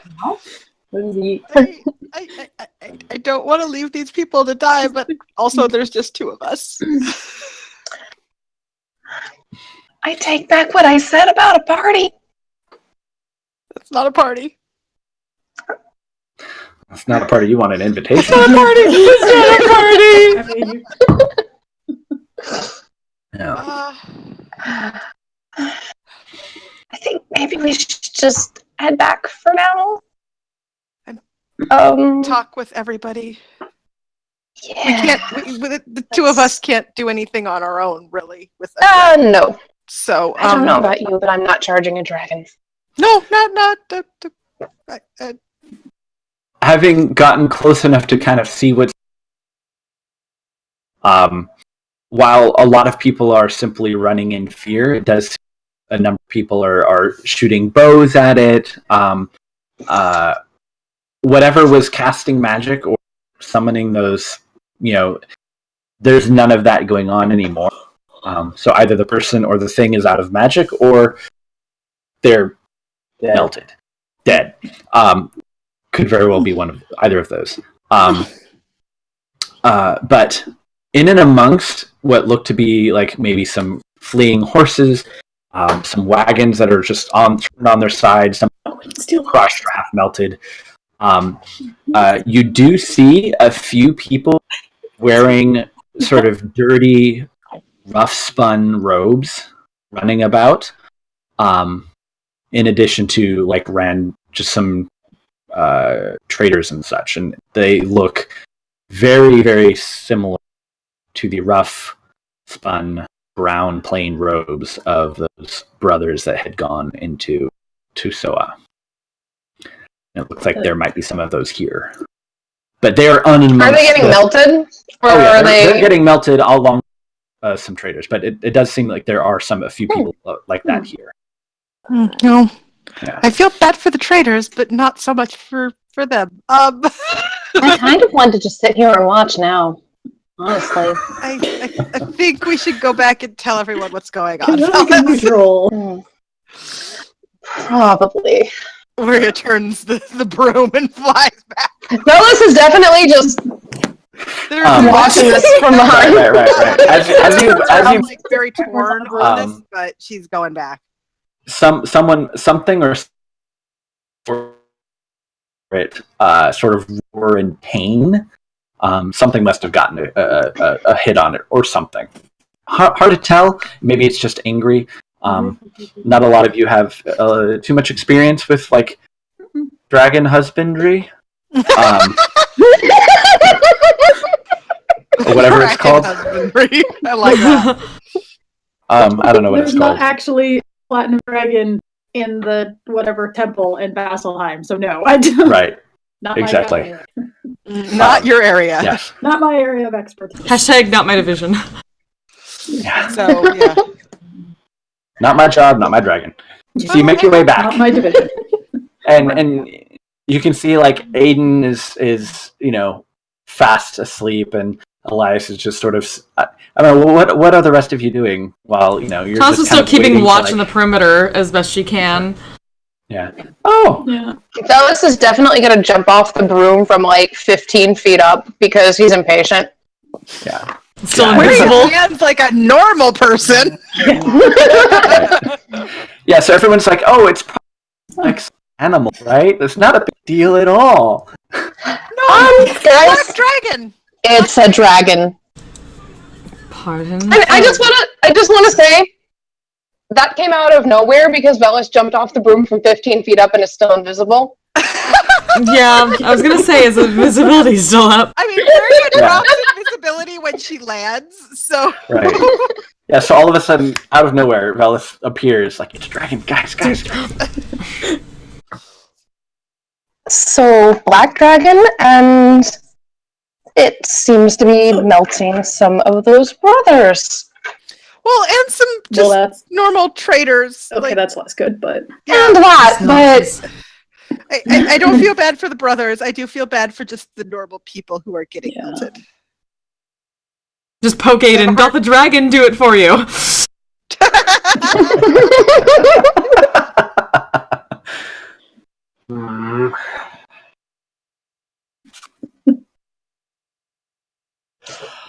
Aiden doesn't I can't say that I'm sorry to see those brothers get their faces burned away. Melted. Oh, it was a lot more than their faces. Honestly, I wouldn't mind. It was all of them. I wouldn't mind watching that particular. That's a little sick show, but that's a little gross to debate that. Yeah, just given. This is not the time to debate that facet of your personality. If it's that and a good night's sleep, I'll choose. Sarcasm. I don't mean literally, but I mean, you were kind of eager to stay and watch, fellas. I'm just saying that I'm not sorry. No, also not sorry for the brothers specifically. Yes. Well, I guess what do we want to do? Well, dragon aside, I'd say this means they could have foothold in Guardian as well. Yeah. Well, didn't they have a base out here somewhere? Yeah, somewhere. Yeah. Where, did we have a sense of where? We did. Keep in the foothills. Somewhere. Keep in the foothills and then nothing else. Yeah. Oh, I cut out? Cut out. Yeah. Sorry. I can't find it. Keep in the foothills of like these mountains. South of Gordon, yeah. Okay. Outside of the wetlands, but Okay. kind of deeper into the mountains.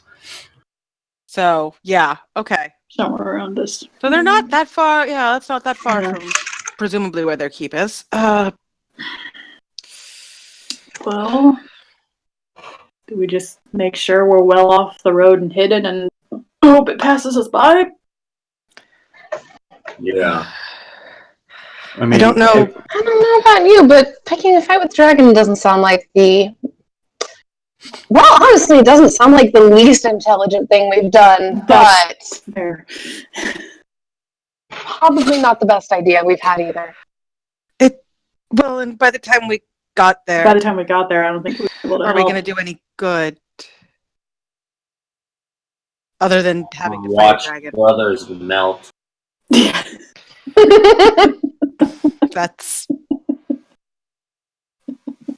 That is a thing we could... But there are also regular people melting. We're assuming that we're... Just saying. We're assuming there's going to be anybody left by the time we get there. Yeah, well, yeah, that's... Well, no, he's not wrong. That's my point. Is that we would not be able to get there fast enough to help. We'd simply be picking a fight with a dragon. If it would still be there. Unless it comes this way afterwards. Yeah. That's what I'm worried about. I'm not liking the idea of... Should we move? It wouldn't be a bad idea where hidden. Unless you went back. I don't know. I mean... Oh, shit. Wait. Was that the caravans that we knew were leaving from the halfway inn that was getting attacked? Yeah, the one that left just before you did? Yeah. Mm-hmm. Oh. Wait, we knew there were caravans leaving? saw them. Yeah. We knew there were at least Saw- some. Yeah. Traders. Well, that's what it is. I was thinking it was traders for some reason. Yeah, it was traders. Yeah. Merchants. Oh, yeah. Merchants, Merchants, not, merchants, not yeah. people who betrayed somebody. Gotta love English, guys. Yeah. Yep. Yep. Oh, well, I suppose it's fair that we can't get there in time to do anything. I don't have it prepared. Yeah. Question is, where is the dragon? Is it based here? Is it? I think we should be prepared to encounter it. Yeah. We can't count on it not being here, being in the area. So We'll just keep a wary eye out. very wary eye. Right. Which way was it? Northwest. Pointing sort that of direction. further The down. way we're heading. Where we're heading. Yeah, it was basically right off the road. There's a tower. It isn't in the best of shape, but not in the worst of shape, I suppppe. It did stand up under a dragon. So Does it live credit. here? What isn't even Saying is, if Dragons. brothers had a base and maybe the dragon decided, hey, that's a nice place, I want it. But it didn't. I don't think it was the brothers' base. I mean, it was just one tower. Unless there are brothers living in that tower. be such a terrible thing, honestly. Dragons. Regardless, we should. Chromatic dragons do stuff like that. It's fair. We should still make sure we're prepared to fight a dragon, just in case. Oh. A black dragon, specifically. So, either we Does anyone know? Do any of you know anything about dragons? Do I know? They are big Yeah, do any of us know anything about dragons? You're all welcome to make nature checks. Will she least? No, Okay. I was like, I mean, Nature. I'm a escape from Really good. I am actually proficient in nature. The most appropriate natural one. Not 29, 19. I hit the wrong button. I rolled a freaking natural 1. Are you kidding me? I mean, with my Natural 1 buddies. comes a I rolled 7. a natural 19 plus 2, so. So, I rolled a 16 plus 3. I don't know, dragons. They're big and scary. I mean, everyone knows that dragons are big, they're scary, they breathe fire and stuff like that, and generally they're just to be avoided. Those of you who are like, no, I've actually read something about a dragon in a book once. Specifically, each of the different chromatic dragons are often have sort of a preference for the type of home they like to make. Black dragons, in particular, dwell in swamps, or flooded caves, or grottos, or ruins. They're comfortable both in the air and underwater. They do breathe acid. And they're often surrounded by vermin. That's weird. It could well live around here. We should definitely be likely. cautious. My guess would be this swamp is its territory, and it decided it didn't like people, setting up camp. Like the brothers deciding that, hey, we're going to have a stronghold right in this swamp that also happens to be home to a black dragon. Well, the brothers, our knowledge is that anybody coming back the other way. Yeah. Also, we know we don't know that the brothers' stronghold is in the swamp. It's outside of the swamp, from what we know. Yeah, it is much further north. Okay. We're speculating that maybe the brothers have set up a post somewhere. Or something. Or maybe it just doesn't like people traveling through its swamp. Which I feel that someone may have said something if people were reporting about dragon attacks. But if it's killing everyone that That's is going one way, who would report? I also feel that if it was killing everyone, then someone would have noticed a lack of travel. This could also be a recent from that direction. It could be new. It could be recent. That is true. Yes. There's a young dragon. We haven't really seen Yeah. anybody. Okay. Yeah. Young, well, isn't it? do we want to move camp slightly to somewhere less obvious? Well, I mean, we move that off would the not- road. Well, we Yeah. move Bad idea. So forward, once we move back further into the swamp. So, once we find a Perhaps spot we want Felice would know of a better position, or at least more of an advantageous one. that seems like a reasonable idea. Felice? It It is not there. is not there. Well, At least in game fell asleep. if we figure out where we're camping, Richard will cast the hut, but like make sure it's as close to the color of wherever the heck they are Yeah. as she can get. Sure. Gonna make Camouflage. Yeah. Again. It can only be a single color, but she's going to match whatever the Yeah. most Predominant color is. color is.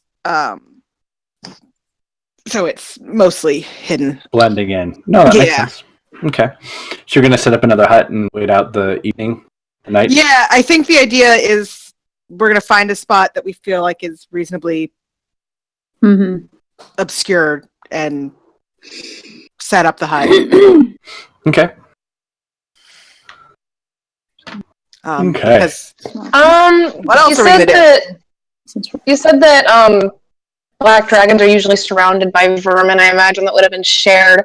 Wherever we set up, Right. I would like to look around and make sure there's not like dragon scouts Yeah. hanging around the area. Yeah. Oftentimes they're lairs and such. Things like well, you cut out You cut really out bad. a lot again. Yeah.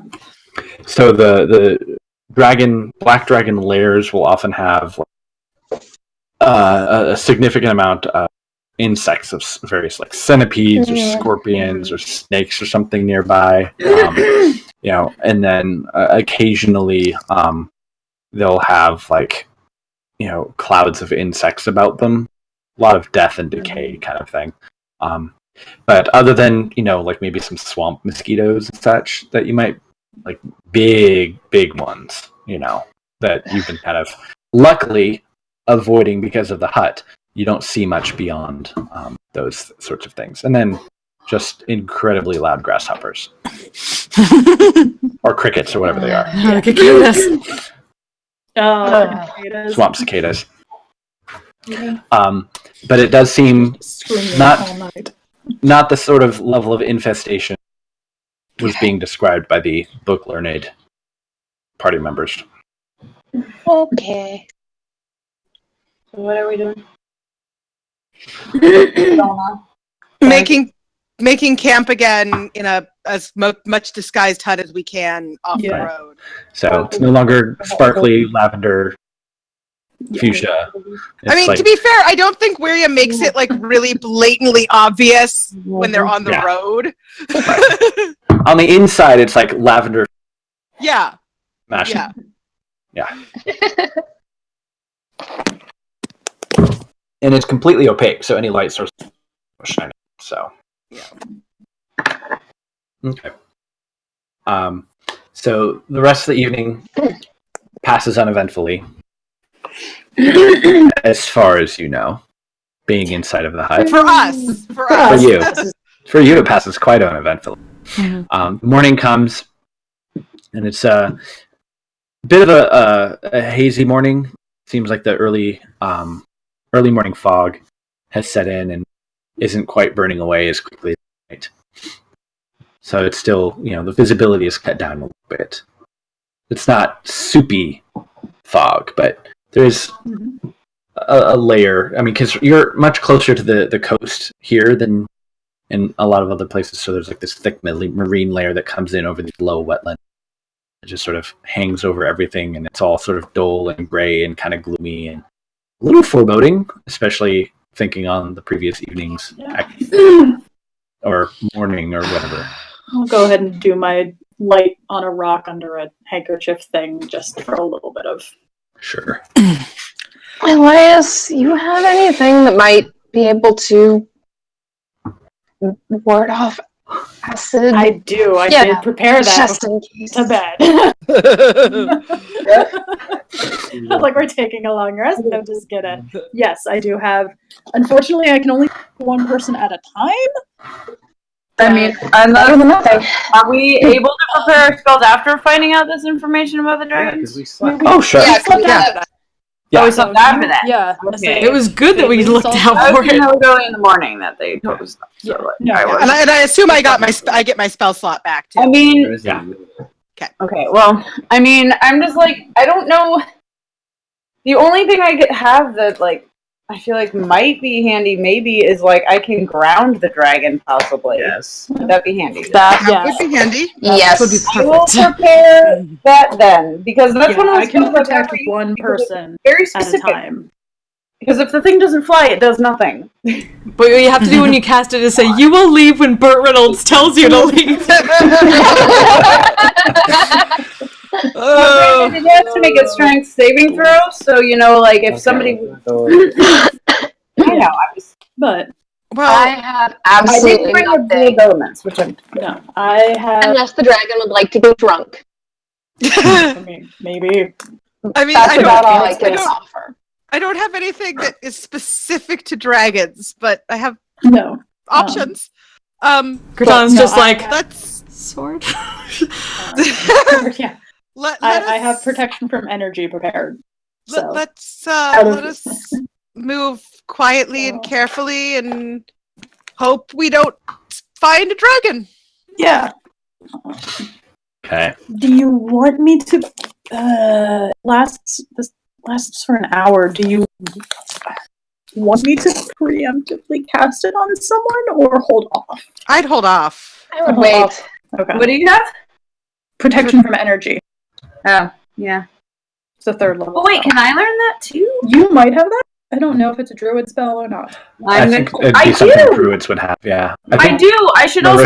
Marisha used it before. Yeah, that's right. Yeah. I got absorb elements for me, so if I get hit with acid, I can give myself resistance as a reaction, and then like That's nice. Yes. in D6 form. But you know. Yeah, if you want to also, because it's Yeah. So. I can only cast one on one person at a time. So if we can double up on that, Yeah. Yeah. you know, just in case, that would be good. Yeah. I will get that in there. We'll say Linus and Felice discussed that before. They're like, our magic's kind of similar. Mhm. It wouldn't happen to Right. Have this thing too? have this thing, be able to do this thing. You come upon the stone bridge, and you can see there's actually this long 5-foot wide trench in it, probably a good foot, maybe 1.5 feet deep, as it had been must have been melted away with acid. And you can see the remnants of a few wagons, and numerous unrecognizable piles of mush of what used to be.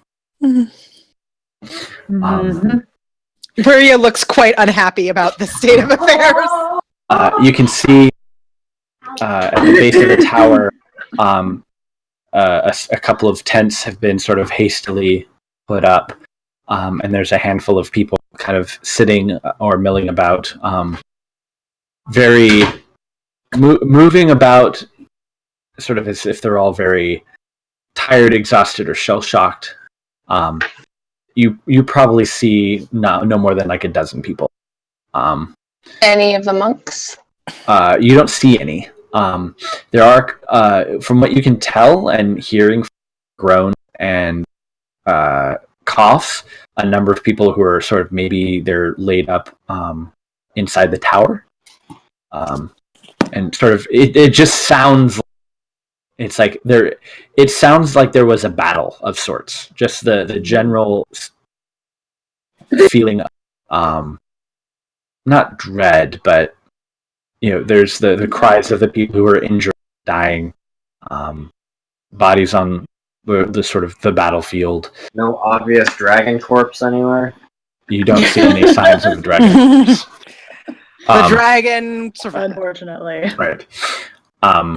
You can see a number of horse partial like there's half of a horse kind of just lying in the middle of the road. It looks like it had just been torn right in half. Sort of bloody entrails kind of trailing for a while.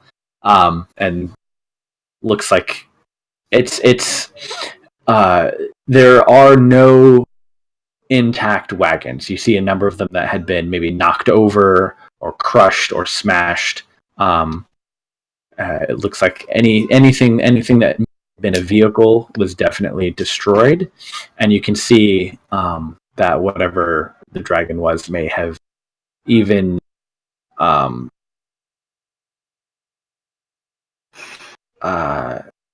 specifically targeted them. And you can see a lot of just pieces kind of being strewn about, like a wheel, partial tarp over there, wheel over here. A couple of the people it looks like they might be just trying to gather together and over a very, very poor fire, maybe make some semblance of a meal out of whatever supplies they can scrounge.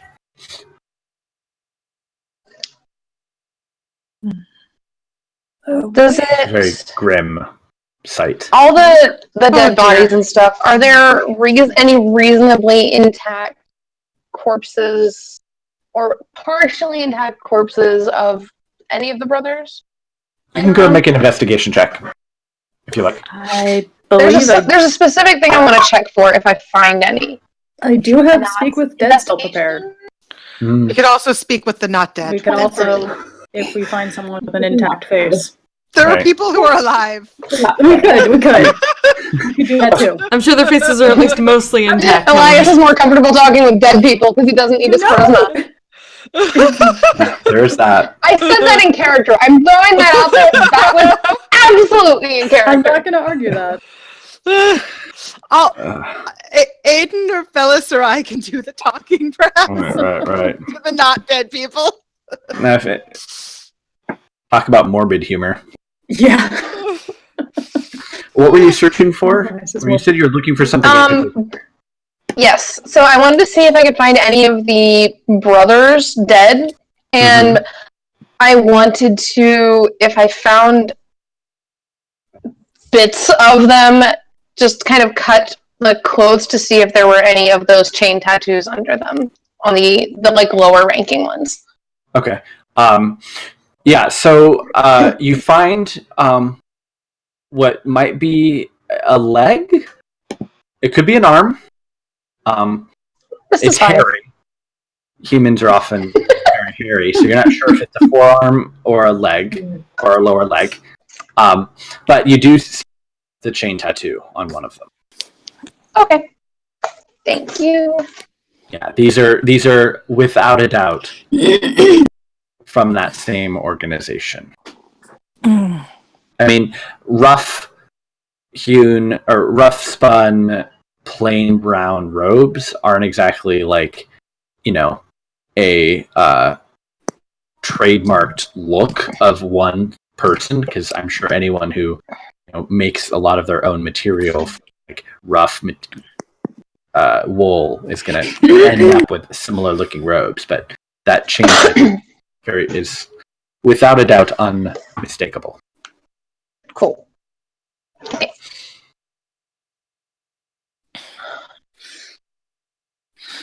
We should see what we can get as I walk back to the group. Just kind of flops over.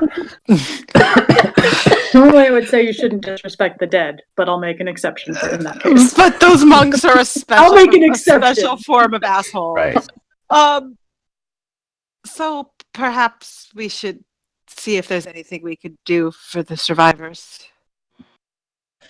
You don't think the dragon's going to come back and finish them off? I hope not. We can ask around. Pretty likely. Yeah. At least I'd like to know if we're going to run into it on the way there. Figure out which way it flew off. Where he heads over to the folks that we can see. Okay. As you walk up, they kind of turn to regard you, and some of them just turn away again, not really interested in conversation. Sure. But one of them, sort of a younger human, young human maybe even, kind of sees you walk up, and he seems to be stirring something in a pot over fire. And he looks at you as you come up. It's like, I can't say we have much to share, but... Oh, no. I wouldn't take anything from you. You've clearly been through a lot. He sort of nods his head, and the person next to him is like, you fucking hell, it's really thickly accented common that you're having a hard time following.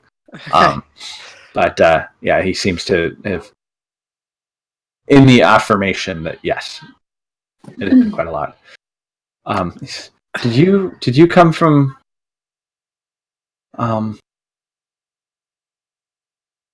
it's not safe.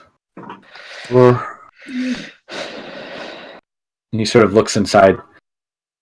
I don't think there's much that can be done for them. We're kind of just maybe waiting it out before we... I mean, there's not much point going back the rest of the way to Gordon. Supplies are gone. I don't know. He just sort of shrugs, and it's like the whatever is in the pot is kind of like at a loss. Is there anything we could do to help? We can't do much, but perhaps something. Do any of you know any healing magic? Hi. Yeah. Yeah, a little.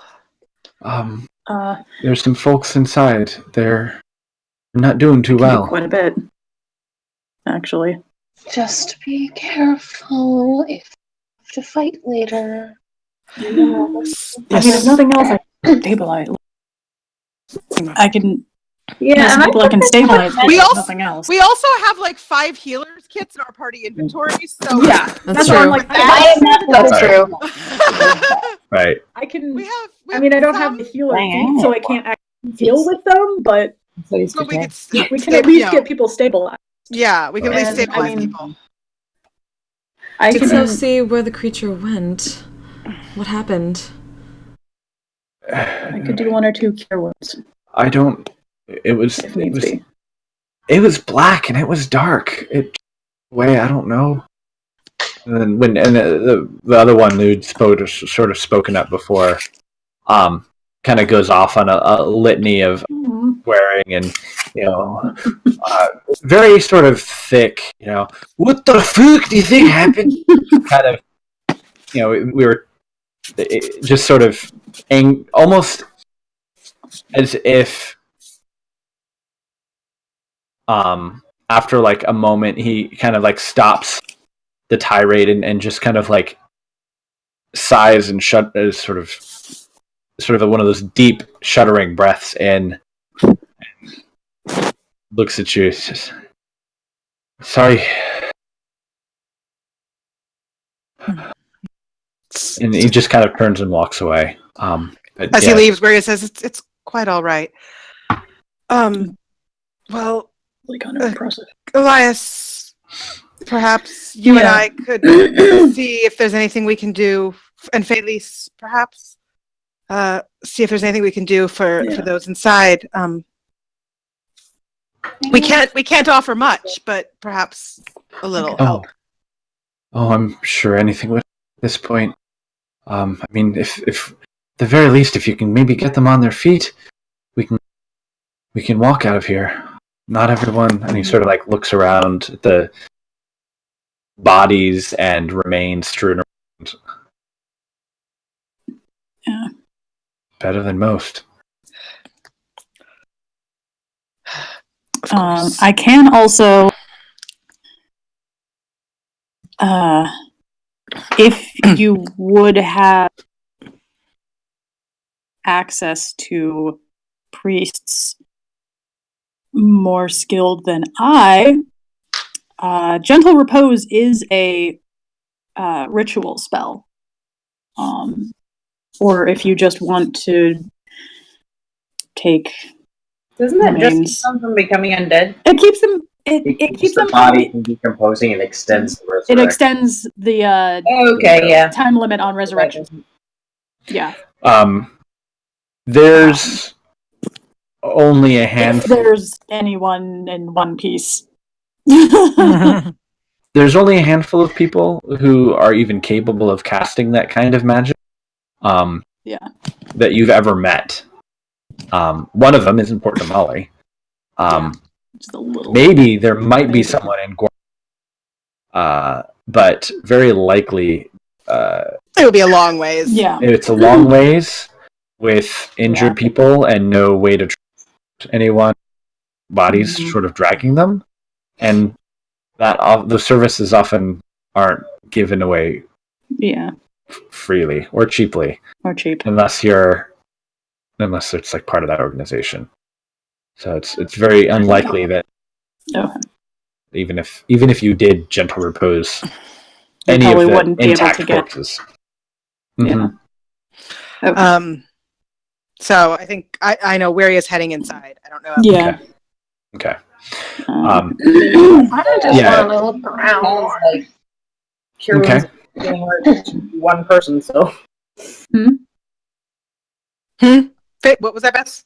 I only have Cure Wounds and Healing Word with me, so I can only do like single people. I have Spare the Dying, so I can stabilize people just. That's handy. All day long. Yeah. And then maybe they can heal them. Yeah. Right. I do have Mass Healing Word. I'd rather not use that a lot because it's a 3rd level spell. I have 3 of those, but I can do 1. Right. Yeah, I mean, let's see what the situation is, and then go from there. But I also have Cure Wounds. John, please pet your cat for me. She wants to be petted. Yeah. Did you guys see it earlier when she was attacking her tail on the sofa? No. I looked and you could see her. So if you go back and watch the stream, there's a half hour ago, maybe, I don't know.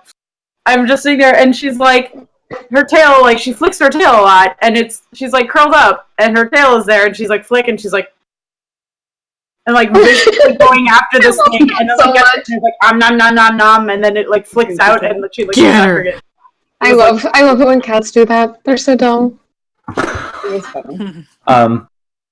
So you can see there are 2 people inside. There's a man and a woman. Seem to be whole. They're standing, and then there's there's 5 people who are sort of laid out on alternately blankets or sort of a cot or a sleeping bag, and they all seem to be various stages of and you can see a lot of them suffering from various sort of acid burns on their bodies. Nobody doesn't seem to be sustaining any physical injuries. Mostly seems to be of the survivors. These people, they're sort of suffering from various parts, and exposed skin being damaged and stuff from the acid breath of the dragon. And on the ground there's an older human, much older, and he's sort of breathing very, very shallowly, but seemingly sleeping at the moment. There's a younger man, seems to be one of the brothers, in robes. Face is practically gone. You can see exposed bone, but seemingly still managed to survive. He's alive, and sort of like breathing as much as he can through his teeth. And then there are so there's 5 people. So the older man, the brother, and then you can see looks like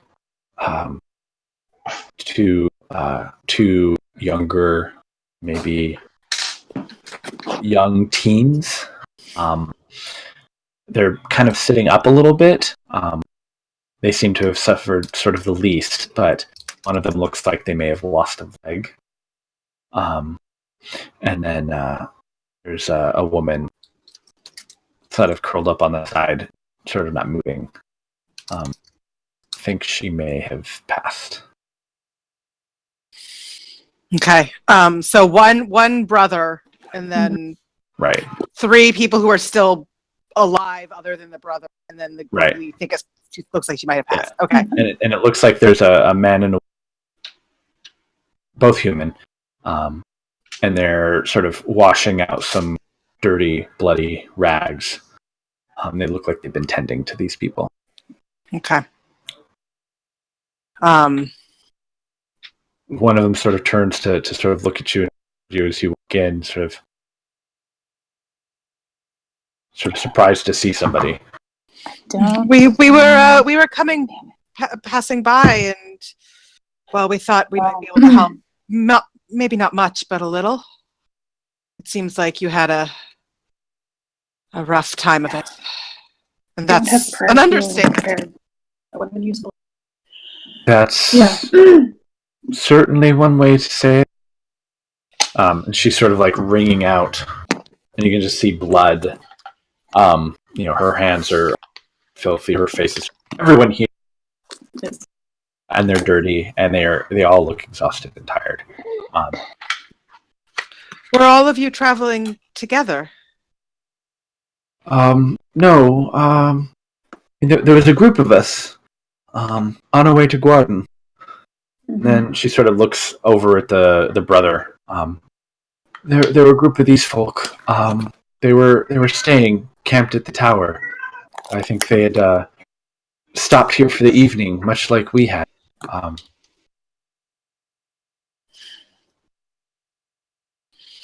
And he's the only one left, I take it. From them? Yes. Yes. The rest of them died last night to the beast. Maria keeps a very sympathetic face on. But she's very glad to know that only one of the brothers is still there and is mostly dead. But when Wiria has reason to be deceptive, she has a really high deception score. Yeah. No, they I mean, anything. We lost most of our provisions, all of our goods for trade. The horses ran off. I don't think we're going to be seeing them again. The dragon probably ate them all to the last one. I'd imagine a dragon would, if not eating all the horses, make them run as far as they could get. Well, and she, Wiria looks at Elias.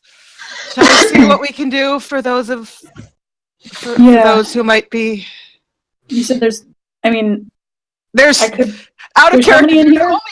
There's 3 people we care about. One person who looks like she's actually passed, and then a monk. Yeah. Yeah. There's 2 younger teens, and then an older man, like elderly man. Can I take a look at the woman real quick and see, like, has she passed, or is she just like unconscious, 0 hit passed? She's definitely succumbed to her injuries. Okay. Like she's not breathing at all. Yeah. Okay. And sort of like when you go over there and sort of start inspecting the body, you can, one of the teens sort of leans over, quietly whispers to the other, and they kind of are exchanging some conversation under their breaths. looking over you and thing, the body. Out of character for the folks saying to look for tats, my question in the chat stands: would we know to look for tats? I know Velis wouldn't have said anything out loud while looking into that. Well, like, is that something we would have? Did we talk about that before? That was discussed extensively with the any of that stuff, and what you did find were chain tattoos. Okay, I forgot that. I knew we found chain things. I didn't specifically know they were tattoos. Yeah. Okay. Yeah. So, Wiria is going to start with one of the not brothers. Okay. Yeah, I mean, I can just cast healing word and get all. Yeah, I mean, if you can mass healing word and get the 3 of them. Are you specifically excluding the monk? Do we want to make the monk live? I'm not going to exclude the monk. Because it's 6 people. Well, I can get 6 people with while you're doing, before you do that, Waria's going to lean down then by the monk and do a quick look at him as if she's examining him, and look for a chain tattoo. Okay. So he's conscious. Like sort of started inspecting him. He's looking at you, and it's kind of a little bit like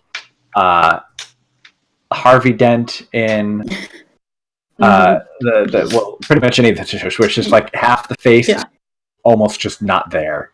And it's like there's no mouth or lips, and so it's like there's this strange grin. And as you kind of like go, he pulls his arm away from you a little bit. As you kind of like go to inspect his, like move his robe or anything like that, but he pulls his arm away from you. And it seems that he may not be able to speak because he just kind of coughs and hisses it in your rough direction. And then the woman behind you says, he's not. He's really bad off, and he'd like to be messed with. It's probably best if you just leave him alone. Well, that makes it harder to do much for him, doesn't it? Are you sure you don't want help? No. You ask him that? Yes. Mm-hmm. So he very sympathetic look on her face, looking, right. not giving any hint that she thinks this man is terrible. Right. Go ahead, make a deception. Yeah. So that's really good. That is a total of, I rolled a natural 19, so that's a total of 24. Okay. So he calms down a little bit because you have excellent bedside manner. And he kind of, he's still like almost cradling his arm. But he kind of nods, and you can hear him sort of rasp out, like, help. And you can see, like, it looks as if, like, a lot of his tongue might be missing, so it could be incredibly difficult for him to. Yeah, well, I can't fix that. Well, so Wiria looks him over. I mean, if he's not going to let her look at his arm, she doesn't. But she gives him a good look over, makes sure that, and then looks at Elias and says, "You can probably do something. He seems the worst off." Yeah. Well, I mean, I can do a little bit for everyone all at once. Right. Yes.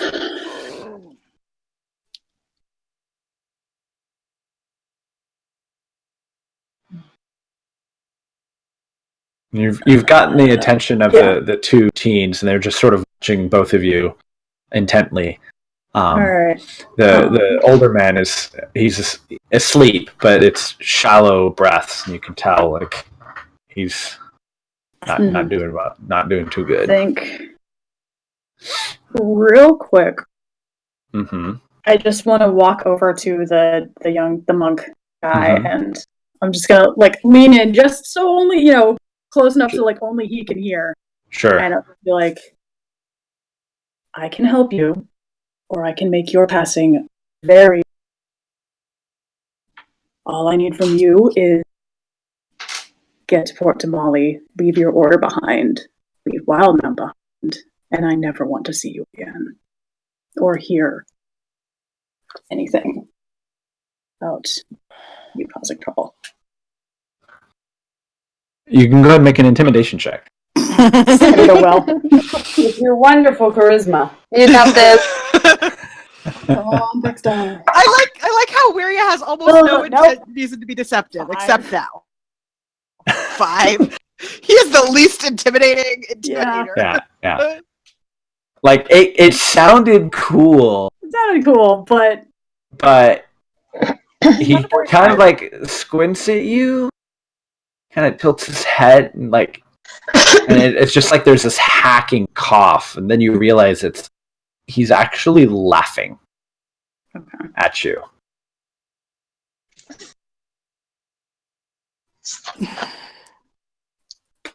Okay. All right. And the sort of the woman behind you kind of speaks up. Do you think you could do something for him? I mean, we don't know what that creature wants. It may have been him who saved us. Maybe finally drove the creature away.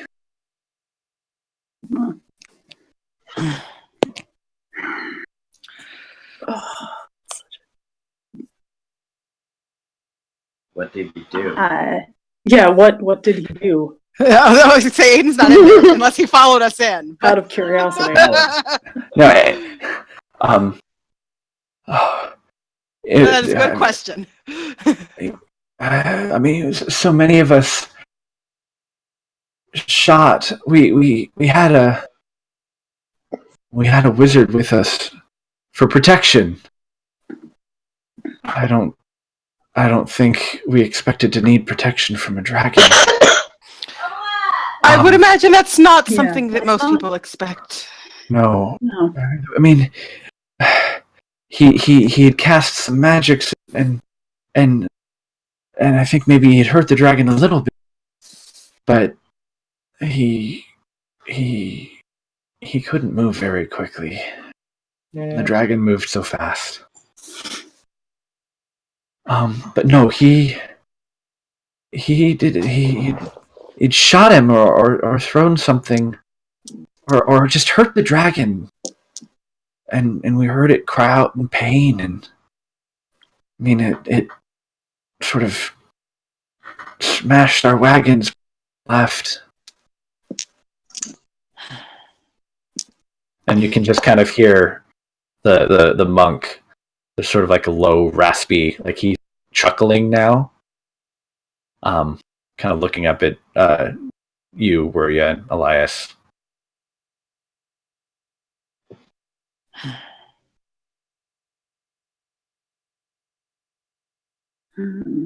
Well, I'm glad that the dragon was driven off, however it happened. Seems to be a lot of problems lately.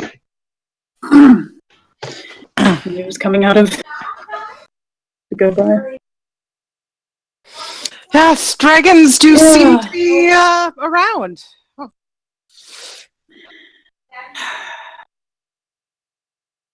Hey, Dad. Do I? Mom said we can do the dishes tomorrow, or she gets home. After I do the dishes, can I hop on? Wiria looks up at Elias and says, "We can do what we can, but yeah." Well, gosh. Do I leave him out of the mass healing word? And just try to play it off as I couldn't help him?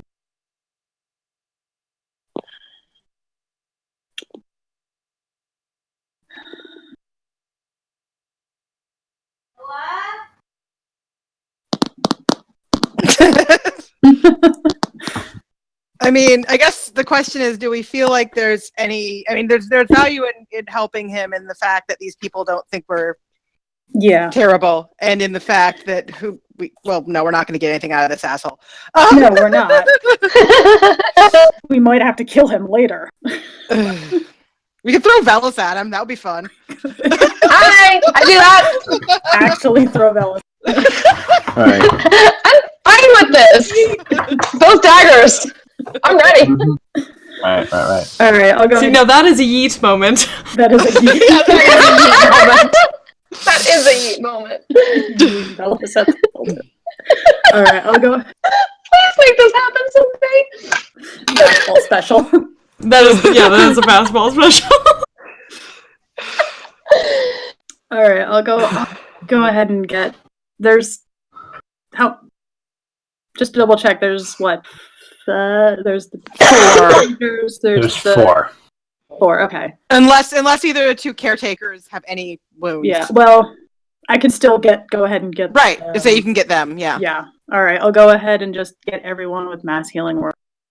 Okay. Do you want me to actually roll? Anything that you give them is going to be far above. Yeah. It's a D4. Yeah. Plus 5. Right. So as you cast the spell and sort of the healing energies emanate, you can see the breathing of the older man deepens and settles, and still asleep and unconscious. The eyes of the monk kind of go wide, as like you're actually healing him. Yeah. I mean, he's still scarred. At this. Yeah, I can't help with that. Like the tug and stuff. So they're going to carry scars quite some time. But in terms of like just their health, they're sort of restored enough that they're not in pain. And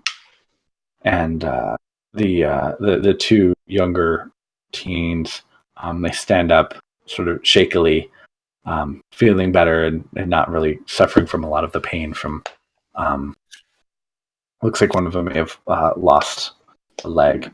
Can't do anything. Yeah, and he's got like a stick that's sort of leaning on. Yeah. And they both sort of look at you very warily. And thank you. That's what I do occasionally. Occasionally. And then the man and the woman who are sort of in the,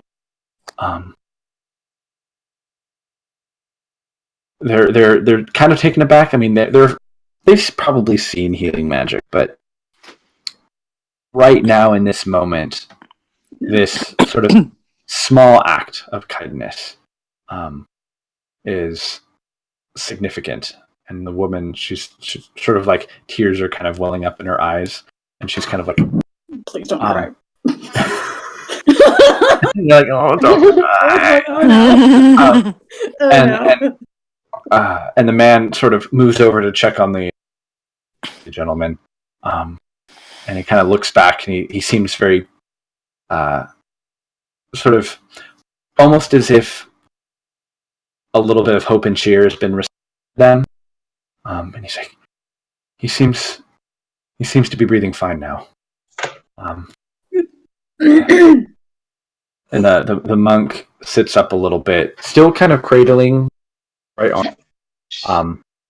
But he's just sort of watching all of you, not really saying or doing anything. Where he smiles at the 2 like teens and take care of yourselves. They nod, and you can like hear like one of them, their stomach growls. And see what food there is to eat. Yes. Yeah. They step outside, and hunger's always a good sign. And then she turns back to the monk and looks at him and says, "Now, as for you, I'm curious, and I know."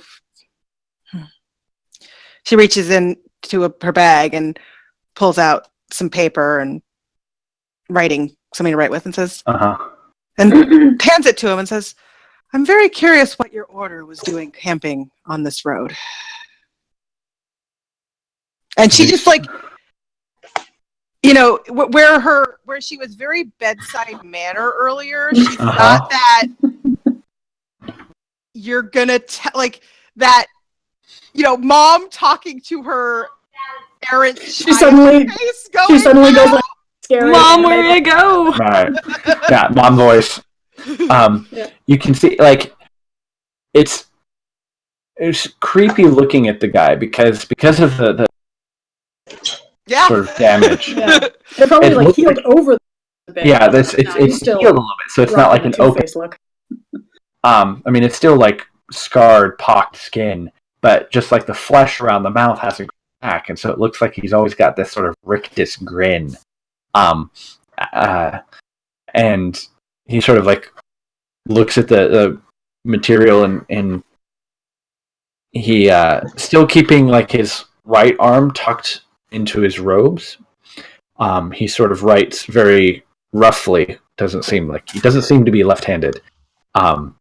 Just says dark camp. On your way to? He shrugs. From? And he points roughly in the northwest. Interesting. Hopefully not to Tosoa, because we just killed a whole bunch of your buddies. Sort of stop, and he like looks at you, and his eyes open a little bit. Yeah. He's like, and he looks at Wuria, and then he looks back at you. You thought I was joking. And it's like he seems to be reassessing the situation a little bit. Yes, good. Reviewing the situation. The man and the woman sort of got some blankets and put them on two teens and sort of guided them out. So it's just you two and him, the old man, and then the dead woman.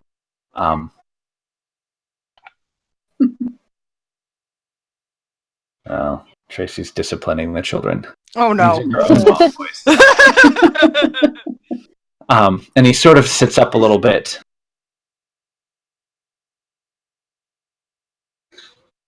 Looking, he's not saying anything. Both of you, sort of almost expectantly, like waiting for you to say something else or do something.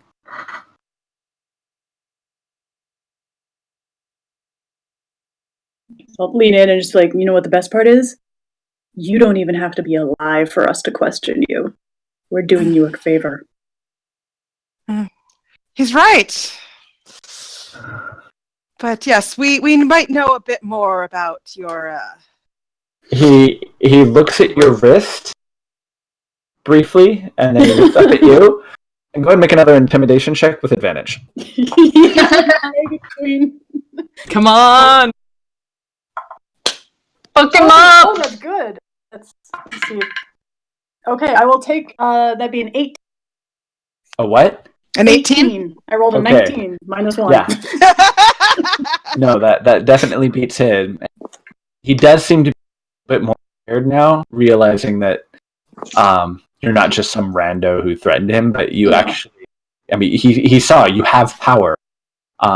And he seems to greatly respect that symbol that you carry. He understands what it means, and when you say that you don't even need you alive to speak with you, I think he knows exactly what you're referring to. And so he sort of just kind of looks up at you and looks at you expectant. Okay, what's the next question?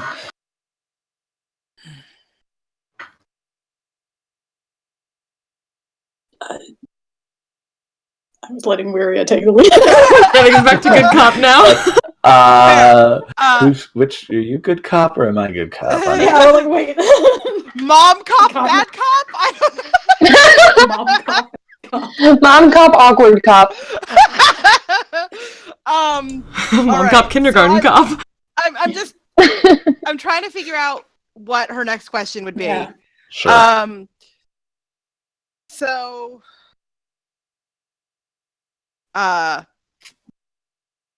say maybe.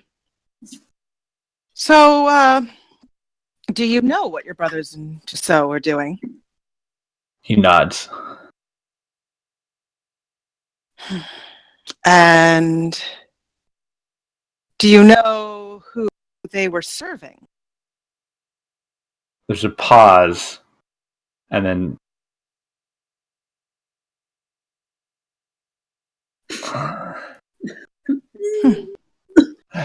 well, he's not. And then he just sort of like writes a. He writes what? He sort of roughly draws a question mark on the page. So, and then he writes, "Do you?" oh, I have an idea. I think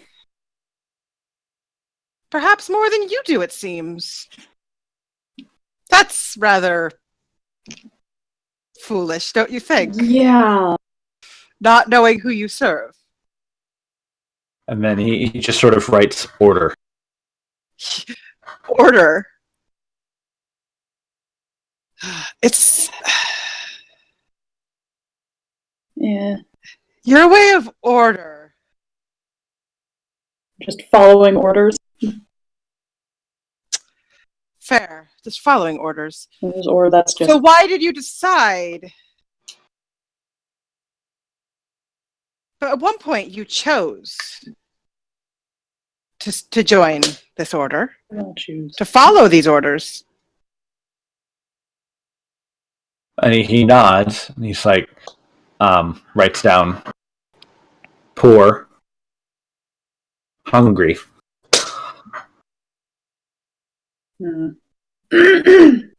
Not the best solution to being poor and hungry. Not an uncommon one, though. No, but I'm fairly certain saying. that if you went the way that the people of the monks in Soa did, well, I know you'd be dead right now, and not just because. Yes. He kind of looks at you, and he just writes, how? Well, let's just say there was a ritual, and all of your brothers, except the leader, went mad. He sort of like looks. Yeah. He seems confused at that. They were killing each other. Kind of like killing themselves. Looks surprised Killing at that. And then he writes leader question mark who question mark. Did we get his name? Get a name? I don't know if you ever got a name. I don't know if we ever I don't got know a that name. we could have gotten an. Yeah, I don't know if he would have given us a name.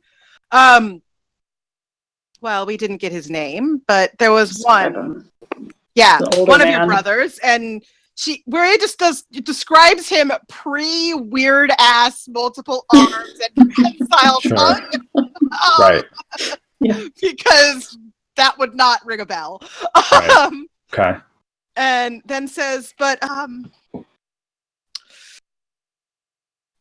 right before he died, Sort of like thinking back, and he's just listening.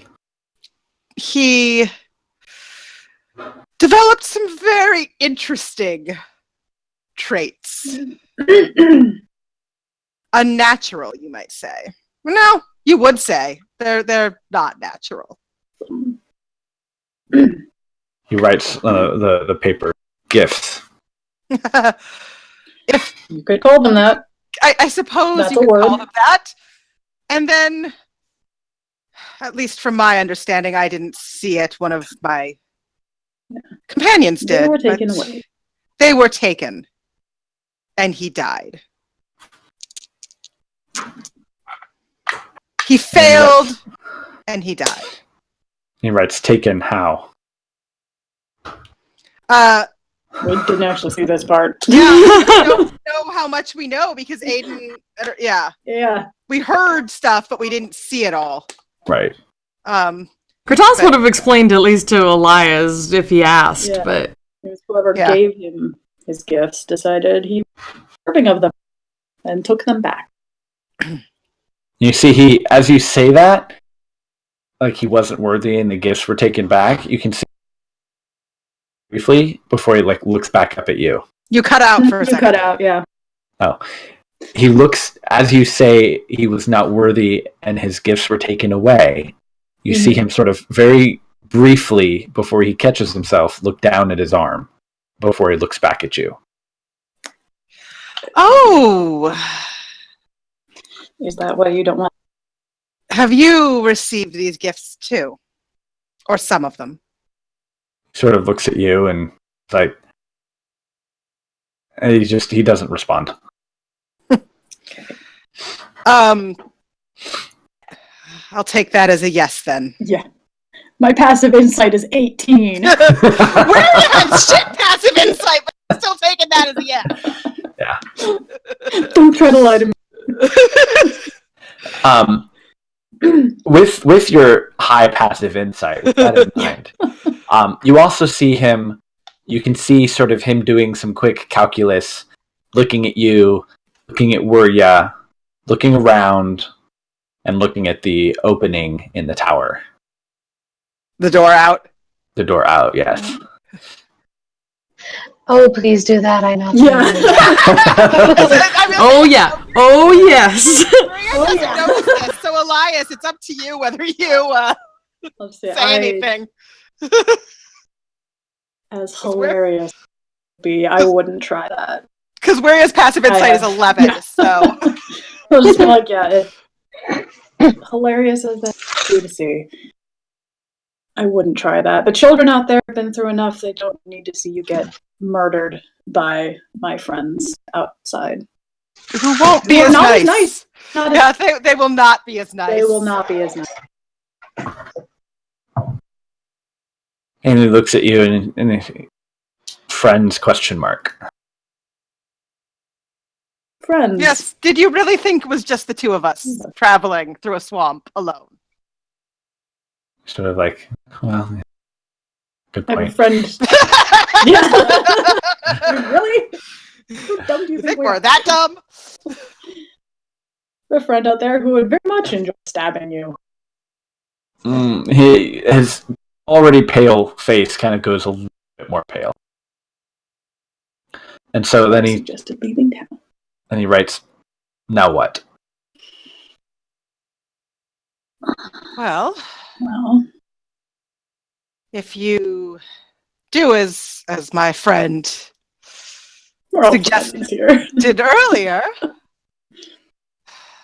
and leave and don't come back,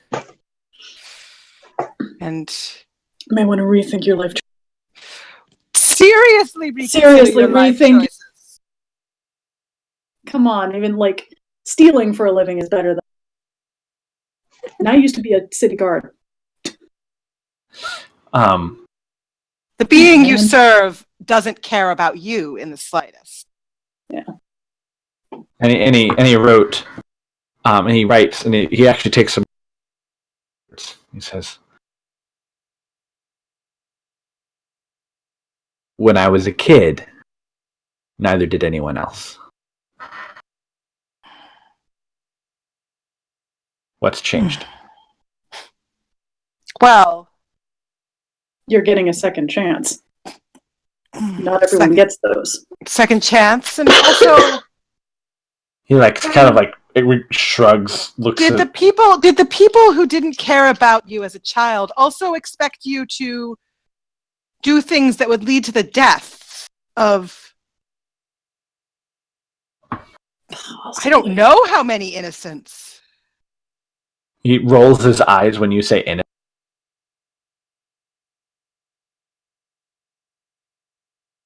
You don't think that a random child in a town who has done nothing is innocent? And he writes, "Children were the cruelest." Children do what they're taught. People teach cruelty. He writes. He's running out of room on the page. Where are you going to get another piece of paper? Kind of like going in the margins a little. Yeah, where he gives him another piece of paper. So you think that because people teach cruelty and because people were cruel, that you should be cruel and just continue that cycle? He writes, not should, just is. M.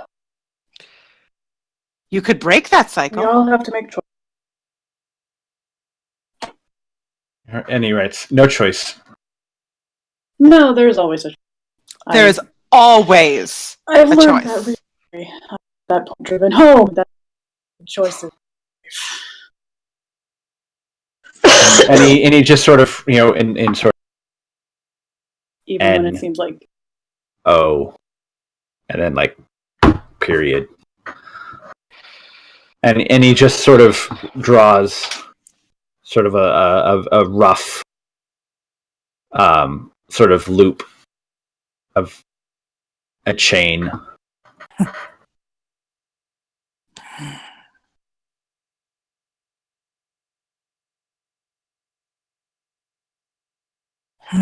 And then just underneath it,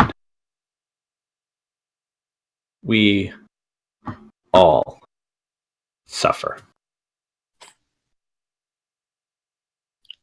And well, that's true. But the choice is or was what you do with that suffering.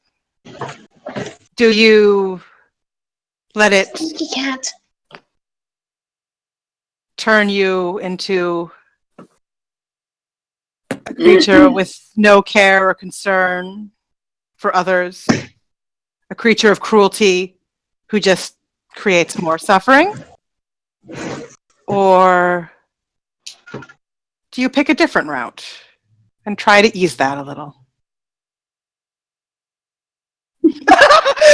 Yeah. This is the weirdest, like this is taking a weird it's taking a hell of a weird turn, but I don't know what else to say. It's D&D. Where are you guys going all philosophical on you folks? He just writes, I just survive. And then I die. And he shrugs. No, you don't just survive, because you and your brothers are killing people. Better them than us.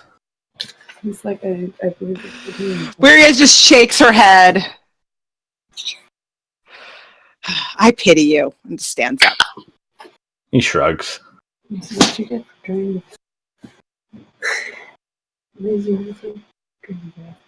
He kind of like looks over at Elias expectantly, like wondering what, just watching, not sure what's going to happen next.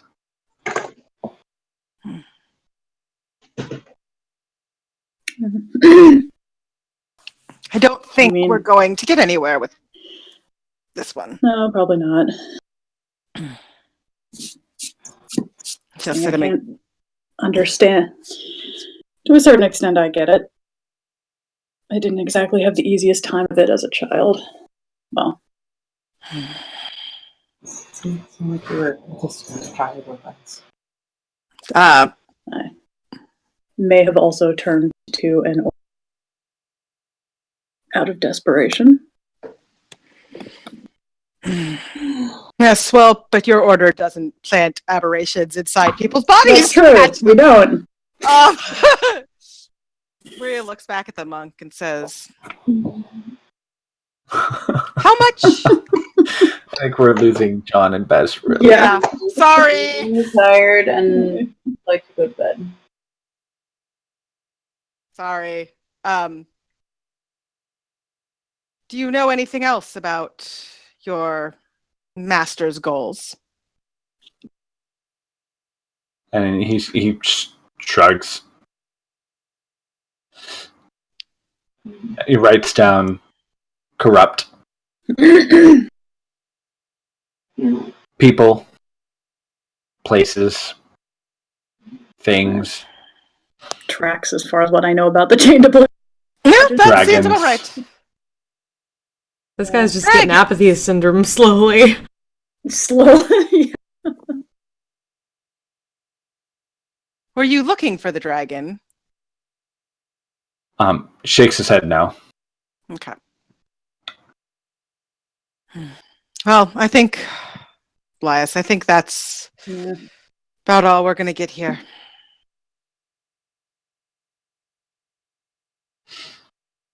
Yeah.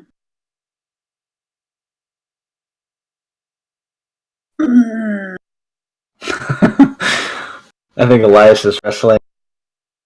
Yeah. Principles. Yeah, well, because here's the thing. The Raven Queen isn't actually in the business of second chances. Yeah. Not usually. Just like, I mean, I think I don't want to do anything. You cut out. Oh, I said I don't want to do anything weary right here. Well, I also think stare is terrifying. I also think, to be fair, and you know, I don't think that Wiria thinks this guy is gonna make anything out of a second chance. Yeah, but no, that's obvious. Would we want to do anything where it would be obvious that we're the ones who did anything? I mean, he's already pretty messed up. I can make it look not super obvious that I was the one that did it. We were the ones. When you're cleric, I've got spells make for it that. not obvious that we killed him, guys. I can make just it look like hide you it. died of natural All these causes. other Wiria just so Wiria shrugs and says,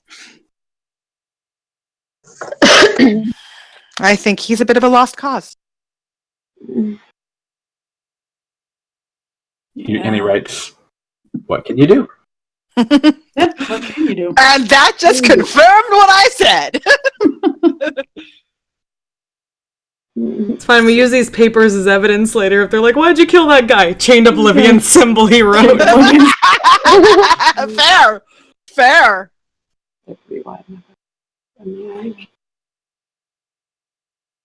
I could just actually not even physically wound him necessarily if I him right. I mean, vampiric touch just But sucks I the say life out of it. touch, yeah. Yeah. Siphon the life force out of him. Yeah, I'd do it. It's up to you. I mean, you only gave him a couple of hit points. Yeah. I mean, take him back. Yeah, you don't deserve these. I changed my mind. You don't deserve this giant Toblerone. Yeah. Putting my crossbow down. I mean, do you care if I can? Yeah, I'm like, do you Any where your objections? feels about it? Wiria shrugs a little and says, Feel like, we actually having this conversation? Are we? Did you say that? Did you ask Wiria that out loud? I mean, We're the troublemakers. We're gonna break this guy's face. Yeah, like, because look at her and just try to. Yeah. I mean, I don't want to just kill him because, like, you're a good person, and so I'm okay. So I mean, Elias has darn good insight. So yeah. I mean, out of Elias character. is also neutral. So. Yeah. I mean, Wiria is neutral good, and has a Kieran patron, but the Kieran patron literally wants her to deal with this shit. So yeah. No, Elias doesn't actually like. Remember, Wiria literally said she didn't care what happened to the monks. Okay. Like that she wasn't He's not pro-monk in any sense of the word. If this guy had shown even the slightest hint of changing, that might be different. But he's given no indication of... Yeah.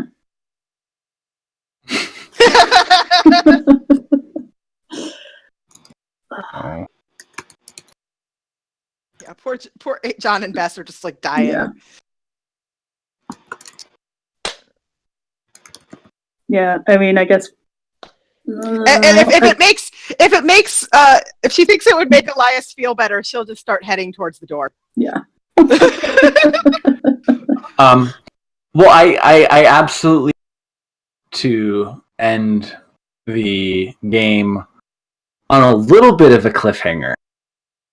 Yeah. All right. I'll say, I another third level spell, but that's the best way to make it not super obvious that it was me. So. So as you kind of reach out and touch him, and you can. I don't even have to touch him, actually. Really? It's stealth. The range is stealth. It's technically a spell on me. Yeah, but then you touch him. It's a melee. It's a melee touch attack. Okay, yeah, I guess. I was like, yeah, it's you do it to yourself. You do have to touch him. When you touch him, it affects him. Okay, that's true. So yeah, all right. I mean, the spell is literally called Vampire. That's true. Yeah, I was like, it's late. It is late. So, yeah. You drain him, and I don't think you get temporary hit points. No, so I don't get. Yeah, I'm at full health. I don't get any. You can see that sort of like the life just leave his eyes, and as his arm kind of like falls, you can see the rope kind of slip away from it, and underneath where his hand would be is some strange amalgamation of like a sort of like a long single kind of like not pincher, but like a single spike that looks like it's got some on it, and as you're sort of like pondering growths, cute, like calcified, almost like spike type things on it, and you can see there's like a couple of specifically what looked to be like maybe something that might be missing. Some of those spike growths, like a hole where a spike growth may be. That's probably what he shot at. And as his hand kind of falls, those of you who are outside talking amiably or kind of keeping an eye out are hear the leathery beat of dragon wings and a loud call approaching. Well,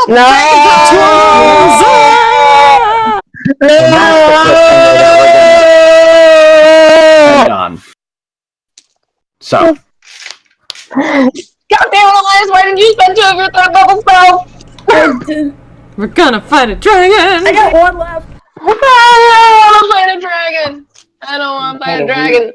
Dragon! Well, technically I could get more, but... No.